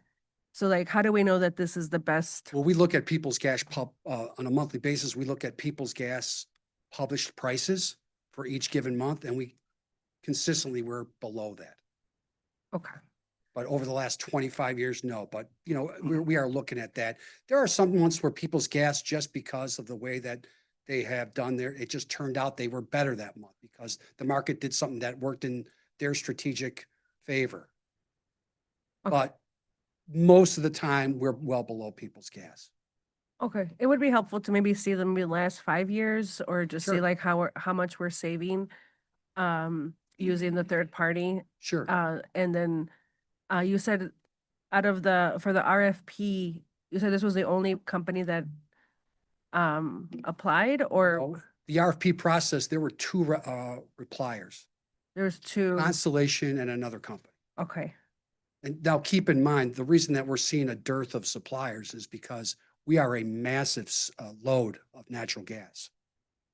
There are not probably that many natural gas suppliers in the state of Illinois that could handle our load. okay. And then how many, would you happen to know how many other entities they supply, or do you know if they have any other governmental entities? Yeah, And Constellation's massive. They're probably the largest supplier in the state of Illinois. Okay. So my chief of staff is not in the room, but if somebody could take a note to make sure that we get the information from the last maybe 5 years, and then also more information about the two companies that applied for the RFP and like their background, like who they're supplying. It'd be good to be able to talk to other school districts or municipalities or townships, that are also working with them. Just to make sure that we're getting the best price, and also to be able to be in a better position to negotiate. We're approaching this financial cliff, and this is a big ask that y'all are making from the board. Right. Well, these are two very large suppliers in the state of Illinois. There are not hundreds of suppliers in the state of Illinois. Alternative retail electric or natural gas suppliers, there's a finite amount. And as I mentioned earlier, for the millions of dollars worth of natural gas we buy on a month-to-month basis, there are very few natural gas suppliers, even within that pool, that would be willing to float us 90 days for $6, $7, $8 million that we take to pay our bills. So that again starts to eliminate lots of suppliers. So Constellation, they're the big player in the state. They could handle our load.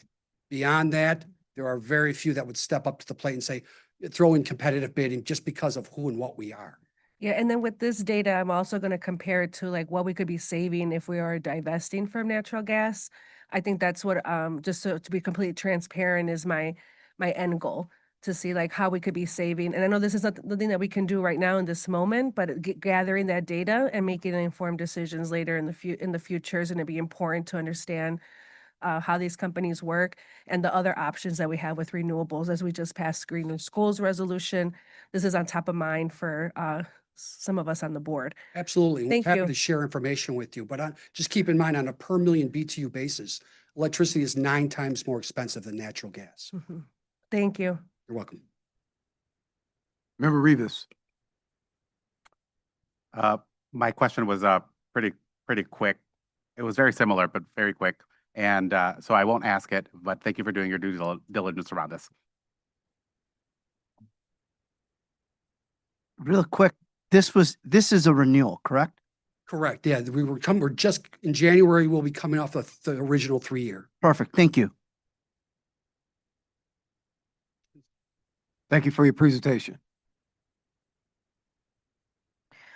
Board members, we will continue with the following capital items, numbers 12 and 13, and begin with item 12.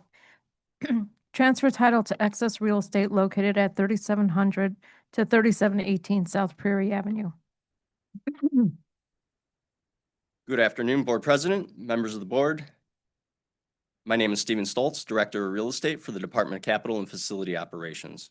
We recommend the board authorize the transfer of approximately 0.85 acres of excess real estate located at 3700-3718 South Prairie Avenue.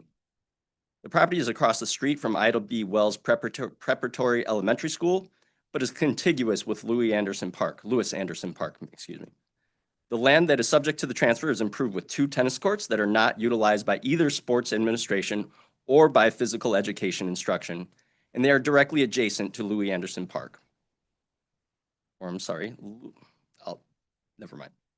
The property is no longer utilized for educational or administrative purposes, and we recommend transferring ownership to the Chicago Park District. This matter was presented to the Greater Bronzeville CAC and at a local community meeting, and there were no concerns raised about this matter. Title of the property is held by the Public Building Commission of Chicago as trustee for the board, and the board's approval authorizes the PBC to transfer title to the Chicago Park District on the board's behalf. The property transfer to the Park District is authorized by the Local Government Property Transfer Act. The land transfer is consistent with past practice and cooperation with the Chicago Park District, and CPS will have access to and use of the tennis courts in line with our long-standing partnership with the Park District. That concludes my presentation. I'll be happy to answer any questions. Member Smith.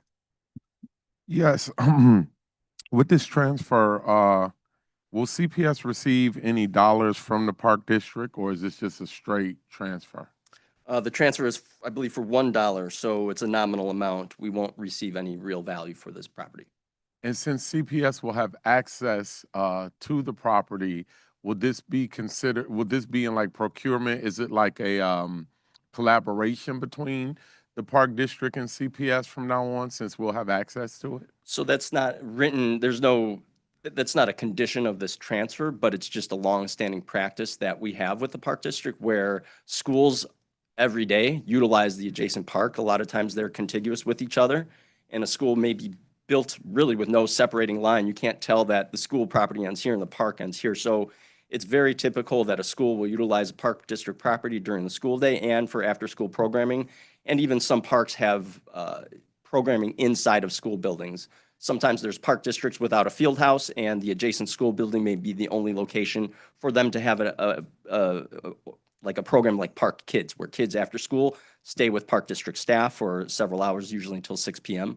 So it's a very standard, long-standing practice, but it's not a condition of this property transfer. Okay, thank you. Thank you. Member Biggs. Yes, just given the moment that we're in the conversation that we were having earlier about partnership, I'm wondering if a sale of CPS property for a single dollar to a sister agency like the Chicago Park District right? Is that pretty customary? Do we often give land in that way? It is very customary. We did a review, last year we had a transfer, so we did a review. We can reiterate, we can supply the information, but we did a review over all the property transfers between us and sister agencies over the last 20 years. And we have that information we can share, but yes, it's very typical. I'm not aware of one transaction where either party paid full value for the property. Got And it. typically it's done at $1 with sister agencies. Again, a lot of times we're not always going to be the donor of the property. A lot of times we're the recipient of the property. So overall, we feel that it works itself out in the end. Currently, we may be receiving more property, it looks like, than we've given to the Park District over the last several years. That's great. I just wanted to make sure that it was a true partnership agreement. Yes, thank you.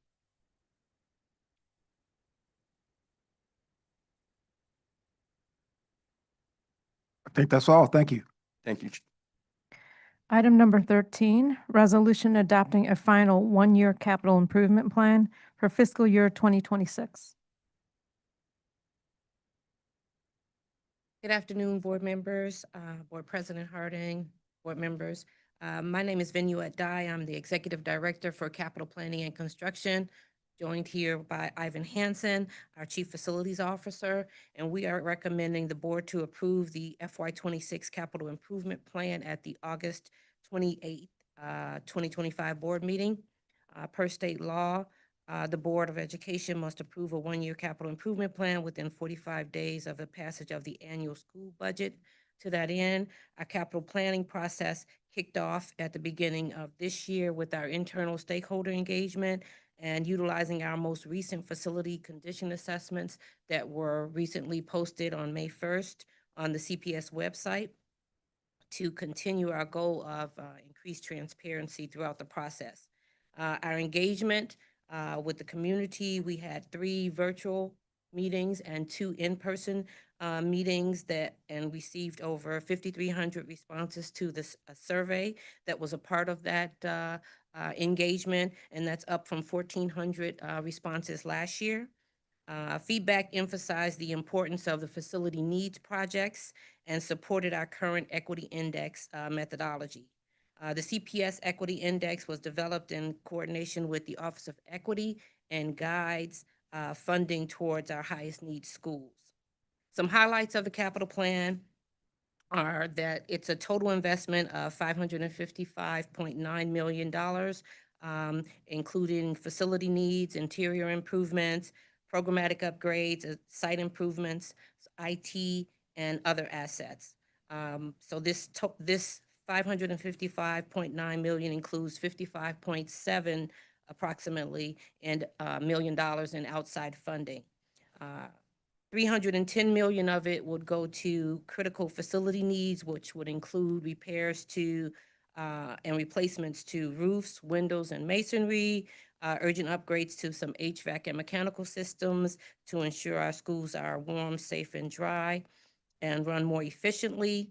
It includes a category for critical system repairs, which would include our fire alarm systems, our chimney stabilization program, our masonry remediation program, and temperature controls for our BAS systems.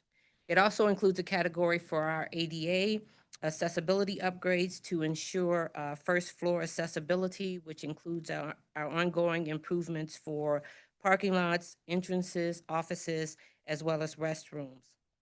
In addition to these projects, there's also a category for green initiatives. While all projects include some sustainability features like energy efficiency equipment, higher R values for our roofing equipment, roofing materials, low VOC paint, this category looks to expand upon that and with additional green initiatives as highlighted in the resolution passed by the board in June for green schools. This budget also includes about $17 million for interior improvements, for continuing our restroom modernization program, which looks to renovate 1 male, 1 female, and 1 all-gender restroom in each of our elementary schools, as well as other interior improvements, and it continues our space efficiency and modernization review. Additionally, included in the plan is about $29 million in programmatic investments for pre-K and nutrition upgrades, as well as athletic resources, including our stadiums and swimming pool refurbishment program. And this category includes about $15 million in outside funding from TIF. The next category, we have $118.5 million about for IT security and other investments. And this would include upgrades to our school's network infrastructure and replacement of aging hardware. It also includes the Oracle business upgrade that the IT department has undertaken, as well as improvements to our data warehouse and backup for secure operations. And it also includes about $5.5 million in custodial equipments or insourcing that custodial equipment. And this category includes about $5 million in outside funding from federal E-rate funding. The next category would have been the site improvements, which is about $28.3 million. It includes our playgrounds, play lots, our schoolyards, and parking lot improvements and turf replacements. There's about $10 million in outside funding in this category for our Space to Grow programs, where we partner with DWM, which is Department of Water Management, and the Metropolitan Water Reclamation District. And then there's about $23 million for capital support services, and these are funds for planning, design, project management, and our facility assessments to ensure the smooth, that we can, fully implement the plan as outlined. Additionally, there's about $30 million for outside funding that includes DCEO grants, which is our Department of Commerce and Economic Opportunity grants from the state that are currently in process with the state. So this plan prioritizes projects based on critical facility needs and our equity index to ensure the equitable distribution of funds across the district schools. In addition, we look to continue our commitment to exceeding our MWBE goals, which we have been near 50% over the past 5 years. Our capital hearings for the FY26 capital plan are scheduled for August 20th and August 21st. Registration for these events starts today at 5 p.m. and can be done at cps.edu/capitalplan2026. Again, our recommendation would be to approve this proposed FY26 capital improvement plan at the August 28th board. Thank you for your consideration, and I'll take any questions right now. Questions or comments? Thank you very much. Thank you. Board members, we will continue with the following finance items, numbers 14 through 16. We'll begin with number 14, resolution adopting the annual school budget for fiscal year 2026. Good afternoon, board members. I promise you I'll be more brief this time. I'm presenting the recommendation to adopt the annual school budget resolution for fiscal year 2026. The basis for recommendation is that if this is passed, this budget gives CPS the legal basis to spend appropriated funds for operating, capital, and debt service purposes in fiscal year 2026. Publication of the proposed budget will happen today to meet the 15-day statutory requirement to have a vote at the board meeting on the 28th, and 2 budget hearings will be held on August 19th, as I mentioned earlier. Lastly, state law requires that CPS adopt a budget within the first 60 days of the fiscal year, which gives us until August 29th. Any questions? I think you've had enough questions, Mike. Thank you. Thank you very much. I'll read titles for item numbers 15 and 16, and the subject matter expert will present on those 2 items. 15, resolution levying property taxes and authorizing and directing the filing of a controller certificate for the fiscal year 2026 for school and capital improvement purposes. And 16 is resolution authorizing the issuance of educational purposes tax anticipation warrants and notes of the Board of Education in a maximum principal amount not to exceed $1,250 million. Hi, good afternoon, everybody. Wally Sock, the District Treasurer. And let me walk through these two items. So I'm going to talk to both of them. The first one is the resolution levying the property taxes. And just as Madam Secretary read, filing of a controller's certificate for the school board for fiscal year 26. So the budget, as we spoke about earlier, it identifies $4 billion in property taxes to try to balance revenues and expenses. And what we're presenting to the board in this item is the legal document in the form of the annual property tax resolution that we're going to need to file with Cook and DuPage counties in order to receive those property taxes for operations in fiscal year 26. So the property taxes, they're currently our largest source of revenue. They're over 50% of our revenue. And so without these revenues, we'd be significantly short of all our revenues for the 26 budget. And the amounts that we're levying, they consist of several parts. I think it's important to go through those and note those. So there's a teacher's pension levy, and that's totaling approximately $612 million.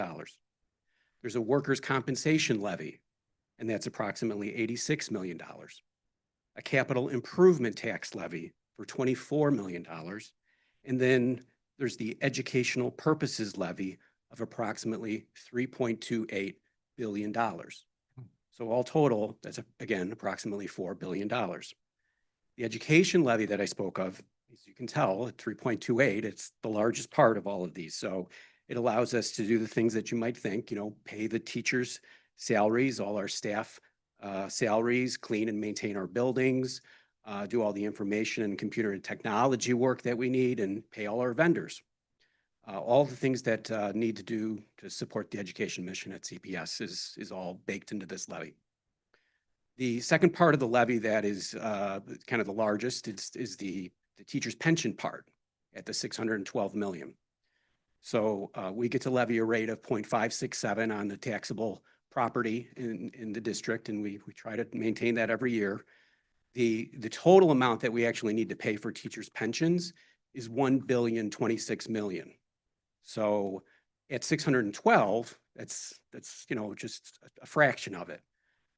We do have the state that comes in and pays $362 million in fiscal year 26, but I think it's also important to understand, because we have a lot of talk about the pensions, that we'll also be paying $65 million approximately from our operating expense because the levy itself is not enough.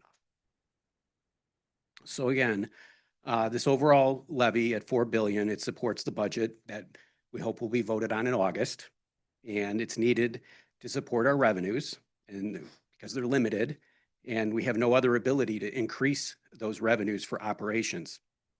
The dollar amount, just want to note, is $151 million greater than the prior year's levy request. And I also want to note that this is a request, right? So we're requesting an amount here, and it will be finalized by Cook County, ideally a year from now. So it will be slightly smaller, but that's a request. I'm also want to point out that I'm comparing last year's request to this year's request. Typically, we should have last year's tax levy final, and we should have already collected that. But that's actually not been the case, because we may have heard that all the property taxes in Cook County are delayed. So I do hope that the amount that we're asking for will be slightly reduced, and it's probably going to be near something of the rate of inflation. Each year we get to increase our taxes by the lesser of the increase in the consumer price index, or 5%, and the increase in the consumer price index was 2.9%. So that number there at 151 is a little bit greater than that, because we're trying to account for new property growth. But I do want to conclude and just say that, you know, we're always facing constant external pressure for revenue. We're very conscientious about what we're doing here with the levy, and we take it very seriously, and it's something that's needed to help balance the budget. Do you have any questions? Any questions or comments? Got a couple of quick questions. Yes, Member Bannon. Could you clarify by when you say request, this isn't a request like we're asking them for the money and they approve it or not. This is the information we send them and they put it through their calculations and calculate the rate and how much we'll eventually get based on the other numbers that have to be computed. Is that accurate? Yes, yes. And let me just expand upon that a little bit more. So we ask for a levy. We don't want to ask for 20% more or 10% more because we're never going to get that. So we're always asking for a little bit more, understanding what the rate of inflation is, understanding that there may be some new property growth. But ultimately, it lies in the hands of Cook County. And there's a lot of work that goes on between the assessor's office and the tax extensions department. But we operate under the property tax extension limitation law, and we cannot raise the levy beyond the lesser of 5% or the rate of inflation. So that's the calculation that will take place. And as I just stated, it's just a request, and it will come back and it will be final. My second and last question is, have you done any calculations on how much the increase would impact a median homeowner in the county? That's a fair question. It's a little difficult to calculate because of the fact that we're in flux with this year. But we do think that there's a large amount of new property growth that's kind of coming into the system. And that will happen with this tax levy that's in the process, and it will happen with the next tax levy. So my preliminary calculation was actually that our tax rate would go down potentially next year, which would mean that primarily the burden of the increase would be shared on new property growth. There's something like, I believe we have in the budget almost $1.4 billion of TIF that is going to be expiring in taxing districts. And then with other new property growth, there could be as much as $2 billion in new growth that could help absorb some of this and not make it an absolute, dollar for dollar increase onto taxpayers. Definitely be sure to let us know if the rate goes down. We will. Thank you. Member Wallace. I'm sorry, did I mishear you? Did you say DuPage and Cook counties? Yes. Okay. So it's a little unknown fact sometimes, but there's a portion of O'Hare Airport that was annexed or something into DuPage County. So there's a couple airport hangars that we get a couple $100,000 in tax from, but we have to file the tax levy in DuPage County every year. Fair enough. Thank you. Member Gutierrez. So if I'm reading this correctly, the levy is $144 million greater than it was the prior year? Yes, that's what I put in the slide. Yes. And what was that number the prior year? Do you remember? Well, there was the request. So the request last year was like 3,934, 123, 124. I have it. I could share it with the board. And actually, the slide needed to be updated. We did. The number on the slide shows you 144, and I mentioned it's 151 actually, based on the resolution that we're going to present. And I just would like for this body to recognize that 144 is greater than the defeat of the last proposal that the mayor had of $1 million in property taxes. Member Biggs. Yeah. Wally, you're the expert on levies, and so I wanted to use this opportunity. So CPS is able to levy for what things? So we're levying for kind of a legacy of the things that we've levied for the prior year. So just like I stated, the educational purposes levy, the tort fund, and then there's two other additional levies that it took special legislation in Springfield that are kind of in our sites, in our era that were given to us. So that's the pension property tax levy that was part of the 2017-18 EBF reform. We got the ability to levy this point 567. So if you went back to 2015, we didn't have that. We've only been having that for the last few fiscal years. And then I mentioned the capital improvement tax levy. So that's for much of the not much, but some of the work that was described in the capital budget. And we've been levying that tax, I think, for somewhere a little bit less than 10 years. And that law was put in somewhere after the year 2000. So we also have close to $1 billion in bonds outstanding that we levy for that are part of that tax, but that $24 million, again, was part of a package that the legislature gave us to start levying taxes. They're not enough, but taxes so that we can sort of fix and maintain our buildings. building, but we're very limited in what we Got can it. do. Yeah. And that pension levy that you're talking about, can that go to fund the pension of any employee of CPS?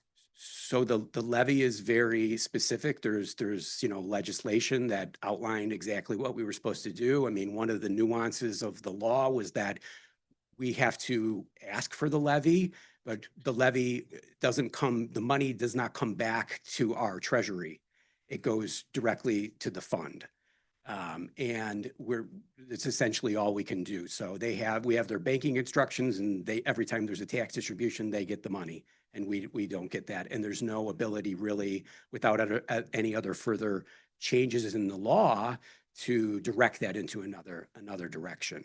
Got it. So we're able to levy specifically for our teachers' pensions, but we're not able to levy for any other employee pension, correct? That's correct. Okay. And how are other employee pensions, how are those funded? Non-teacher employees? In terms of Chicago or just? Yeah, just Chicago. Like in terms of the MEABF, I guess? Yeah. So the city levies a tax for those pensions for the MEABF. So does that process work the same for municipal employee pensions where the city makes a request, right? And then that goes into the MEABF, right? And they don't touch it again. Does it work in the same way that our levy for teacher pensions work? So we are a non-home rule entity underneath the state of Illinois rules on local government, and the city of Chicago is a home rule entity. So they have a little bit more tools that they can use in terms of the tax levies and what they do. But their ability to levy the taxes, much like our ability to levy taxes, it has to be approved by their governing body, by their aldermen. But in theory, they are levying the tax. The aldermen are approving it, and it's extended. But I don't believe they send. I don't know what the innards of the city does, if that money goes directly to the fund or comes to the city, and then they do that. But they make those payments. Let's just say. Got it. Okay. Thank you, Wally.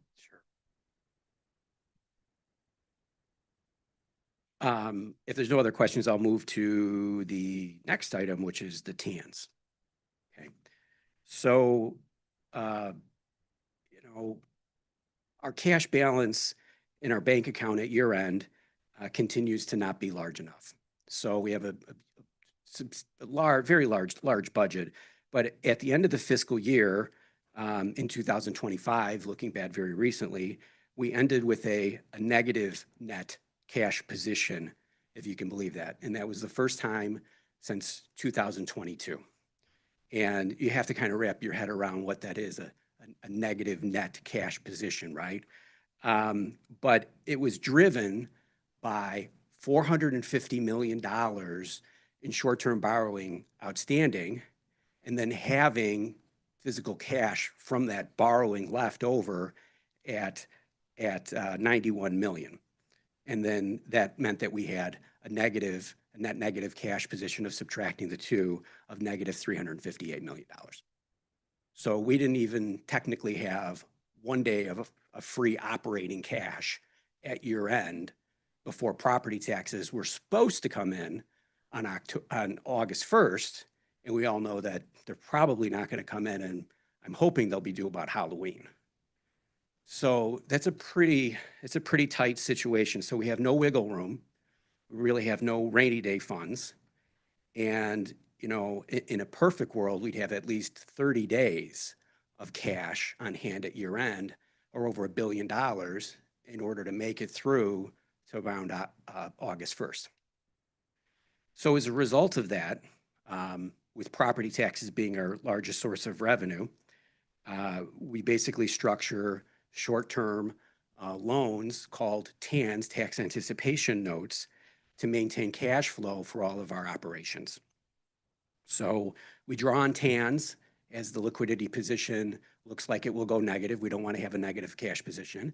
And then we help make our payroll, we help make our vendor payments, we help make our charter payments, all those types of things that we do for operations.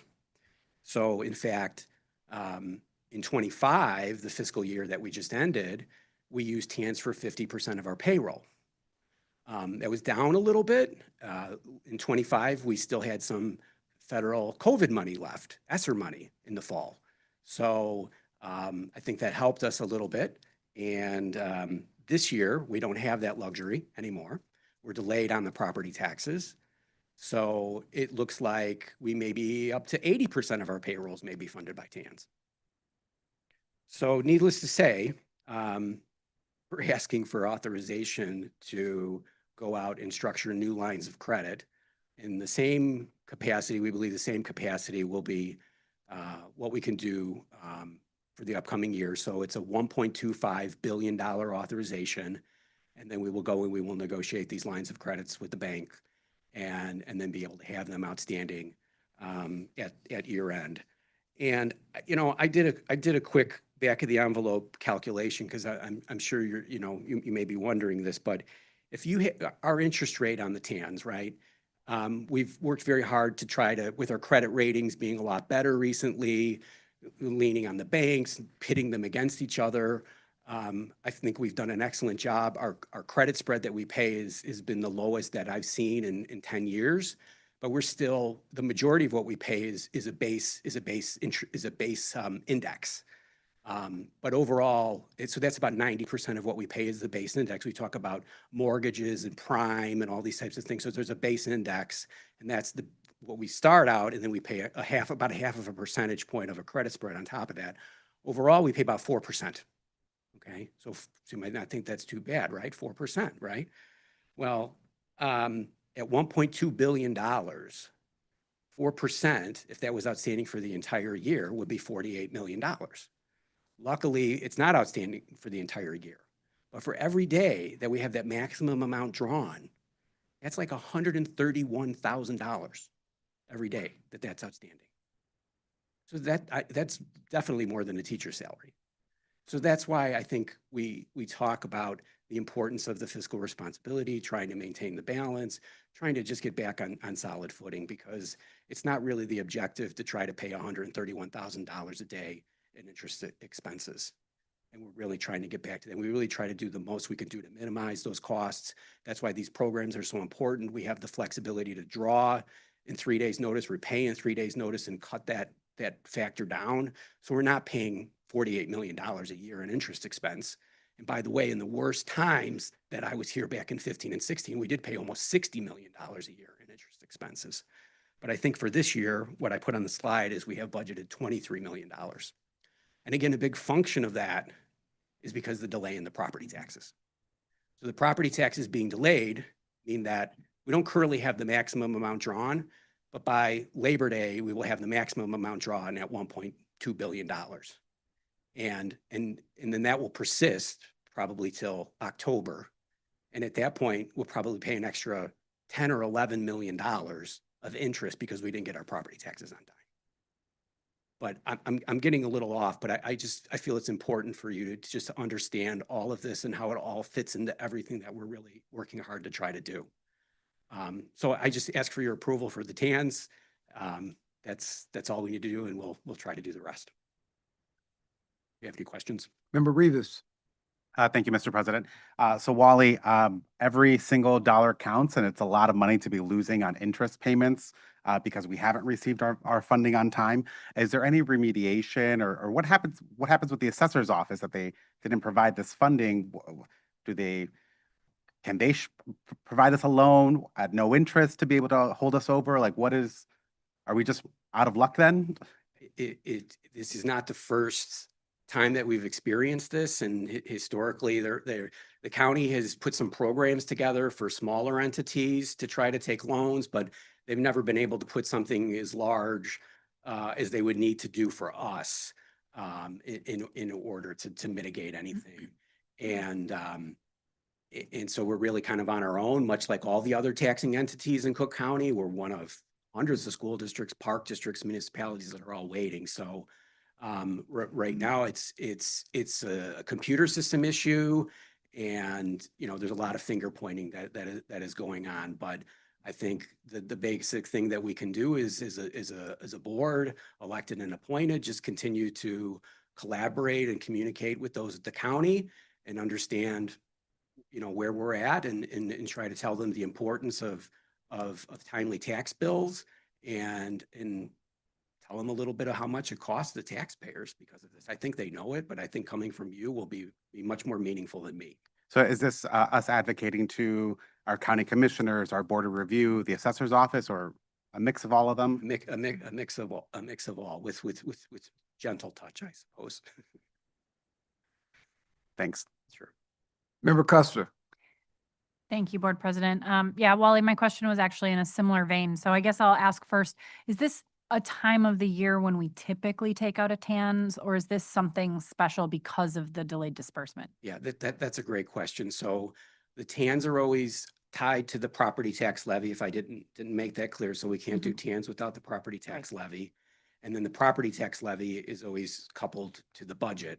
We have separated the tax levy out by a few months, but this year, because we do need to actually put the new TANs in place in October, we have attached them, and it is kind of a timing issue. So it is of paramount importance that we have the ability to execute based on the budget. The TANs cannot be done without the tax levy. The tax levy is not valid without the budget. Right. And we do not have enough money to get out of October. Right. So I guess my second question is similar-ish to Board Member Rivas, but I know when I met with the assessor's office as well, they had said, I said, this has happened before, yes, what do, other municipalities typically do? And he had mentioned a bridge loan. And my question is similar. Have we reached out to the county since it was their agency? I mean, have we had discussions about perhaps them taking out that bridge loan to help us out? I mean, to support this, because I have to imagine there are other agencies that are, less than 60 days of cash as well. And what is everyone going to do with this late disbursement? Have there been any conversations like that with the county itself? In the past, there have been, and there's only a select amount of banks that actually can provide the credit that we need and even provide the size of the credit that the county would need to create such a program. So fortunately, we have good relationships with those banks. So I understand, like, when the county put that loan program together, I had a couple conversations with some at the county. I had a lot of conversations with the banks, but it really wasn't a fit for us. Again, the size, they may have put a program together and it may have not been even $100 million, but we're asking for each of our payrolls Gotcha. greater than $100 million. Understood. So it really was sort of we were going to try to have that conversation and see if anything comes out of it, but really nothing, I think, has come out of it. And the bridge loan, I guess TANs are sort of a bridge loan, right? But, there would be more complexities to taking a loan out with another entity. And we'd be having to essentially do the same thing, adopt some type of a resolution and have some type of authorization. But currently, there's nothing on the table like that. And I'm not aware that the county actually is putting that program together this year. Okay. Thank you.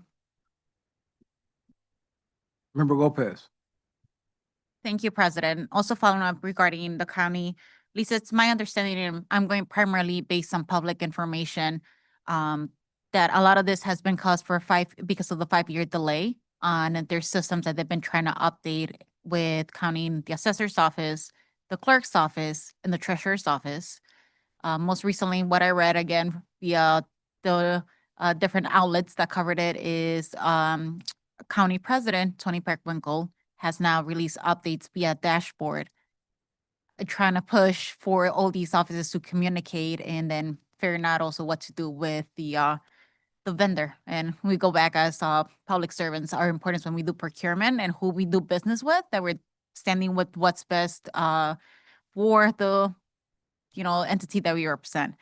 That being said, yes, let us know how we could be of strategy also with the board president, CEO, to help in these conversations, with the other level, like I said, the clerk, treasurer's office, the county's presidents, our local county commissioners, you mentioned already the assessor's office, so they can see the impact that it's having also on the students and the families we serve. Yeah. Thank you. Thank you. I appreciate it. And I don't want to continue to wax on, but I think it's important to say that not only do we feel the pain, but our fund, our teachers' pension fund, feels this pain also.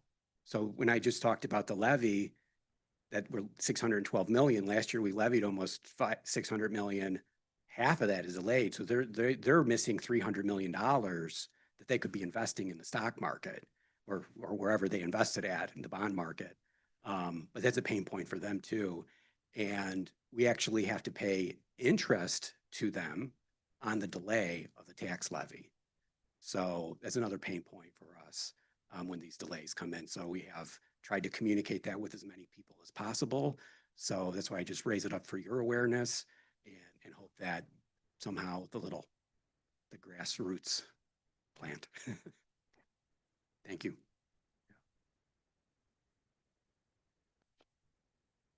Thank you for all the wonderful news, Wally.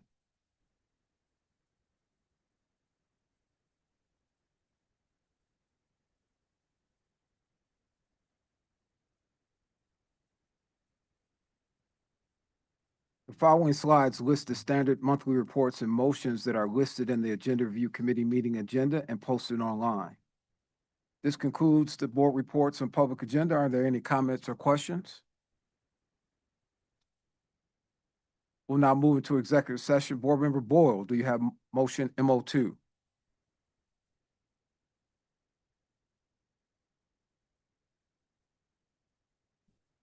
I'm gonna do this for Board Member Boyle. She has some tooth issues. I move for the passage of motion number 25-0813-MO2 and the commencement of a closed session to consider matters permitted under Section 2C of the Open Meetings Act, subsection 1, 2, and 11, as specified in the motion. Is there a second?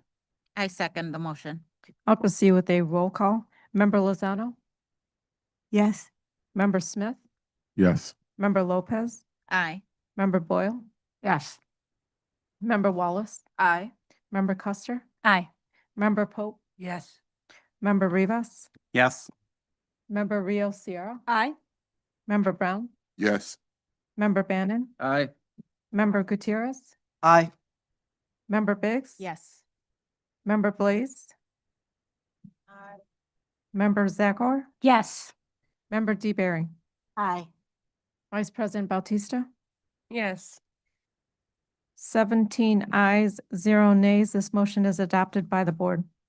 This meeting will now go into closed session.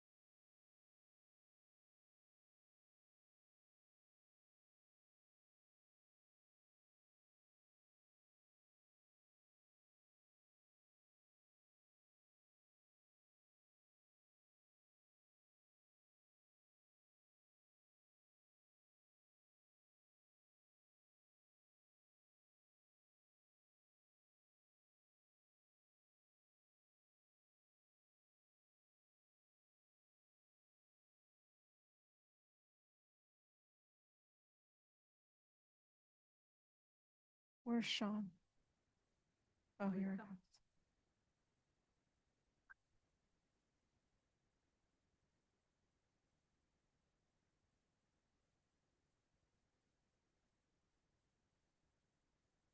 We're ready. The Agenda Review Committee of the Board of Education is reconvened.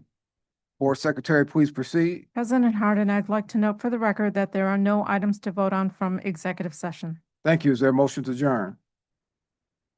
Make a motion. Is there a second? So moved. All in favor? Aye. We are adjourned. Thank you.